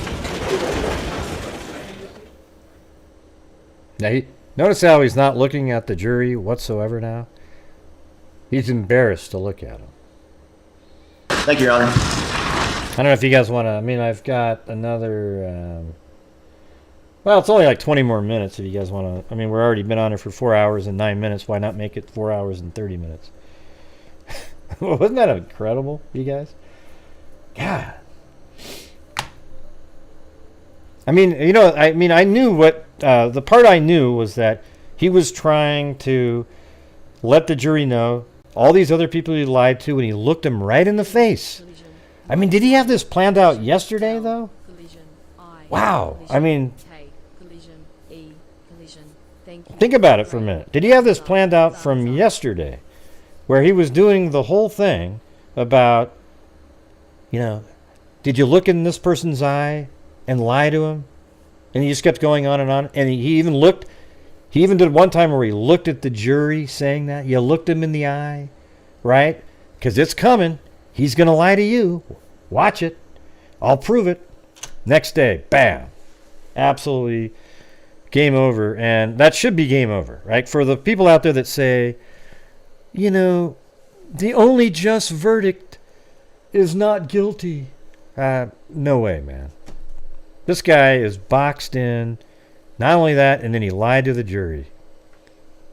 It's crazy. Anyways, let's go.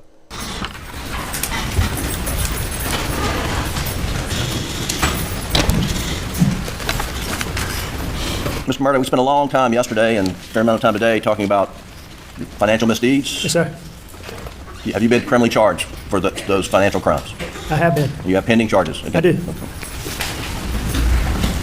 You were asked specifically about $792,000 in Ferris fees. He won't even look at the jury anymore. That you diverted from the law firm. Do you recall that? Yes, sir. And I think you were asked about an accounting or where that money went, and it went out pretty quickly, roughly. Yes, sir. And you recall testimony that over $500,000 went to Curtis Eddie Smith? I do. And what would that have been for? That would have all been for pills? It was, wasn't it, Nicole? I was like, what? For opioids? Yes, sir. Specific. You know, here's the thing is, Jim and Hartpoolian have nothing. They had nothing to be able to come back with here on this. All I was taking at that time was oxycodone and OxyContin. And you were an addict, were you not? I am an addict. You are an addict. And did you repeatedly lie to those you love to cover up your addiction? I did. And were you concerned that you would be exposed if you didn't continue to lie about your conduct? I did. There's some specific things you were asked about, which I'd like to go over. One thing you had referred to a text message that you'd seen later on between Maggie and Blanca. Do you recall that? I did. And it's in evidence as Defendant's Exhibit 54. And Doug, if you could pull that up, please, sir. And if you could highlight the Blanca text. Is this the text message you're referring to? It is.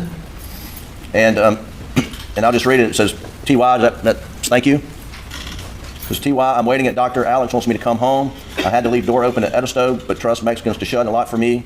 His dad is back in the hospital. The last doctor claims not cancer, it's pneumonia. And then she has some faces. Alex is about to die. Hope he doesn't go down there to sleep. Alex needs to take care of himself as well. Is that the text message you're referring to? Yes, sir. And did Blanca share this message with you after Maggie was murdered? Blanca ultimately she shared that with me. She first told me that, Maggie was worried about me, how much she loved me, and that she was worried about me, and I texted her. Okay.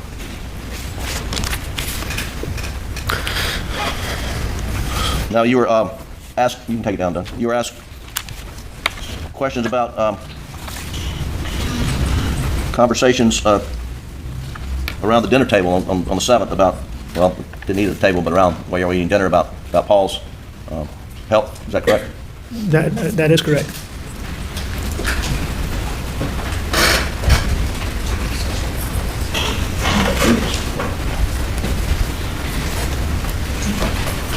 Alec, I'm going to show you two exhibits, Defendants 179 and 180, and ask if you can identify these two.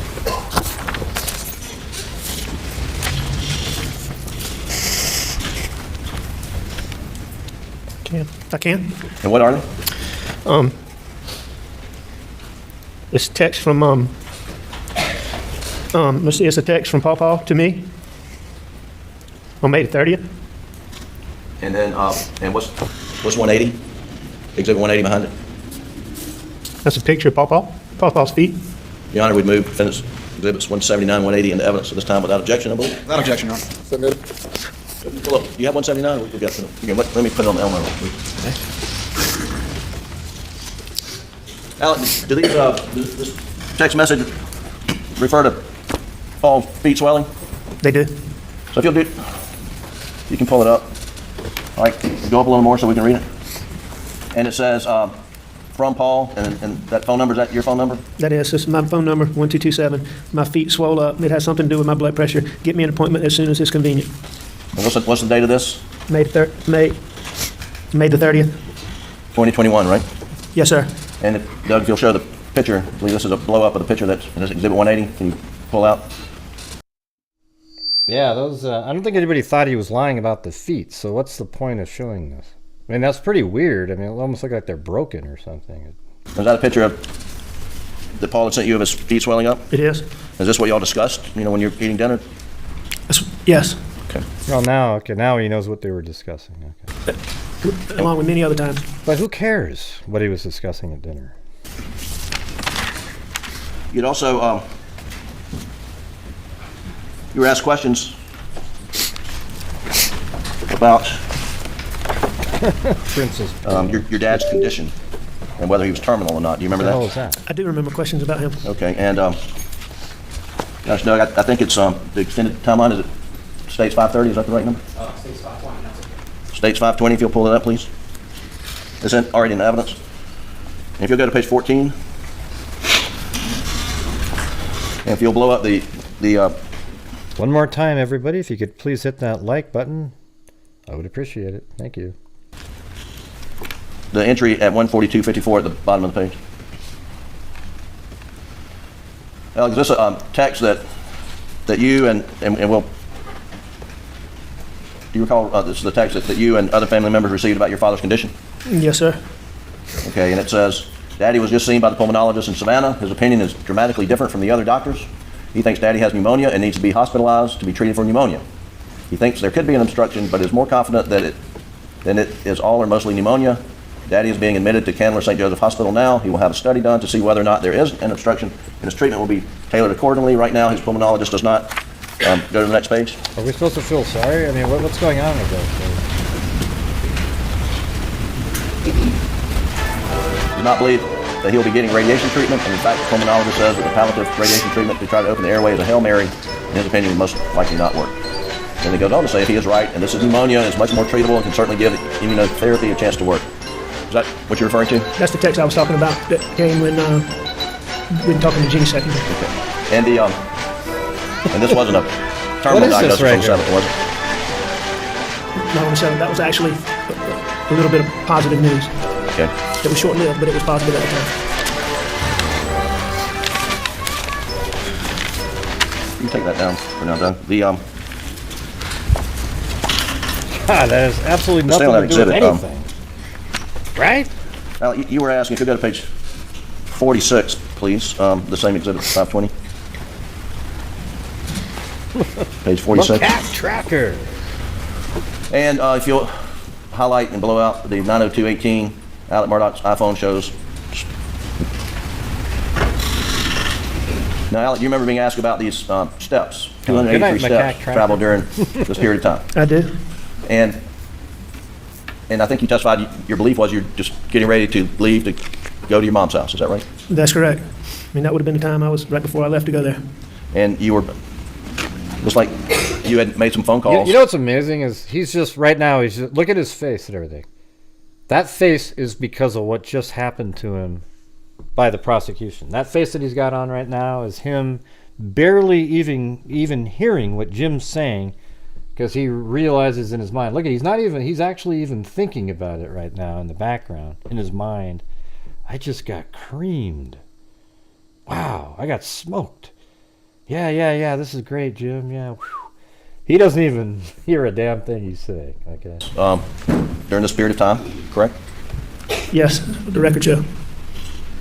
Alec, did you have Maggie's phone with you? Oh, look at him. At any time between you see it, right? 9:02 and 9:06? I didn't have Maggie's phone with me anytime that night. And Doug, if you'll go to page 45, please. If you go to the entry at 8:53:15 to 8:55:32.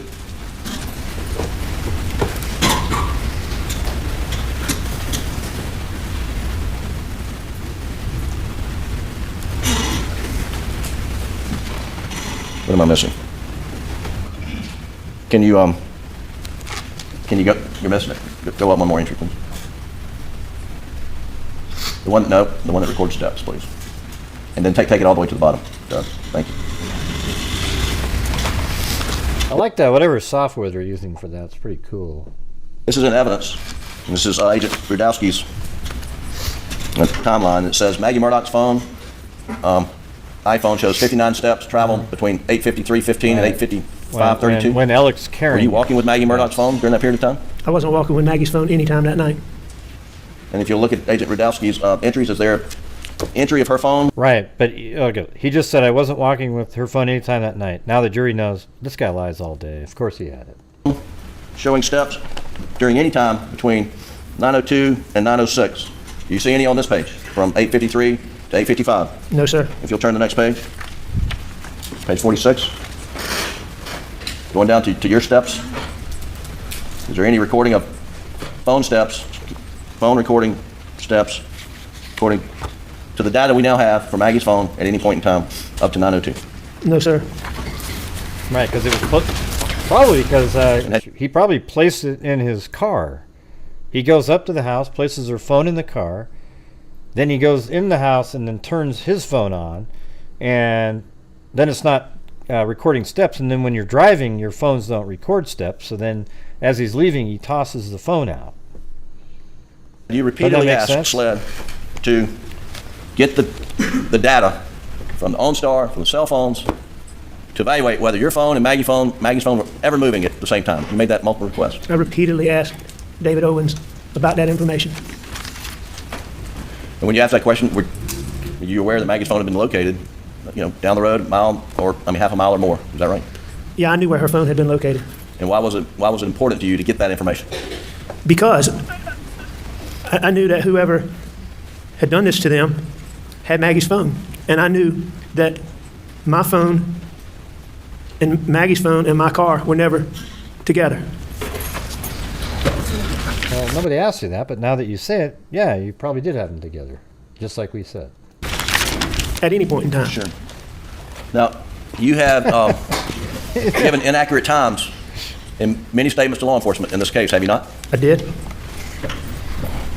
And we reviewed some of those in your direct examination. One was Paul getting to Moselle around 5 p.m. Do you remember that?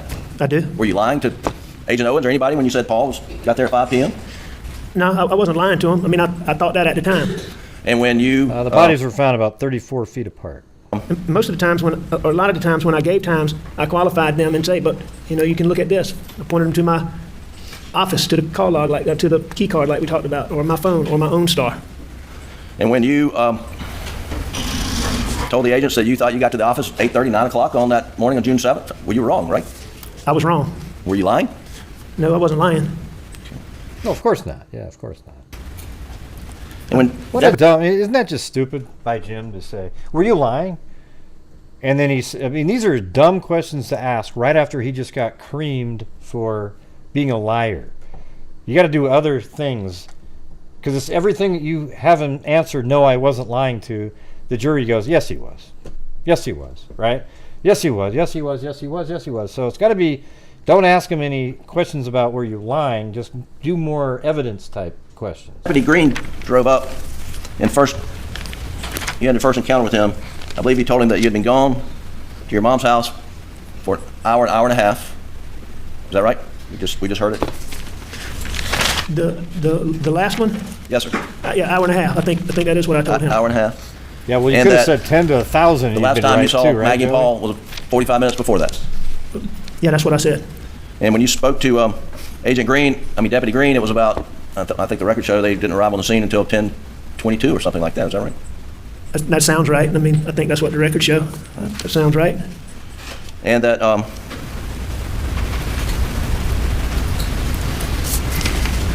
were you lying to Agent? Excuse me. It's just amazing. You always hear defendants rarely testify, and the attorneys always tell them not to testify because of exactly what happened to this clown, who is an attorney and knows better, but his ego got to him, and he had to do it. Isn't that amazing? God. Deputy Green, when you told him what time, how long you thought you'd been at your mother's, and the last time you saw Maggie and Paul? No, sir, I wasn't lying to him. Were you trying to mislead him in any way? No, sir, not when Mr. Green got there. Now, you've admitted, the first few questions that I asked you yesterday, and multiple times today, that you lied to Agent Owen and Deputy Rutland, and Agent Owen and Agent Croft, and on a couple occasions about your whereabouts following dinner, correct? I did lie to them, as we discussed repeatedly. And you've explained that it was just addiction, opioid-induced paranoia you just couldn't shake. Right, that was the... Right. That's right. lie. Like I said, there's certain things, anything. That was a lie that he said to the first officer that showed up at the scene, but he pretended that the lie evolved a little bit later after all these people were talking to him and stuff, right? It's just awesome. It'd make you paranoid, but I could get over it really quickly. But that night, I didn't. And you had a bag of pills in your pocket, did you not? I did. And He's the type of guy that would say, it depends on what the meaning of is. When you got down to the kennels, we're not going to repeat all that, but I mean, did you ever see anybody down there? Anybody else? No, there was nobody. There wasn't anybody down there when I was there. And did you believe that the information, whether you were there or not there, would advance their investigation in any way? No, I didn't. I didn't think that. And why didn't you think that? Because they were fine and doing good when I left there. Did Hey, WNC Granny, the address that you sent me is the one that you just sent me. It just doesn't show up in Google or anything like that. I couldn't find it. Like even Google Earth doesn't show it. On the 911 call, do you remember that the call first went to Hampton? I don't remember that, but I know that now. And what we played here in the court in your testimony was the Colleton County handoff. I mean, look at his face is still the same. He knows. Do you recall that? The happiness, the sort of kind of, just regular talk. We're just talking among friends. Look on his face is shattered and gone. I do recall that. Okay. I think at some point the part in Hampton might have gotten played too, didn't it? But I know the main part was the Colleton part. But it was like a minute into the call. But initially it went to Hampton, then subsequently it was transferred to Colleton. That's right. And then a minute or so into the Colleton call, you said, I've been up to it now. Do you remember that? I do remember saying that. I remember hearing it. I don't remember saying that, but I remember hearing it. Okay. And that is accurate.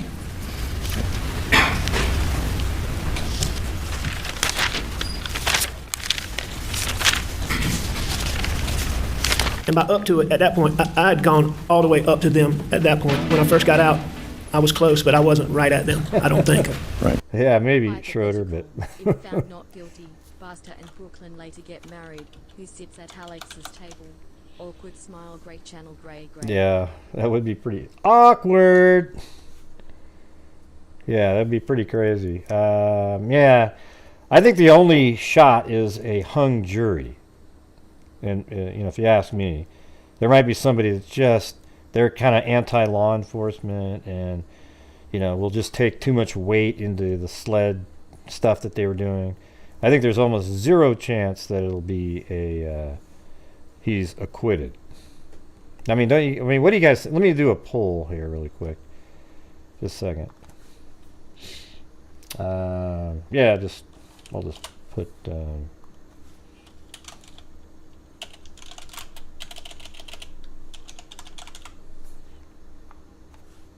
let's see. Not guilty or hung jury. Actually, yeah, I wish I could do 3. I can't, unfortunately. So that's all I'm going to put here. Out of those 2, not guilty or hung jury, which one?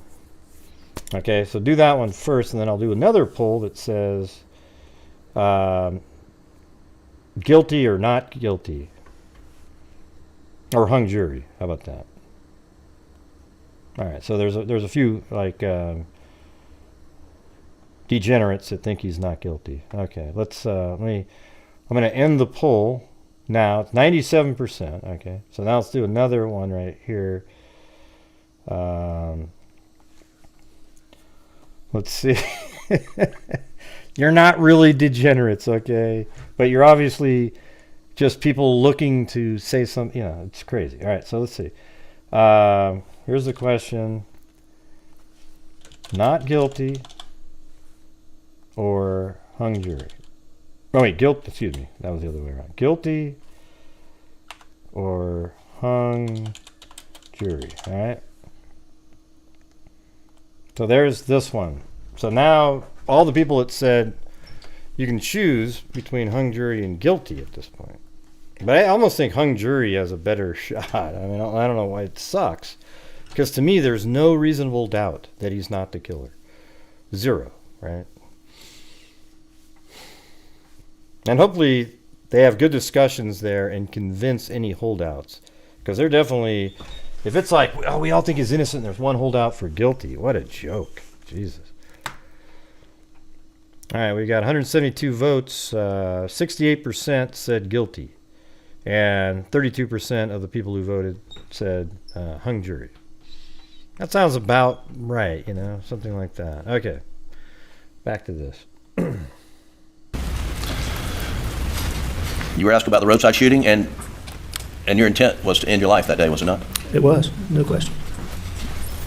And I didn't influence you were shot the but not poll, killed. Melanie. Jeez, what are you And talking then about? you made up a lie to law enforcement about what happened, right? That's correct. Were you trying to protect Curtis Eddie Smith by doing that? Was I trying to protect Curtis Eddie Smith? Yes. I don't know exactly. It all had to come together so quick. I don't know that I was trying to protect Curtis Eddie Smith. But honest to God, if somebody out there saying he's innocent at this point, then that means their critical thinking skills are nil and shouldn't even bother voting on these types of things. Nor should you ever go down to, whenever there's a jury summons, you should always fight having to go get it, because you're somebody that would ruin the way the system is. It's not critical thinking. We need, like when you go to the jury, do you ever consider that when they say a jury of your peers, do you really feel that way? When you look around the room, when you're sitting there waiting, people with they're just sitting there with like shorts on in the jury room, eating pizza with smeared shit all over their face. Do you really feel like you're going to get a fair trial with somebody like that on the jury? Yeah, probably not. Probably not. Thank you, Holly Reagan. Yeah, I may have been, but it was just, I wasn't supposed to be there. And then Thanks, I Jim was. Bond. When you say I wasn't supposed to be there, what do you mean by that? I intended for him Yeah. I intended to be gone. I intended for him to It'll be shoot me. 11 I to intended 1. to be gone. And the one thing, the main, Well, there was 2 suckers that cried, so it might be 10 to 2. my main concern at that point was that I did not want Buster. I did not want Buster knowing that I had tried to do that. Okay. That was my motivation in telling that story. Nice. Did you eventually, voluntarily, convey to Agent Kelly and others that that was a fabrication? I did. After, Yeah. I don't know, a few days in, I mean, I've always, like we could sit there and say tunnel vision, but from the get-go, this Alec Murdaugh guy here is very believable that he killed them because of all the stuff that he's up to and doing, especially the shooting. I think the shooting incident on the side of the road where he wanted to make it look like a murder or a murder attempt and it would point to another killer, it was the sole thing. See, if you believe that he did that to make it look like it was somebody else to get law enforcement to start looking elsewhere, then you know for right then that he's guilty of the murder. 100%. If you believe that he was really doing a suicide and the guy that was shooting him to make it look like a suicide quit shooting, then I've got some swampland to sell you. So we knew about the shooting on the side of the road for a long time, and you know that it was him attempting to let people know that the real killer's still out there. Quite shameful for the SC court system, in my opinion. So Leash Gallagher said, wonder if Southerners are more likely hung. I'm from Colorado, and I always thought he was... I don't know if it matters where you're from. It's just logical thinkers, And then Schroeder said, can the judge override a not guilty... I don't know. He can do the other way, though. A not guilty verdict in this case would be quite shameful for South Carolina court system. Yeah, I agree. I don't know. I don't know if judges can do that. I know they can override a guilty verdict. I've seen that before, like a directed verdict right at the end and say, you know what, the state did not prove its case. He's free to go, even though he was voted. I mean, it's not really common, but it does happen. in detox, when I finally got over those initial, just where I could just function, I think I told you first, then I think I told Buster, then I think I told Randy and John, and y'all arranged either the next day or 2 days later to come, and we called. I don't know, it'd be more like in his case, the jury might play a role if it's because he's, you know, a local to them and they know him and things like that. But I don't think it matters that they're Southerners, you know. Ryan Kelly.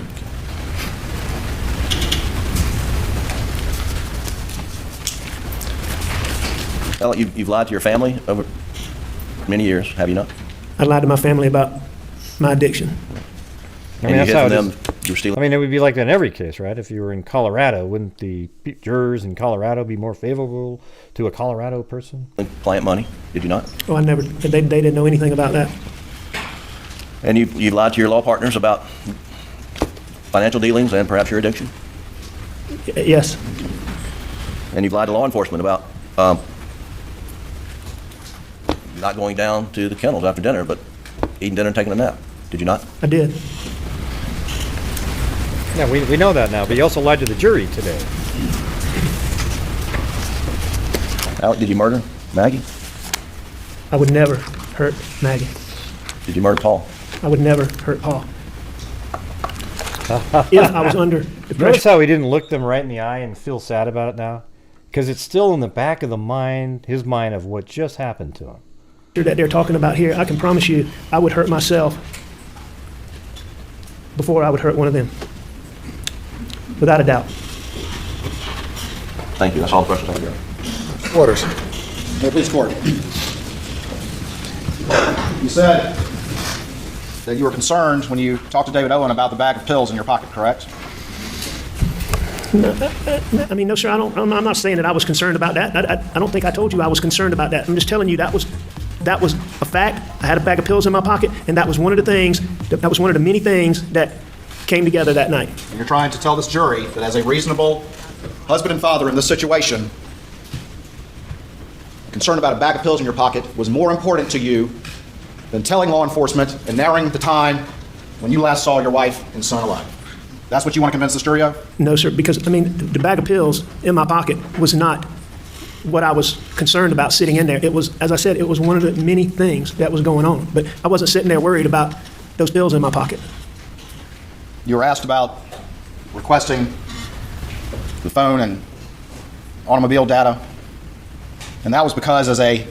I think Buster knows. Early, like a while ago, he was going to be... it sounded like there were people that believed he was going to be a defense witness, but I think his dad convinced him over the years, hey, yeah, listen.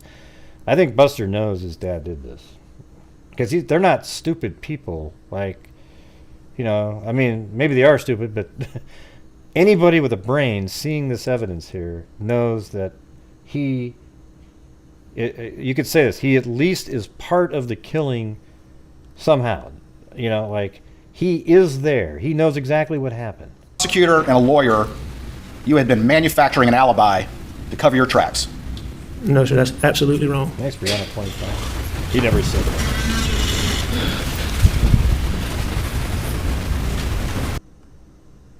Bag of pills in your pocket was more important to you than telling law enforcement and narrowing the time when you last saw your wife and son alive. That's what you want to convince this jury of? No, sir, because, I mean, the bag of pills in my pocket was not what I was concerned about sitting in there. It was, as I said, it was one of the many things that was going on. But I wasn't sitting there worried about those pills in my pocket.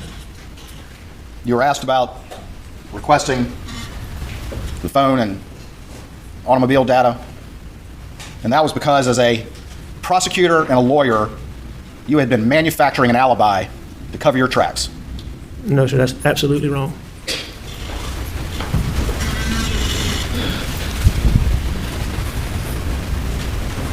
You admit you were wrong about a lot of things in what you told law enforcement about June 7th, correct? I was wrong about things. Some things.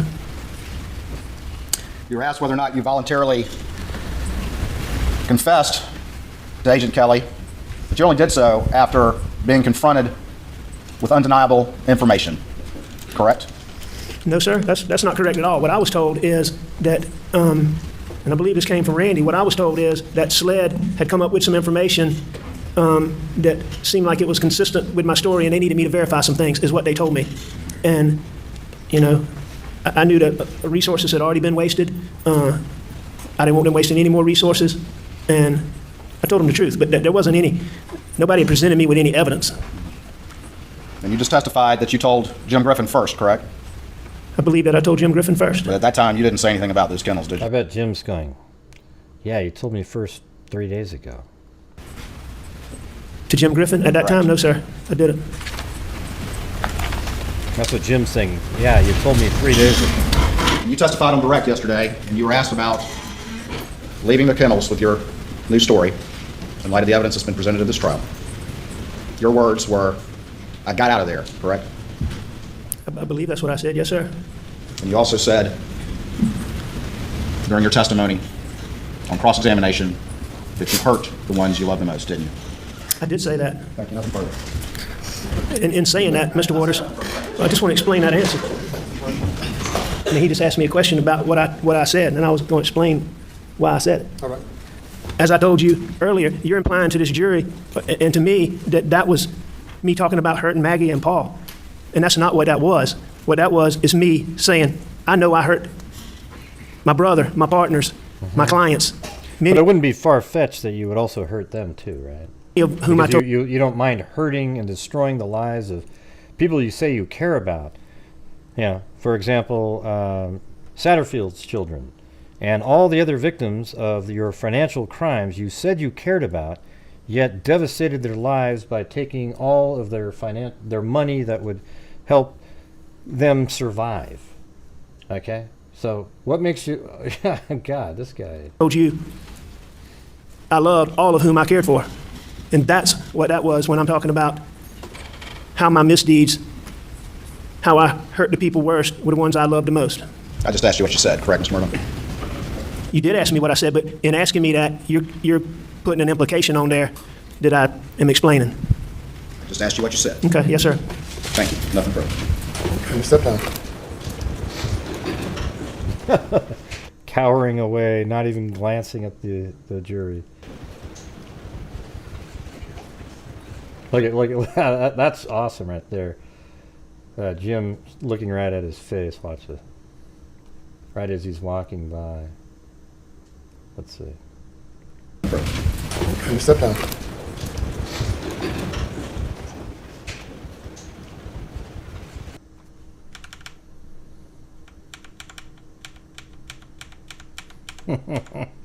Looks right at him. Oh yeah. That's good stuff. I'll stand for a moment while counsel approach. Oh man, that was amazing. Anyways, that's gonna do it, you guys. That is it for tonight's show. Let's see. Yeah. So, what do you guys think? You guys have a good time? I know it's a long show. I mean, it was 4 hours and 44 minutes. But we also got to watch it at 1.5 speed with, commentary and some laughs here and there and, that kind of thing. Yeah, I thought it was pretty cool because I think it was one of the most incredible jobs I've ever seen by a prosecutor, knowing the personality type and what he needed to do to achieve his goal of getting him to lie provably to the jury right in their face, and he led him down the path, and boom. I mean, have you guys ever seen anything quite that masterful? I mean, that was, there's always good attorneys out there, but that was incredible. You played him like a fiddle, just, it was amazing. Absolutely awesome.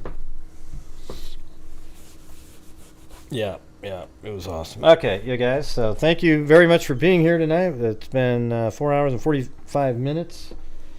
Thank you, Princess Pillow. Yeah, I got it. Maybe I'll take I have those Tylenol PMs. I think those are pretty good. I might try one of those tonight. All right, well, thank you to... Here, let's do the music for that.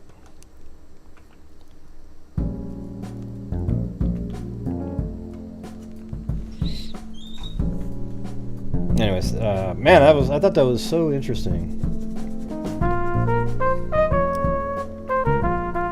Thank you, Leisha Galagos. Bray watching this with your snide commentary with everything. Oh, cool, thanks.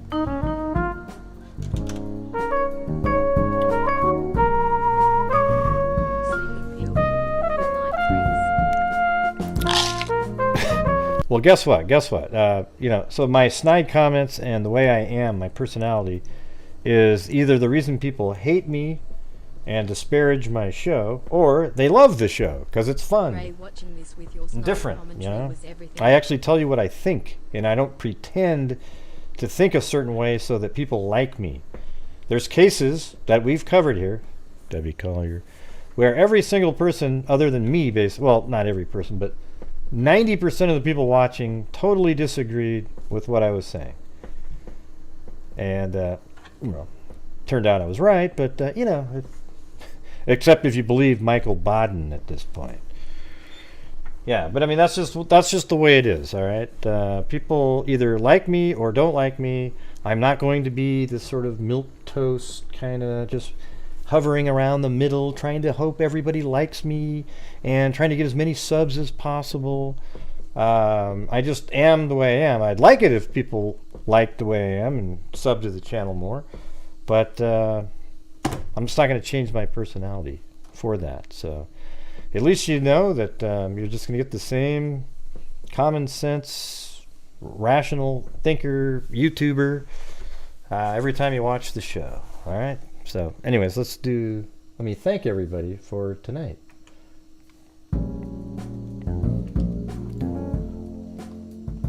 Thank you, Ashy Snow, Scoutin' Dude, Jamie, Doohickey, Jim Long, Brianna 25, K-Me, Amy Rastad, Jess Trombley, hey Jess Trombley, Griminator Patty, Jamie, Kelly Snyder with a cat eye donation, Eugenie, Subiwan Kanubi. Some of these names I gotta tell you. Jamie, Ali Cake, as in Ali Cake,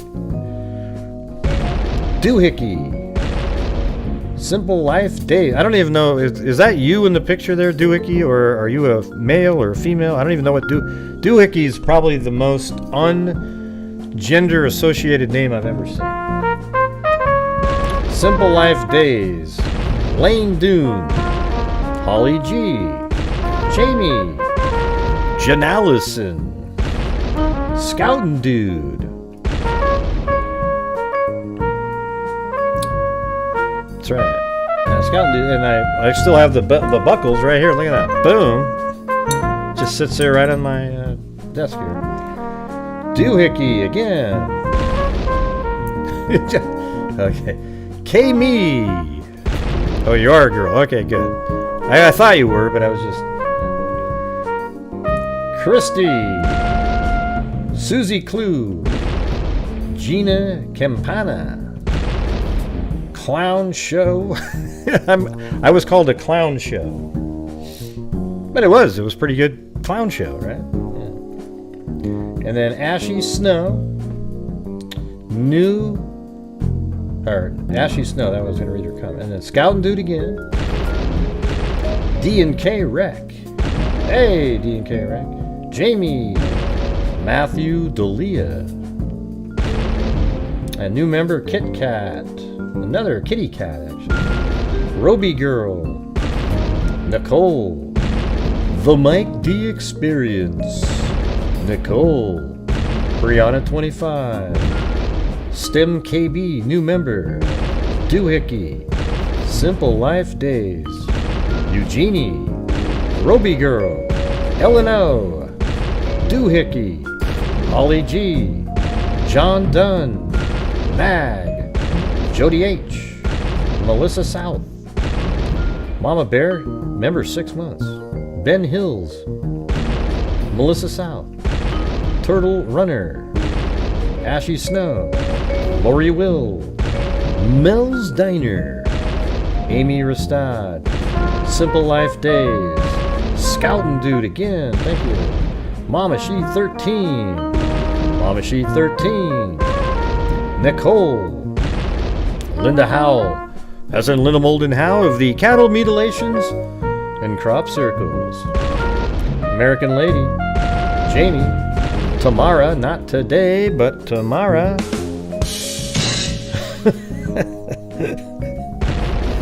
American Lady. Norm Scanlon. Doohickey. Ashy Snow. Judy. Bridget Bauman. Holly G. Princess Pillow. Melissa South. Leisha Galagos. Jamie. Pam Cornelius. Lynn Lewin. Lywin. Kelsey 206. Debbie L. Noreen Gardner. Melissa South. Nomad Beads. Jessica Schubach. Roby Girl. Nikki Zubs. Tamara, not today, but Tamara. Ibels is. Iba is a. Let's see. Ibiza is. Man, come on. Help me out here. Look at that. Let me ask you this. I have to. 2 names in a row are this one. Ibiza is and Nikki Zibs. Danielle White.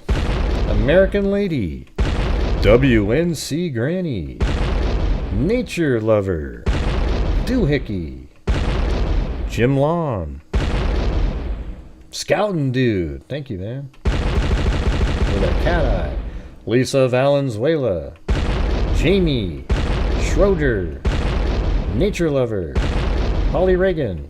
Jim Long. Leisha Galagos. Schroeder. Sack and Fox Nanny. Brianna 25. Princess Pillow. And Leisha Galagos.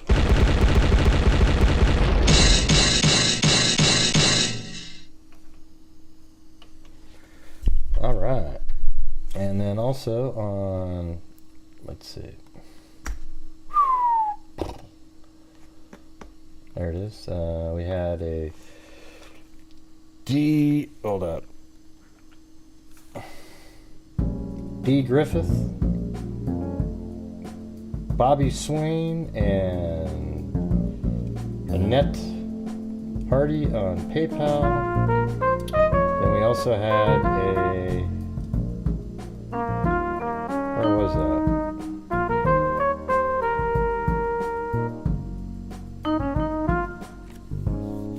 I can't find it. Oh, there it is. Holly Griffin on Cash App, I think. Awesome. Well, there we go, everybody. That's awesome. So what we're going to do tonight is we're going to spin for a It's a House mug. It's a house. All right. That's what we're going to spin for. Last year, I spun too much of like money that I could be giving out. I mean, it was, what was it? I think I gave out $5,600 worth of mugs. I don't think that's genius level stuff there, but hey, it was pretty cool.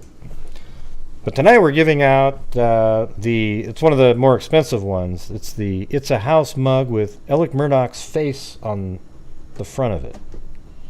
I know that's like you don't really want to look at it, but it's all fun, right? It says, It's a House! Where is that thing? Let me see if I can find it.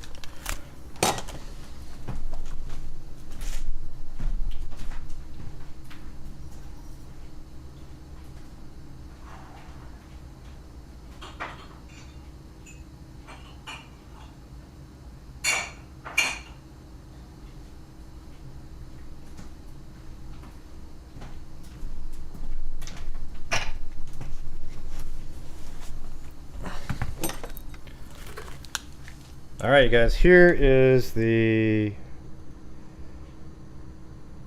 By the way, do I mumble a lot, you guys? I keep hearing like this.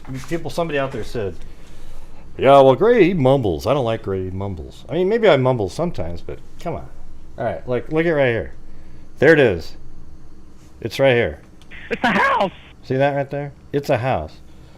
And then it says "We Are Freaks" right there. That's the original logo thing.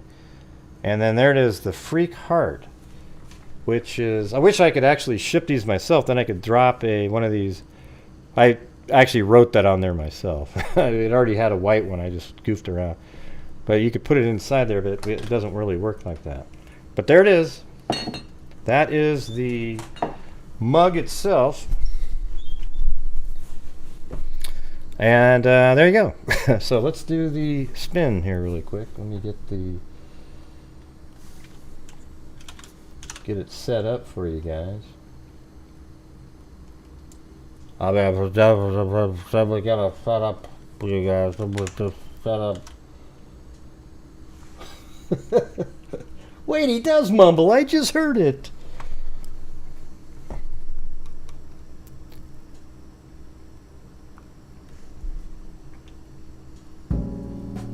Oh, there's some blank ones in there, so I guess that'll just be a well, let me try to get rid of those. Oh, Jesus. What happened?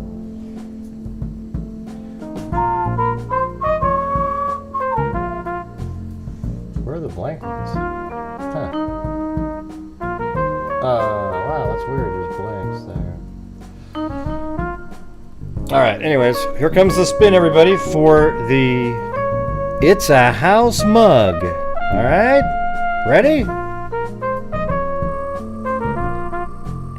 Oh. Oh, did you see blue in them tonight, Cairo? Nomad beads. You want it, man. Or gal.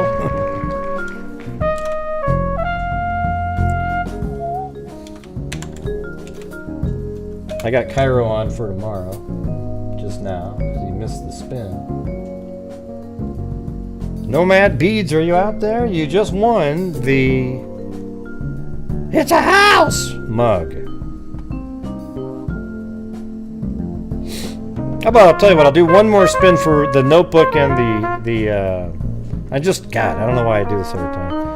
And the squishy heart stress ball thing. Alright? So this is going to be for the notebook. Alright? Here we go. One more spin.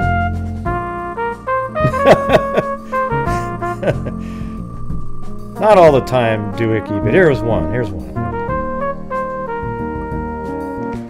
Melissa South wins the notebook. You just send me your address and an email, and I'll ship them off. Apparently, they're supposed to be here on Monday, so Yeah, you were close there, Holly. The next one. All right. So thank you guys very much for being here tonight. Thought it was awesome. Maybe Mary Lou will do some Ice Ice Baby here in a minute. Been a long night. It is a Friday. All right. So thank you all very much for your support. Hit that like button on the way out. If you haven't subscribed to the channel, please do so. Good to see you, Cairo. And yes, tomorrow, I guess, well, next week there's going to be more trial. I'm not sure what we're going to be doing tomorrow, but rest assured there'll be something. Alright, so we'll see you guys tomorrow, and as always, everybody, until next time. Oh, by the way, before I say be safe out there, thanks to all the mods for getting rid of all the trash quickly. It's nice, good stuff, and again, thanks for all the support out there. Really appreciate it. Alright, so again, wow. What's going on, Lanky Tour and Jim? Man, you guys are awesome. Let me add Lanky Tour to the spin for tomorrow. Let's see.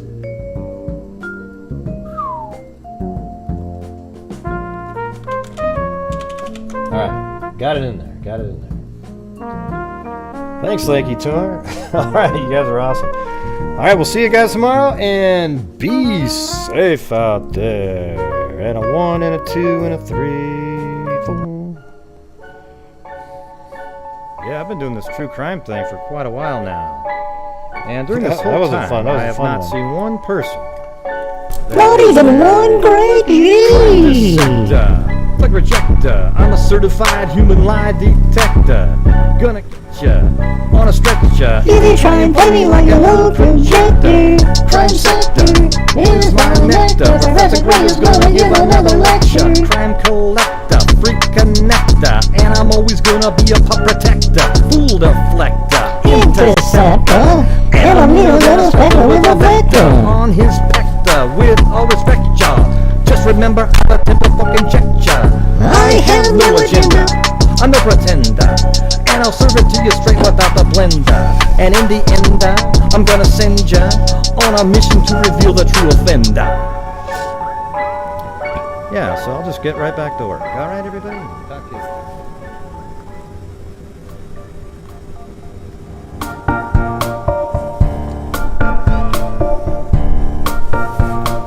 Crime dissector, detector, I'm a certified human lie detector. Gonna get ya on a stretcher if you try and play me like a no projector. Crime sector is my nectar. Professor Gray is gonna give another lecture. Crime collector, freak connector, and I'm always gonna be a protector, fool deflector, interceptor. And I mean a little spectre with a vector on his spectre with those spectral.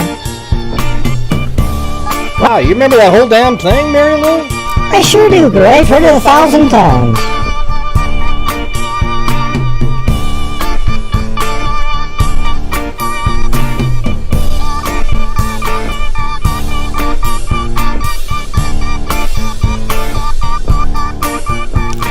Stop. Try to read and listen. I sit back with a brand new invention, something. Rather holding me tightly, flows like a harpoon, alien nightly. Will it ever stop, yo? Don't know. Turn off the lights, run on glow. To the extreme, I ride the mic like a vandal. Out up the stage, I make the jump like a candle. Dance, cause the speakers are boom, killing your brain like a poisonous mushroom. Deadly, when I play a dope melody, anything less than the best is a felony. Love it, leave it, better gain weight. Better hit bullseye, the kid don't play. If there was a problem, yo, I'll solve it. Check out the hook when my DJ resolves it. Here's a little story that I got to tell about three bad brothers you know so well. Started way back in history with that Rock MCA and me, Mike D. Had a little horse, his name was Paul Revere. Few more horses on a quart of beer. Riding across the land, kicking up sand. Sure tosses on my tail cause I'm in demand. One lonely beastie I be, all by myself without nobody. The sun was beating down on my baseball hat. It was getting hot, beer was getting flat. Looking for a girl, ran into a guy. His name was MCA. I said howdy, he said hi. He told a little story that sounded well rehearsed. 40's on the run and then he's dying of thirst. The brew was in my hand and he was on my tip. The sodas rose right after he for a sip. He said, can I get some? I said, you can't get none. I had a chance to run, pull a shotgun, quick on the draw, thought I'd be dead. Put the gun to my head and this is what I said. My name is MCA, I got a license to kill. Hope you know what time it is, it's time to get ill. Now what do we have here? An outlaw and his beer. I run a slam, you want to send, I'll make myself clear. I stepped into the gloomy, had a gun, he had a grin. You think the story's over, but it's ready to begin.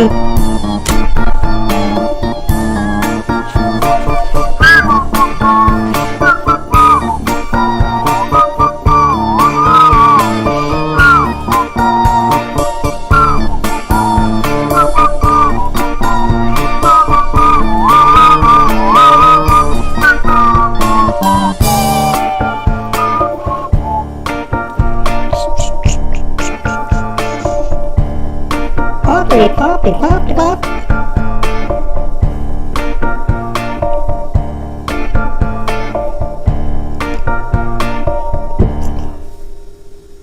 Hey, Gray, where'd the music go, Gray? Gee.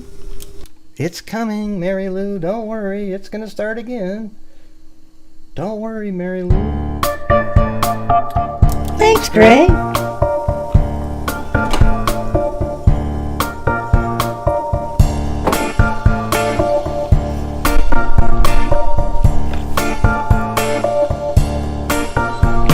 Right, stop. Collaborate and listen. I sit back with a brand new invention, something. Tries to holding me tightly, flows like a harpoon daily and nightly. Will it ever stop? Yo, I don't know. Turn off the lights and I'll glow. To the extreme, I rock the mic like a vandal. Right up the stage, I make the chump like a candle dance. Cause the speakers of bone, killing your brain like a poisonous mushroom, deadly. When I play a dope melody, anything less than the best is a felony. Love it, leave it, better give way, better hit bulls that a kid don't play. If there was a problem, yo, I'll solve it. Check out the hook, my DJ resolves it.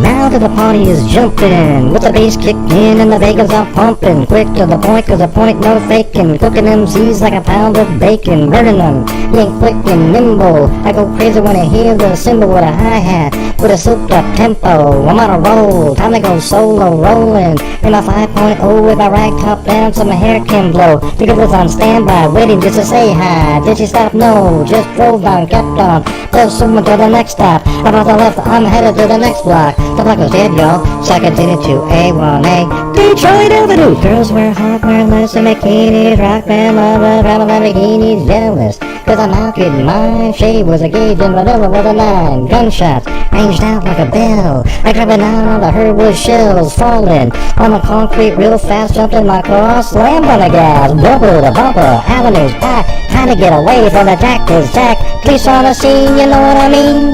They pass me up, confronted all the dope fiends. If there was a problem, yo, I'll solve it. Check out the hook when my DJ resolves it. Tiki, sound lyrical poet. Miami's on the scene just in case you didn't know it. My town, decorated all the bass sound. Never shake get cold in the ground, cause my style's like a chemical spill. These arrive, you can vision and feel. Conduct and inform, it's just a hell of a concept. You make a hype, then you want us to print it. Shape plays in the face, slice like a ninja, cut like a razor blade so fast. Or did you just say, damn, if a rhymes were a drug, I'd sell it by the gram. I keep my composure while it's time to kick loose, magnetized by a mic while I kick my juice. If there was a problem, yo, I'll solve it. Check out the hook, my DJ resolves it. Not too bad, Mary Lou. Yeah, Mary Lou, that was really good. Not too bad, Mary Lou, but I'm much better. What do you mean you're much better? I just am. I'm much better than you, Mary Lou. What do you mean, Jimmy? That's a bunch of crap. God, calm down, you guys. Alright, calm down.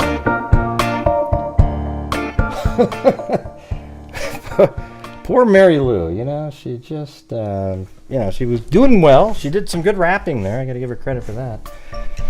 But hey, everybody, thank you very much for being here tonight. We will see you tomorrow. And, as I always say, everybody, until next time, be safe out there. Be safe out there. Good night, everybody. That was a really quick one. Usually it's a little bit more drawn out, Mary Lou. You usually keep it going for a while. You know what I mean? What do you mean like this? Good night, everybody. Jay. Yeah, exactly like that. Oh, boy.